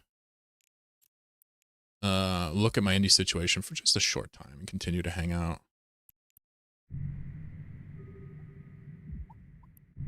And you know, this only reinforces my opinion that like it's really impressive what CCP, and somebody else mentioned the link between OSRS, RuneScape, and EVE, is that these are both two of the most mature games on the entire MMOs on the market. Flora, what's your favorite color in Magic? Yeah, I wouldn't say I had a favorite. I'm not a big white fan, but I've played everything. My most successful deck was 5 colors in Legacy, so I guess I don't have a favorite. I like the combo archetype, but I enjoy everything. Mid-range, aggro, control. Early Hearthstone was pretty sick. Yeah, I used to fuck with her. I got Legend hella early in Hearthstone. Back when it was cool. That's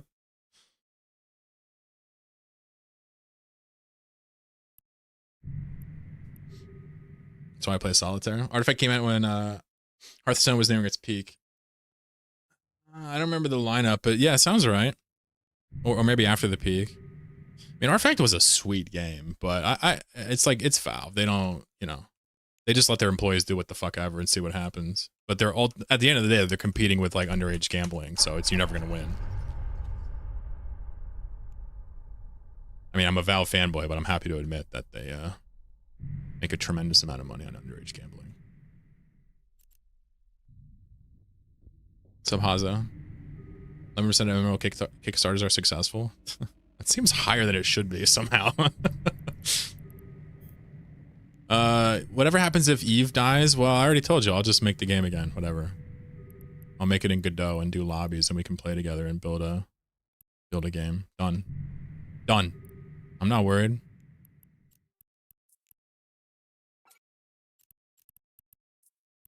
I mean, I hate to alarm CCP, but it would be trivial for a FOSS community to recreate the mechanics of this game. To get the player base, of course not. But the game is not cleverly coded by any stretch. I mean, we could easily recreate that.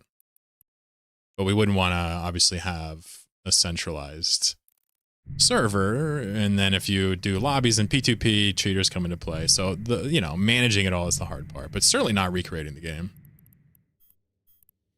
You would do it system by system, patchwork, boss ethos.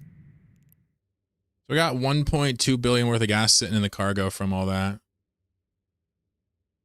Seems right. Gas is fluctuating as always. Or is the FOSS game killer?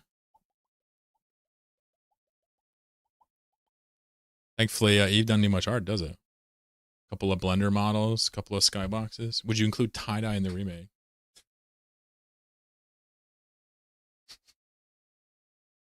A little tie-dye as a treat for some fun. No, I understand why you're asking. What's your favorite color, Life? In Eve, sorry, in MTG.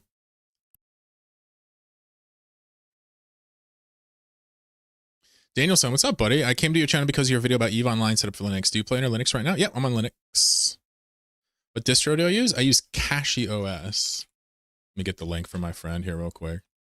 Danielson, I have a Discord for Eve on Linux if you want to come join us. There's the link.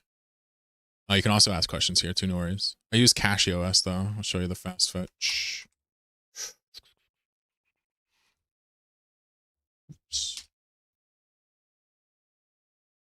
Shitty Azorius Mage or a green ramp. Eve won't die. CCP would open source it. I don't agree. I don't think so. Open source it? I don't think they have the leverage to do that with their own. Do they? Nah. There's no way.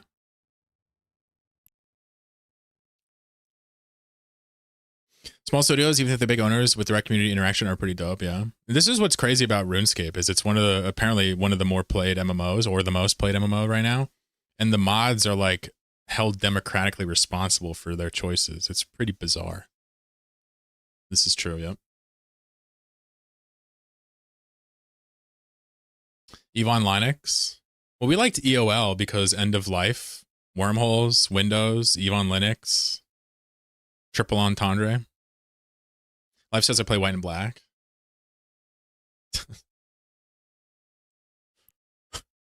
His partner just plays burn and just burns him out every time. He's like, thought seize, thought seize, thought seize. Why am I dead on turn 2 every time? If they die, they'd want it gone. Yeah. I don't know the details, I guess. I can't really make an opinion, but it would shock me for companies to open source their games. And really, again, I don't think it's the code that's valuable here. I think it's the management of the systems. Fierce electrical filaments are expensive, are they? How much?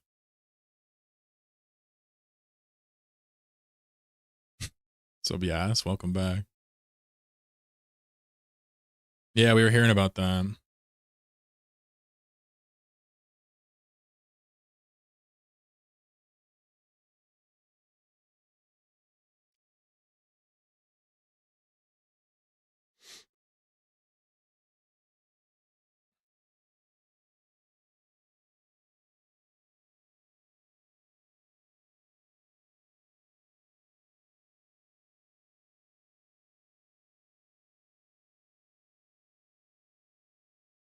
I can talk from experience that if you're thoughts using a lightning bolt, you're going to lose in Legacy.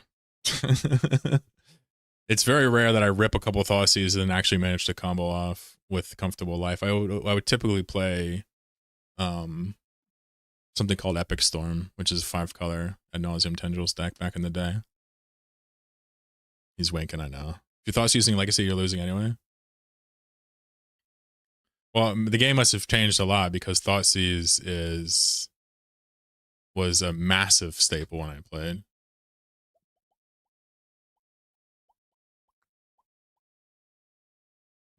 $1.6 million for the filament. Jeez. It's a lot.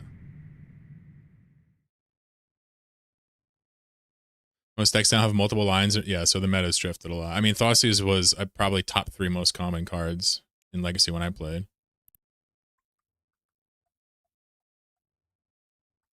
So I see the power creep has grown.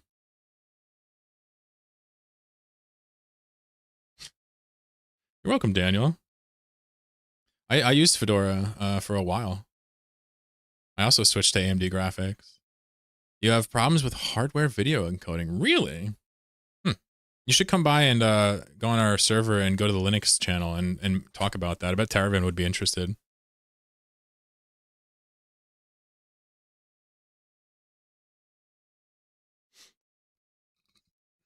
Legacy is a turn 1 kill format 50% of the time. What's up, mediocre germ? You almost jumped out of your chair when you saw I was live. Damn, yo, how you doing? And Nomad Tale is your soap opera? It's amazing. Yeah, I'd say when I played 1.5 Legacy and Magic the Gathering,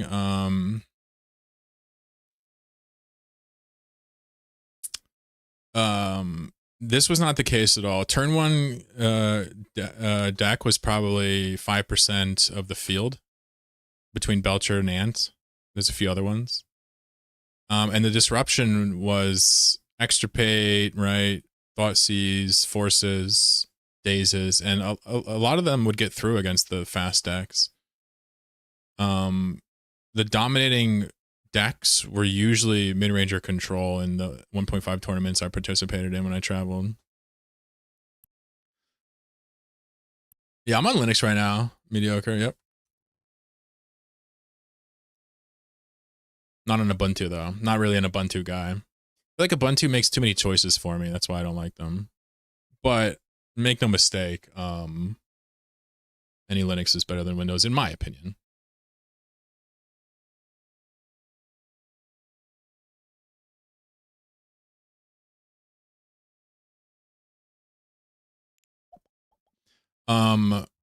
MTG Goldfish still has 4 Thoughtseizes in most decks played, so I don't know. Yeah, I don't. You always got to take what Magic players say with a grain of salt, because it's very possible if he plays in paper, his meta is very, very skewed to one side. My meta would have been the greater New York area. There's a place called Jupiter Games that opened up.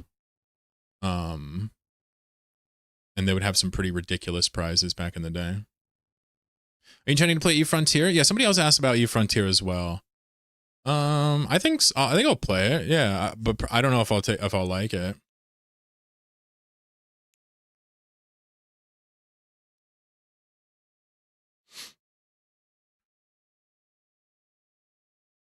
I mean, Tencent is capital investment. It's, as far as I understand, it's just a massive investment firm, whereas Amazon is a corporation. Now, I understand there's a huge overlap in duties, fiduciary duties to their various shareholders, but Tencent is not a meddler in the ways that so many other corpos are, which is almost sounds like a sympathizing with them, and maybe I am.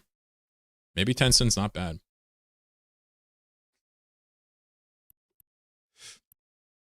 Can't stop thinking about fries right now. Shit. You like Frontier? It's very different from Eve, though. Yeah, people say it's an interesting adventure. I guess my question is, and I've made a video about Frontier. I've talked about Frontier a lot when it was, you know, we're just gonna throw away the problems I had with their early access monetization. Just toss that aside. Get rid of that. I want to know why I want to play Eve Frontier when I love Eve Online.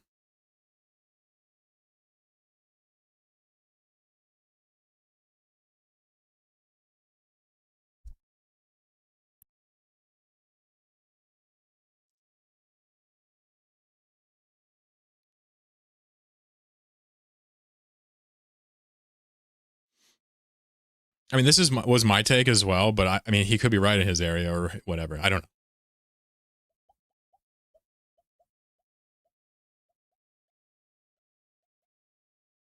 I used to play fucking Orm's Chant, 2 of them, 2 silences and 4 Thoughtseizes, and cast as a disruption or as a safeguard package.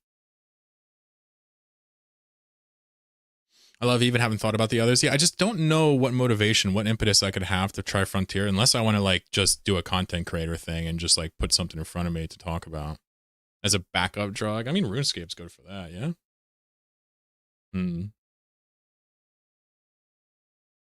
You prefer buying individual cards for decks?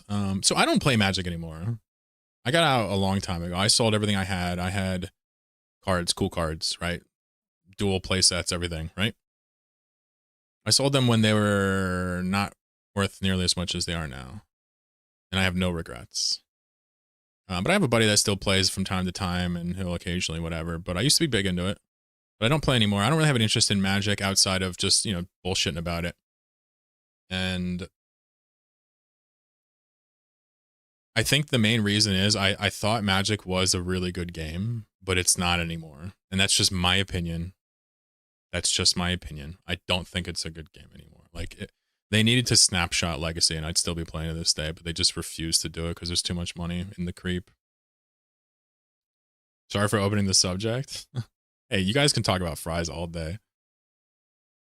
But if you like playing limited, if you have your decks, you play Kitchen Magic, if you travel and win stuff, if you're having a good time, like, don't fucking take my word for it.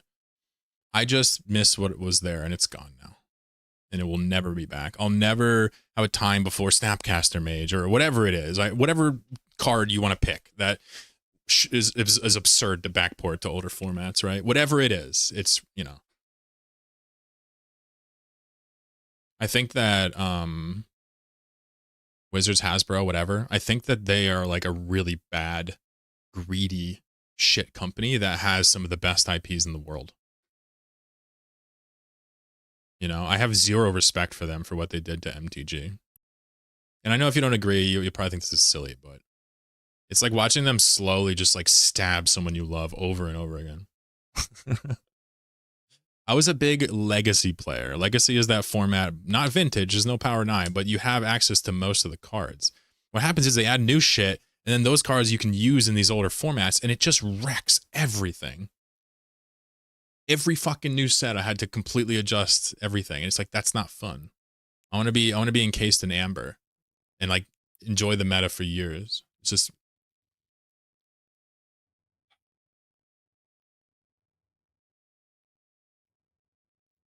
Keeps getting greedier.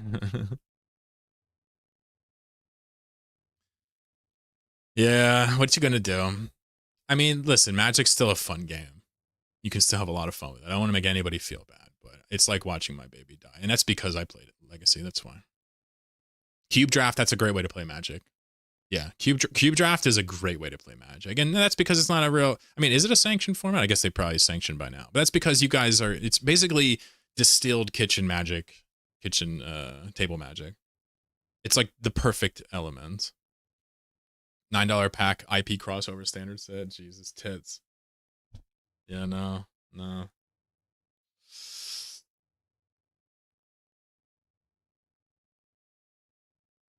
If there's an old format 20s and such a local place may come back to it. Yeah, I mean, I wouldn't, because I don't have the cards and there's not enough people that would want to just like redo a snapshot. But like, you know, my vision would be like somebody forking the damn game. Mahoney. So like my idea is I would never go back to Magic even if you managed to give me that 2010 era Legacy again. I wouldn't be able to do it. But it would be fascinating to have somebody take snapshotting seriously. You can't do it without standardization and sanctioning from the company. They like make it so that like everything custom is like not taken seriously by the scene as a whole. It seems maybe that's changed. I don't know, but it's all by design. Why do we need Spider-Man and Magic? Bunch of Magic nerds here. I love it. So yeah, I mean, I even have a buddy who opened a card shop when we were still playing, and he's very successful. His card shop is very big. He's got a lot of resources now. But he's on the, you know, the distributor side of it these days. Now, here's what I can tell you. If you have a card shop that manages to make a snapshot with proxies printed, I would pay money to enter that tournament for a cash tournament. If you can snapshot 2020 or 2012 or 2008 or something in that area, or anywhere really, I don't care, just snapshot something and then have proxies made and have cash tournaments, dude, I would be all over that. I would travel 2 states away. To this day, I would do that. But you also get in trouble if you do that as a card shop. So the only way to get me there is to like break the rules and get yourself shut down or unsanctioned. So welcome to Pokemon, same deal. Funny thing about Yu-Gi-Oh, I never really played it, but like Yu-Gi-Oh has always been batshit insane, right? I feel like past like the first couple of cards they made, it was just like, all right, here's a book of text that means you win. That's what cubes are for? Yeah, no doubt. I don't like cubes because I like a 60 card deck building format, 75, I guess, with boards. I don't like cubes. I think cubes are amazing to play, but I like playing for money. I like playing Magic like poker and really leveraging my knowledge and skills and metagaming to actually win something. So I am a stakes player, I guess is the best way to put it. And I'm not saying I'm better than anybody, but that's what makes it fun for me.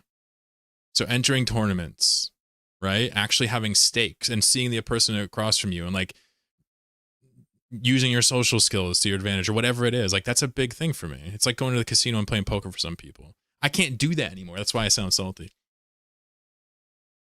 And it's not cash. You don't always get cash, but some places they do have cash. Sometimes they give you credit. A lot of time they would give you duels back then for legacy tournaments. And so I got a bunch of mine. Not all. Bought most of them. That's really the fun part. I mean, we would even go and do cash drafts, right? You buy the box together and then you put in money. Yeah. Basically. That was good fun. I would do that again in a second, but I don't, to my knowledge, there's no way to do that like legit unless you have a big friend group. And even then, it's like, it's better when everybody has access to it across the country or the world. Good times, though. Magic was a terribly nerdy thing that I don't regret at all. Yeah. D&D, the drama, yeah. Let me close this client, and you know what we could do? Let's pick up our new prizes on Jack the Noodle. I don't think we've claimed the skins for the month, yeah? Cube gaming, by the way, is the best way to play Magic, if I'm being real. If you gave me a cube and you guys were chill, I would play.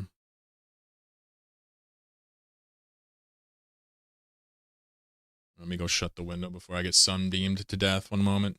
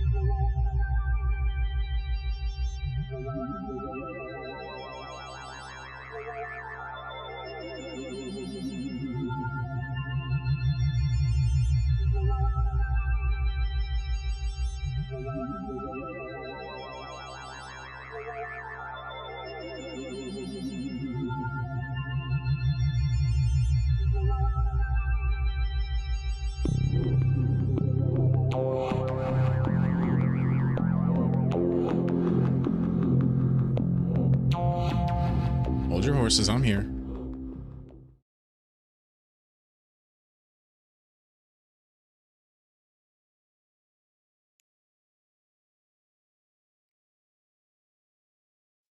Mahoney, do you run a local game store? You said we're a billion miles from you. Joe is here. What's up, gangsta? You have a big box of Magic cards. Are they all forests, or do you got a couple black Lodi in there? Just kidding. Hey, Joe. You guys don't know Joe Lost? He's another streamer here, but that's not very interesting. He's actually my space dad, so he doesn't really. It's not a consensual thing. I just made him my dad. I'm blessed to be good friends with the dude who owns my local brick and mortar. I mean, that goes a long way in enjoying your Magic experience.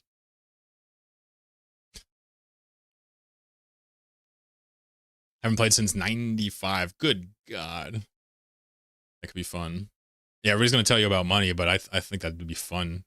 Imagine opening a box of cards from 95 and just playing with that.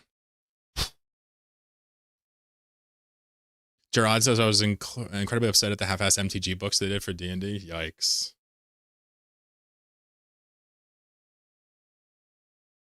No useful information about what's going on in the world and less about the major players. What's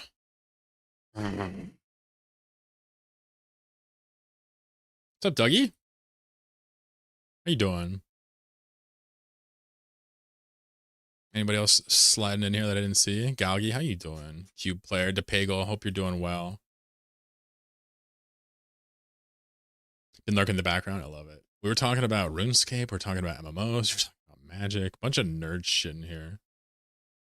Friends working open a shop, so I'm looking for some ideas for local stuff. What's your buddy's shop name? Sure, let me DM.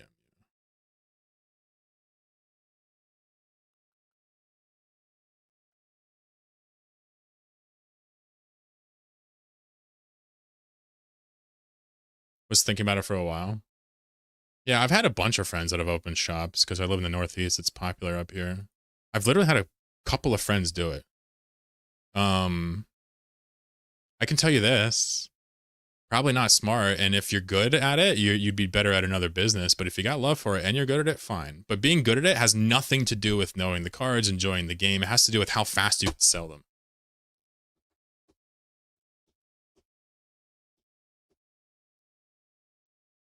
Don't forget that YouTube is talking about food. I'm purposefully only glancing at YouTube because you guys are talking about too good of food.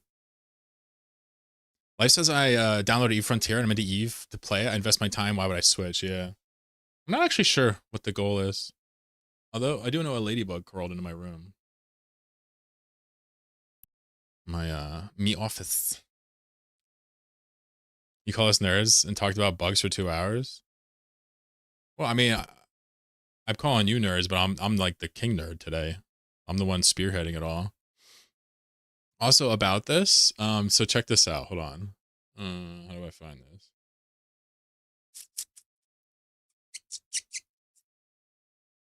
So there's a game on Steam called Bug and Seek, all right? And it looks like a shitty game, but they're like 200 real bugs.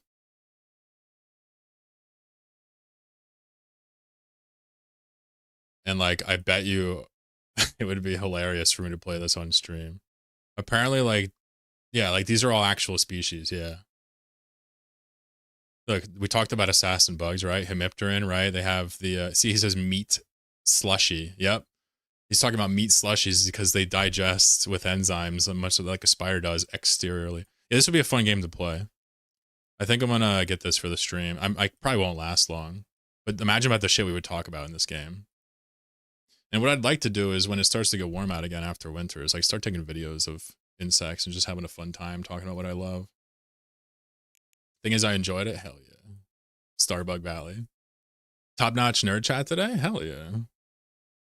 It's funny, you guys remember we talk about like movies and like shows and like stuff like that, and I don't know anything. But you talk about the neckbeard shit, like card games and like MMOs. I know a lot about it. Isn't that crazy? People are always like, oh, how do you not know about like Star Wars? I'm like, I don't know, man. I've never seen Star Trek, all this shit. But like you talk about like the sweaty, stinky neckbeard shit. I'm like, yeah, of course I know that. Obviously, look at me. So I think I'm going to get that game. And the other thing I was thinking about doing over winter was maybe having a vivarium back there with a camera in it. Velocity is the biggest thing, but I think he wants to open a retail store, period. Yeah. Yeah, no doubt. Yeah, I don't know. I haven't known anything about the business side of it at all. I do know that that guy, the shop I told you about, he made all of his money by doing it online. The shop was basically a way to build a reputation and to store the cards physically. It was more of a warehouse than a card shop, but he also had huge tournaments all the time when he started. So he was a highly educated guy. I don't remember the timeline, but I think he either graduated or dropped out at the last year from an Ivy League school to do his magic shop. That guy was very like motivated. Also had resources. So look up Empire of Ants on an ant colony game. Doesn't look like it's on Steam. Let me look it up here. The only one of my nerd things you didn't hit today was tabletop miniatures. Yeah, I don't really have much experience with that. I got a buddy that's into that. I think it'd be fun to paint them with my partner, but I wouldn't want to like play with them so much, probably. Empire of the Ant. Oh, it is on Steam. That's awesome, dude. I'll put it on my wish list. That's crazy. I wasn't expecting a real game. Wow, that actually looks really cool. Yeah, I'm gonna put that on my wish list.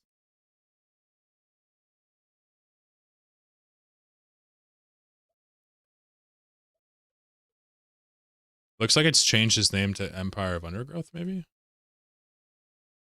Whatever. It's wish list. That's crazy. Brick and mortar also opens up a lot of distribution options. Yeah, no doubt. And plus you get those physical connections with people. PTSD triggered. I have ant infestation. Aw. I loved Mage Knight. That's crazy. That's the only tabletop miniature game I've ever played. As a kid, I bought like a starter set for it, or my family bought a starter set for it. Had like the clicking dials at the bottom. I actually just eBayed that Mage Knight set I had because I didn't play it, obviously. There's like a ruler and stuff. That's the only one I ever played. I was super young. Guy's a financial advisor, but super motivated. Yeah, no doubt. If you can succeed in business, he'll succeed in an LGS. It's just, I think a lot of people make LGSs because they want to play in an LGS and have it run their way. And it's just, invite people over if that's his goal. Yeah, good luck. I mean, I'm wishing him luck for what it's worth. I'm no authority on any of this. I had another friend who opened a card shop. I haven't talked to him in actually a couple of years now, but it's not like he was making money there.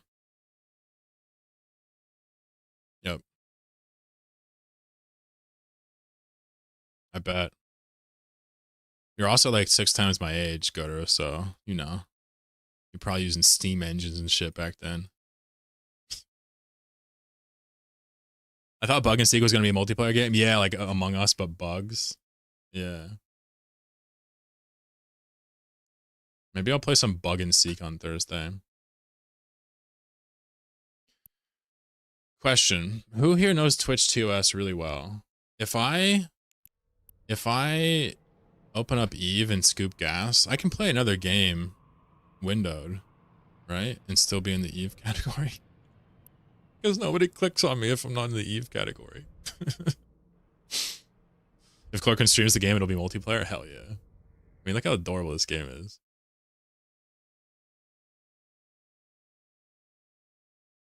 The art's so terrible, it's perfect for me.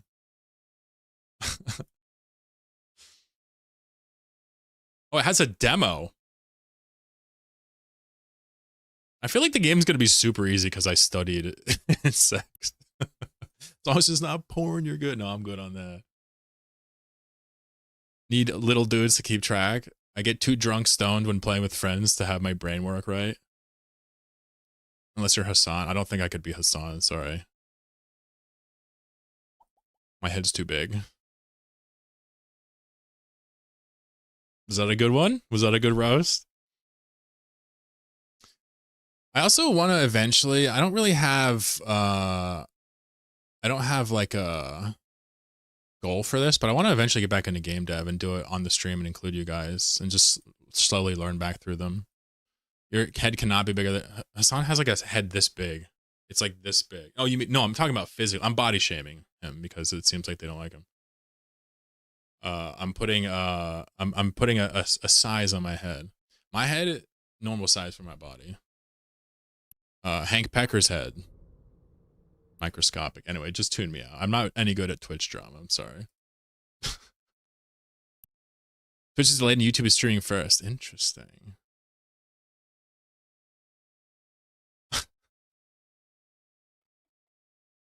I've never had people reference other Twitch streamers like that before.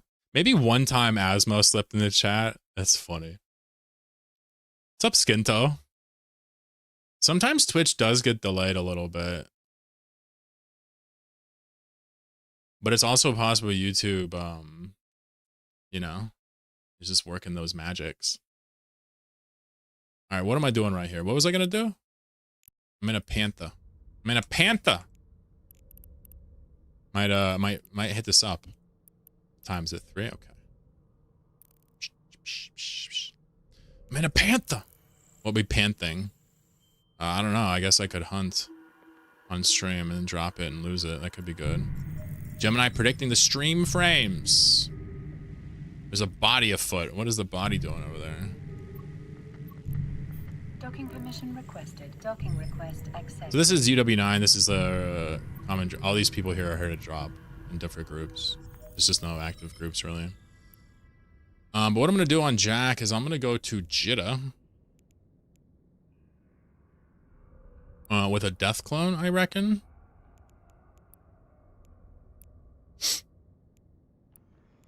And then I'm gonna get our prizes for the month from CCP. Maybe we'll hand one out, because you know. I gotta reward the people. If you don't do one giveaway every hour, Twitch chat will swat you.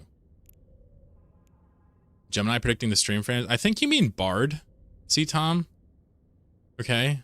You're not gonna from dead naming Bard. It's happening. I did refresh. Let's see. I can log Kagara in if you need another body. I mean, we're recruiting. It'll only be Corp, though. We'll take anybody that'll take the bridge at this point. My goal is to get a few warm bodies in the Corp by next weekend to add some more punch to our drop. Blitz applied. Hell yeah. Welcome, Blitz. That's Chronicles all. It's only 5K. What a bargain. Do not redeem. No, there's one that says this does nothing for 10K.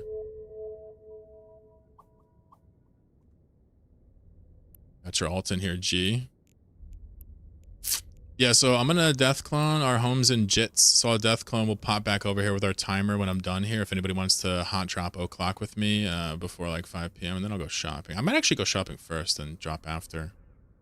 Or maybe I'll go to Walmart and buy a hunting rifle and go stock some game and fill my freezer up with venison. Hike that shit up on the tree right there and butcher it right there. Let them watch. Fuck them.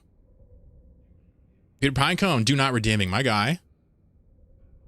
Every time you do not redeem, it redeems, and you get to hear a very angry Indian fella just screaming do not redeem in your head.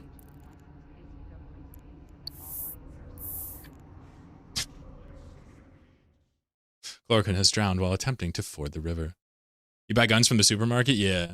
So I usually go to my supermarket, I'll get some whiskey, I'll get my macaroni and cheese, my Twinkies, and I'll pick up a few guns as well. Now, they need to see my ID, obviously, for the alcohol, but...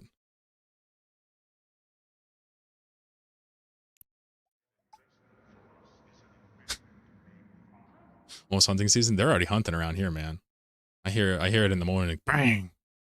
You know some deer just lost its life. Walmart for the win. Do not redeem! Daddy Maki Chutia. Right? That's how you gotta say it. Koname. Stop swearing. Alright, let's shake down CCP for some wow, a lot of look at the Linux Discord every time I link it. What's up, nerds? Every time I stream and start spamming the Discord, we always get a few more people. There's so many people on this server, man. It's ridiculous. 492. That's bananas. Was warm this year? Yeah, no doubt. No, there's no actual sound. I'm just saying you're forced to hear it because you're reading it and hearing it in your head.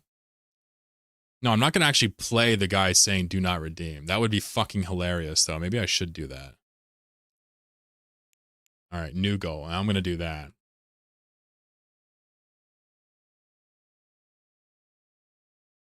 Redeem is a scam? Who could have guessed? You're a scam.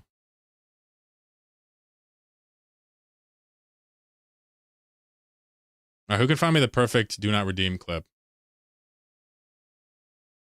No, it needs to be the one from Kitboga. I guess I'll have to sample it myself.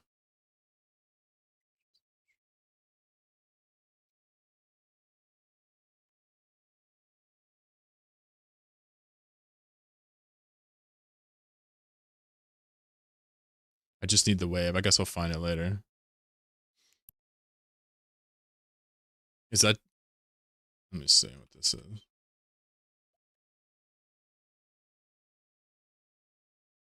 Yeah, I need the wave, though. I don't want to strip it while streaming.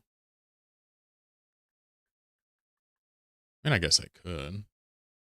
Volume warning.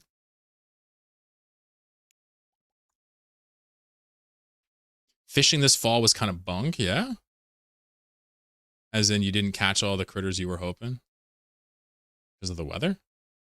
Harold Flapson with the follow. All right, guys, let's shake down CCP for some shit. Oh, look at my sweet 82 thieving. Why is my farming so high? I can't remember what this was for.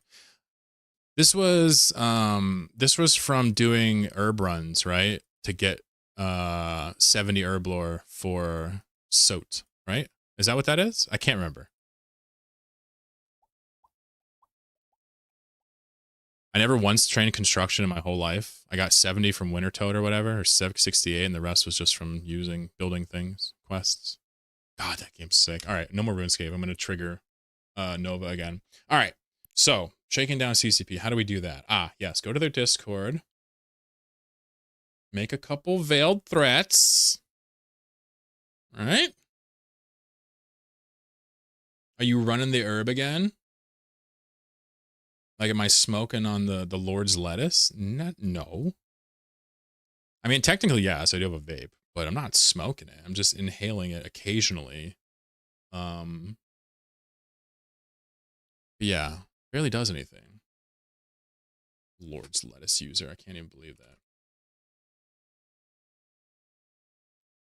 Not here. All right, so how should we threaten CCP? Should we tell them if they don't give us skins, we'll never release a Nomad Tale 12?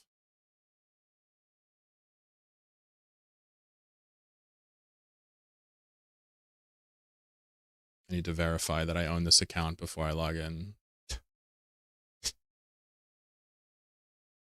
Make a petition. Someone said bomb. No. That's not good. No. No, these are like tickle threats. These aren't like, these are like, I'll say Swift's a no-no head. We don't want to pull a stream DRB, do we, chat? And get permabanned from Twitch? I gotta see that clip. Does anybody have that clip? I gotta watch that. I feel like he probably went harder than people left, but I have no idea. Some people were saying he didn't go that hard. All right, nerds.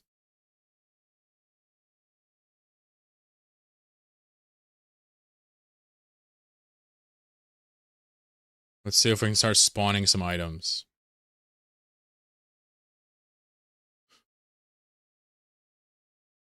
I just stole this one from Bjorn B. Zealous is next.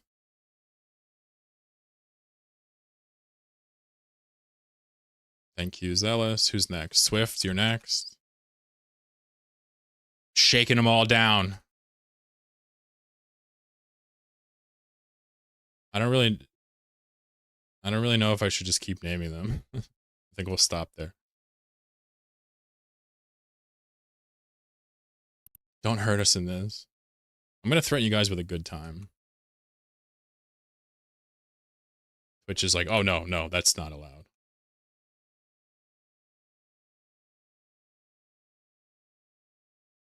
But yeah, I actually truly expect to get banned from Twitch every day whenever I stream. Even though it's kind of funny because, you know, I sort of kind of play by the rules usually. And naturally watch the language for my own sake, so it'd be weird if I got banned. But you never know. You never know. Maybe they ban me for being too forward with my hairline. What if I got an email that says, listen, we like that you stream here, but you're going to have to shave off your head or else your hair. Otherwise, no more streaming. Wow, these skins just keep coming out of nowhere. How many are there? I think it's broke.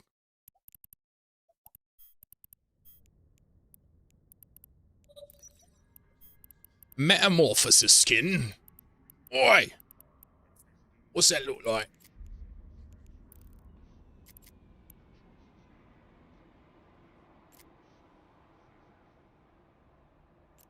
I like it. I like it.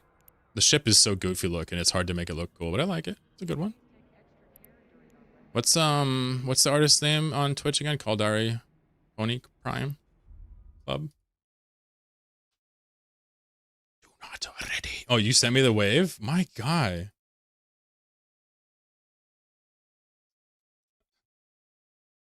All right.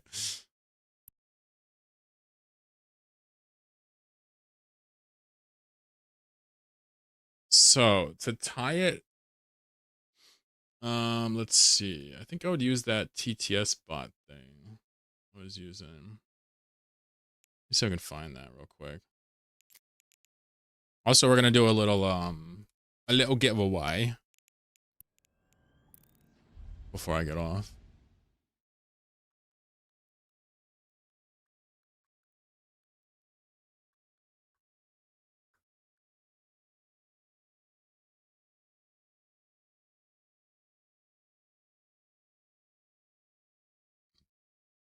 So I want to say that I got to use my TTS bot to do this. Let's find out if I'm right. Or maybe I can just put it on the actual thing in Twitch. If you guys missed it on Saturday, I was doing riddles for rewards. Shit was outrageous. Maybe I can just do it straight through here. It's not TTS. I probably don't have to rig it.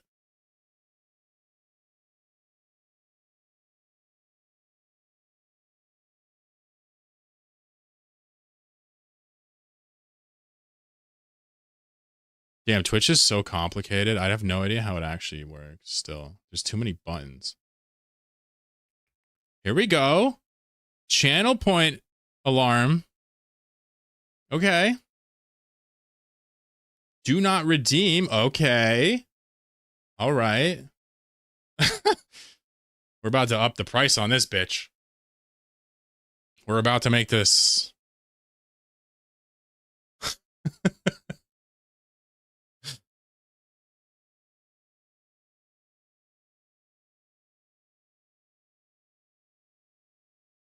Hold on, chat. Stand by. Oh, is it not a WAV file? Was it an MP3? What was it?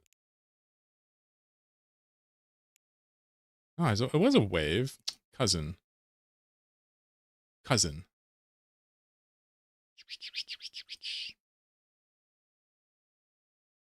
Well, let me upload it to Twitch. It says it's not the right format. You sending me EXEs, bro? I'm on Linux. I'm behind 7 proxies. You can't stop me. Let's try this. Somebody arbitrarily renamed it to a wave.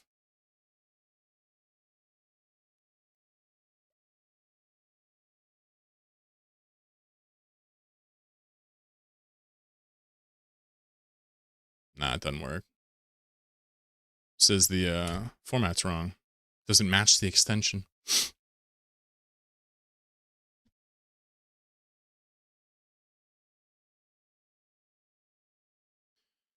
So here I was having a perfectly good time on my stream, just getting carried away, lost in my thoughts, and Supernova decides to feed me lies and hope.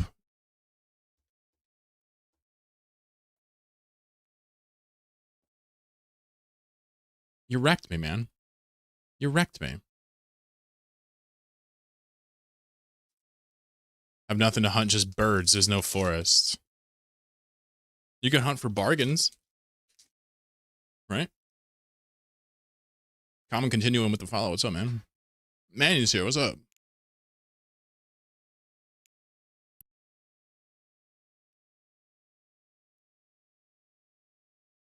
All right, so how do we give this out?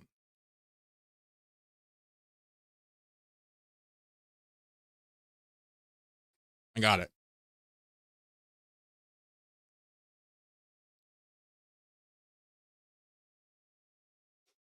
Here we go. I'll do it in a notepad. YouTube and Twitch eligible for this one.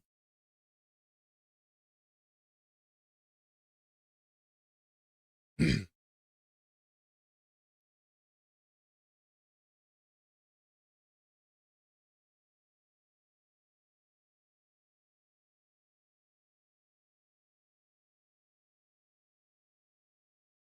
we go. Good luck.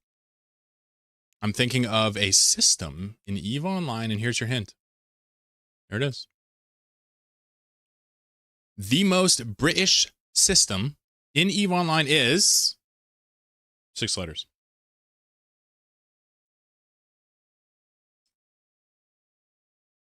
Unlimited guesses, guys. Good luck.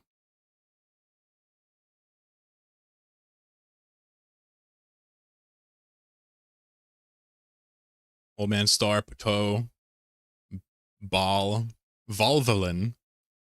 Not 6 letters. Let it rip. Feel free. Now, you're probably checking for systems that are 6 letters.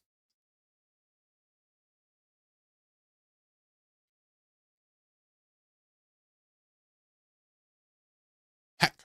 Mm-mm. Negative. Upper double. Beetle. Nope. That's good. I don't even know if that's a system. This is not an easy one. I feel like ChatGPT won't even help you here. This is for a metamorphosis skin. This is a hard one, huh? Should I up the stakes? Should I up the stakes here? You lie. Planetary industry. R3 TAC GVK. How the fuck is that British? Think you get a free one from Project Discovery for the meta?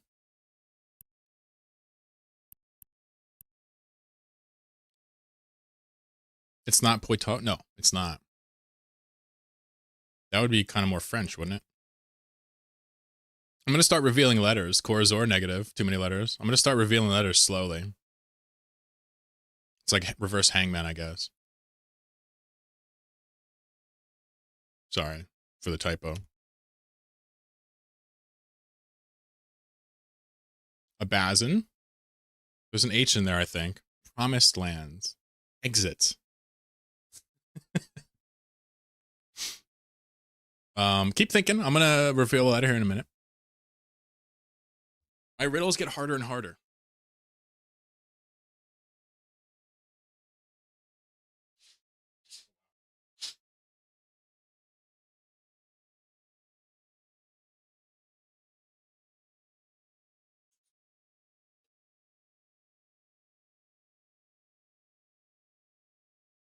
All right, I'm gonna reveal a letter. Here we go. Ooh, that's a good guess. There we go. You have an M. The 4th letter is M. Maybe that's gonna be too much. Maybe not.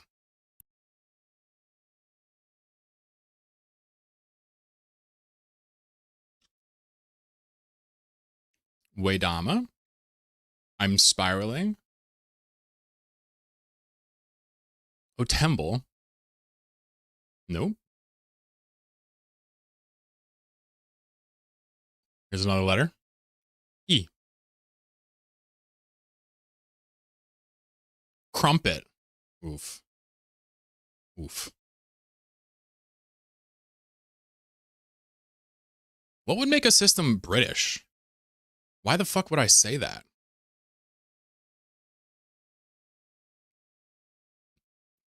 Savala? Mm-mm. Here we go, another letter. Here we go. Half of the word is revealed now.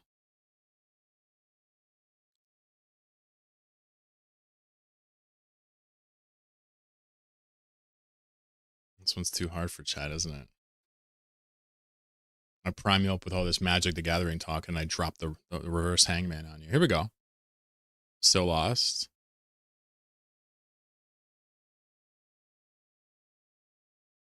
Only 2 letters remain. I don't think I can give you any more letters and justify giving a prize out. Hemin, negative. This shit is wide open, folks. I feel like even the LLM scrapers are getting this one. Lyman. Oh.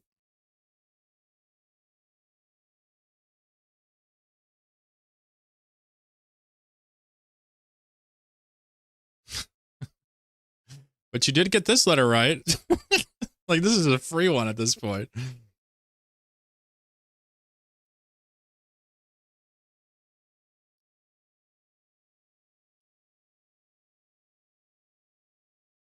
Bye, man. Oi, man. Yeah, we got it. It's Oyman. Pago cleaning it up. There's a system called Oyman. And I saw it earlier. I was like, dude, that's the most British system on the fucking planet. So there you go. Well, I guess system in the planet doesn't make sense. Congratulations, Pago. Where is this system? It's in Devoid. Oi, man. I guess oi, mate. That's Australian. You're Australian. Get out of here. Never heard of it. Yeah, I know. I never saw it either. Oyman. Oyman. All right. Well done, Pagel. Got the first Metamorphosis skin. There's 19 more to go. We're not giving them out today, obviously, but as you come to my stream, I hand them out to you. That was too hard. My other ones were too easy, though, so I'm dialing it in, right? It's funny, I dreamed of Pagel last night. Apparently, he won a skin. Rigged! Rigged-a-ronitis. All right, so here's my plan. I'm going to probably take a little break, and I'm going to pop on tonight and look and see if any of these nerds want to come out with me and do a little drop skis. I'll communicate with them after the stream, but I'm all done here, folks. So all I need from you guys is to admit defeat. You've been beaten again. I win. You lose. That's right. I'm the greatest or something. All I pretty much need is a goodbye from you and someone to raid. And then, of course, I will see you on Thursday. Thank you for the stream today, folks. It was fun. If you have any buddies or anybody you think wants some viewers and they have a low view count, let me know. We'll raid them over. Otherwise, I'll pick somebody arbitrarily. Thank you all for coming. You're welcome, Hegel. Ivan Georgiev 975 shit. says banana split. It's screwed up now. Manny, see ya, Plo, adios, Maximal, bye-bye. Hegel, good vibes back at you. Hope you have a wonderful day and a half without your boy. Soapy Life, take care of her on YouTube. Thanks for coming by. Ivan, YouTube and Twitch. He's double teaming it. See you guys. Yes, adios. Gravy, we're not worthy. Yeah. I'm not worthy of having so many delightful chatters. Aussie Andy, see you, buddy. Lucas, bye. Sarah, see ya. Good luck with your Jackdaw roam. And, you never know. Enjoy it. Wishing you luck. Guru, I'll see you. I hope you have a wonderful, wonderful evening. Keeping my eye on you, though. You know that. You're too valuable to be left unguarded. Ivan, see you, buddy. Banana split the fuck up out of here. Nintendo says, thanks for the stream. Thank you for coming by. AU2, one of my core mates here. What's up, G? Be in touch arena. As the streamers say, Con me drop in the Vincetti pizza pasta hand maneuver. I'm going to make lasagna tonight. Bayou man, see you, buddy. Con me, adios. Or should I say ciao? Is the true Italian martyr we all needed. Rack, thanks for coming by. See ya. Peter, bye.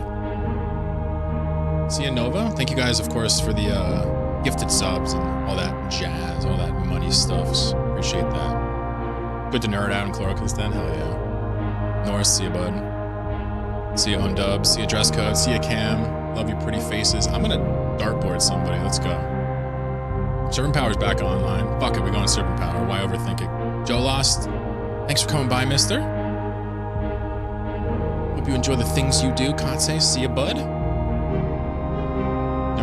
Never gets old saying goodbye to people. It's a good feeling, actually. Assuming I get to see you again, of course. Okay, bye.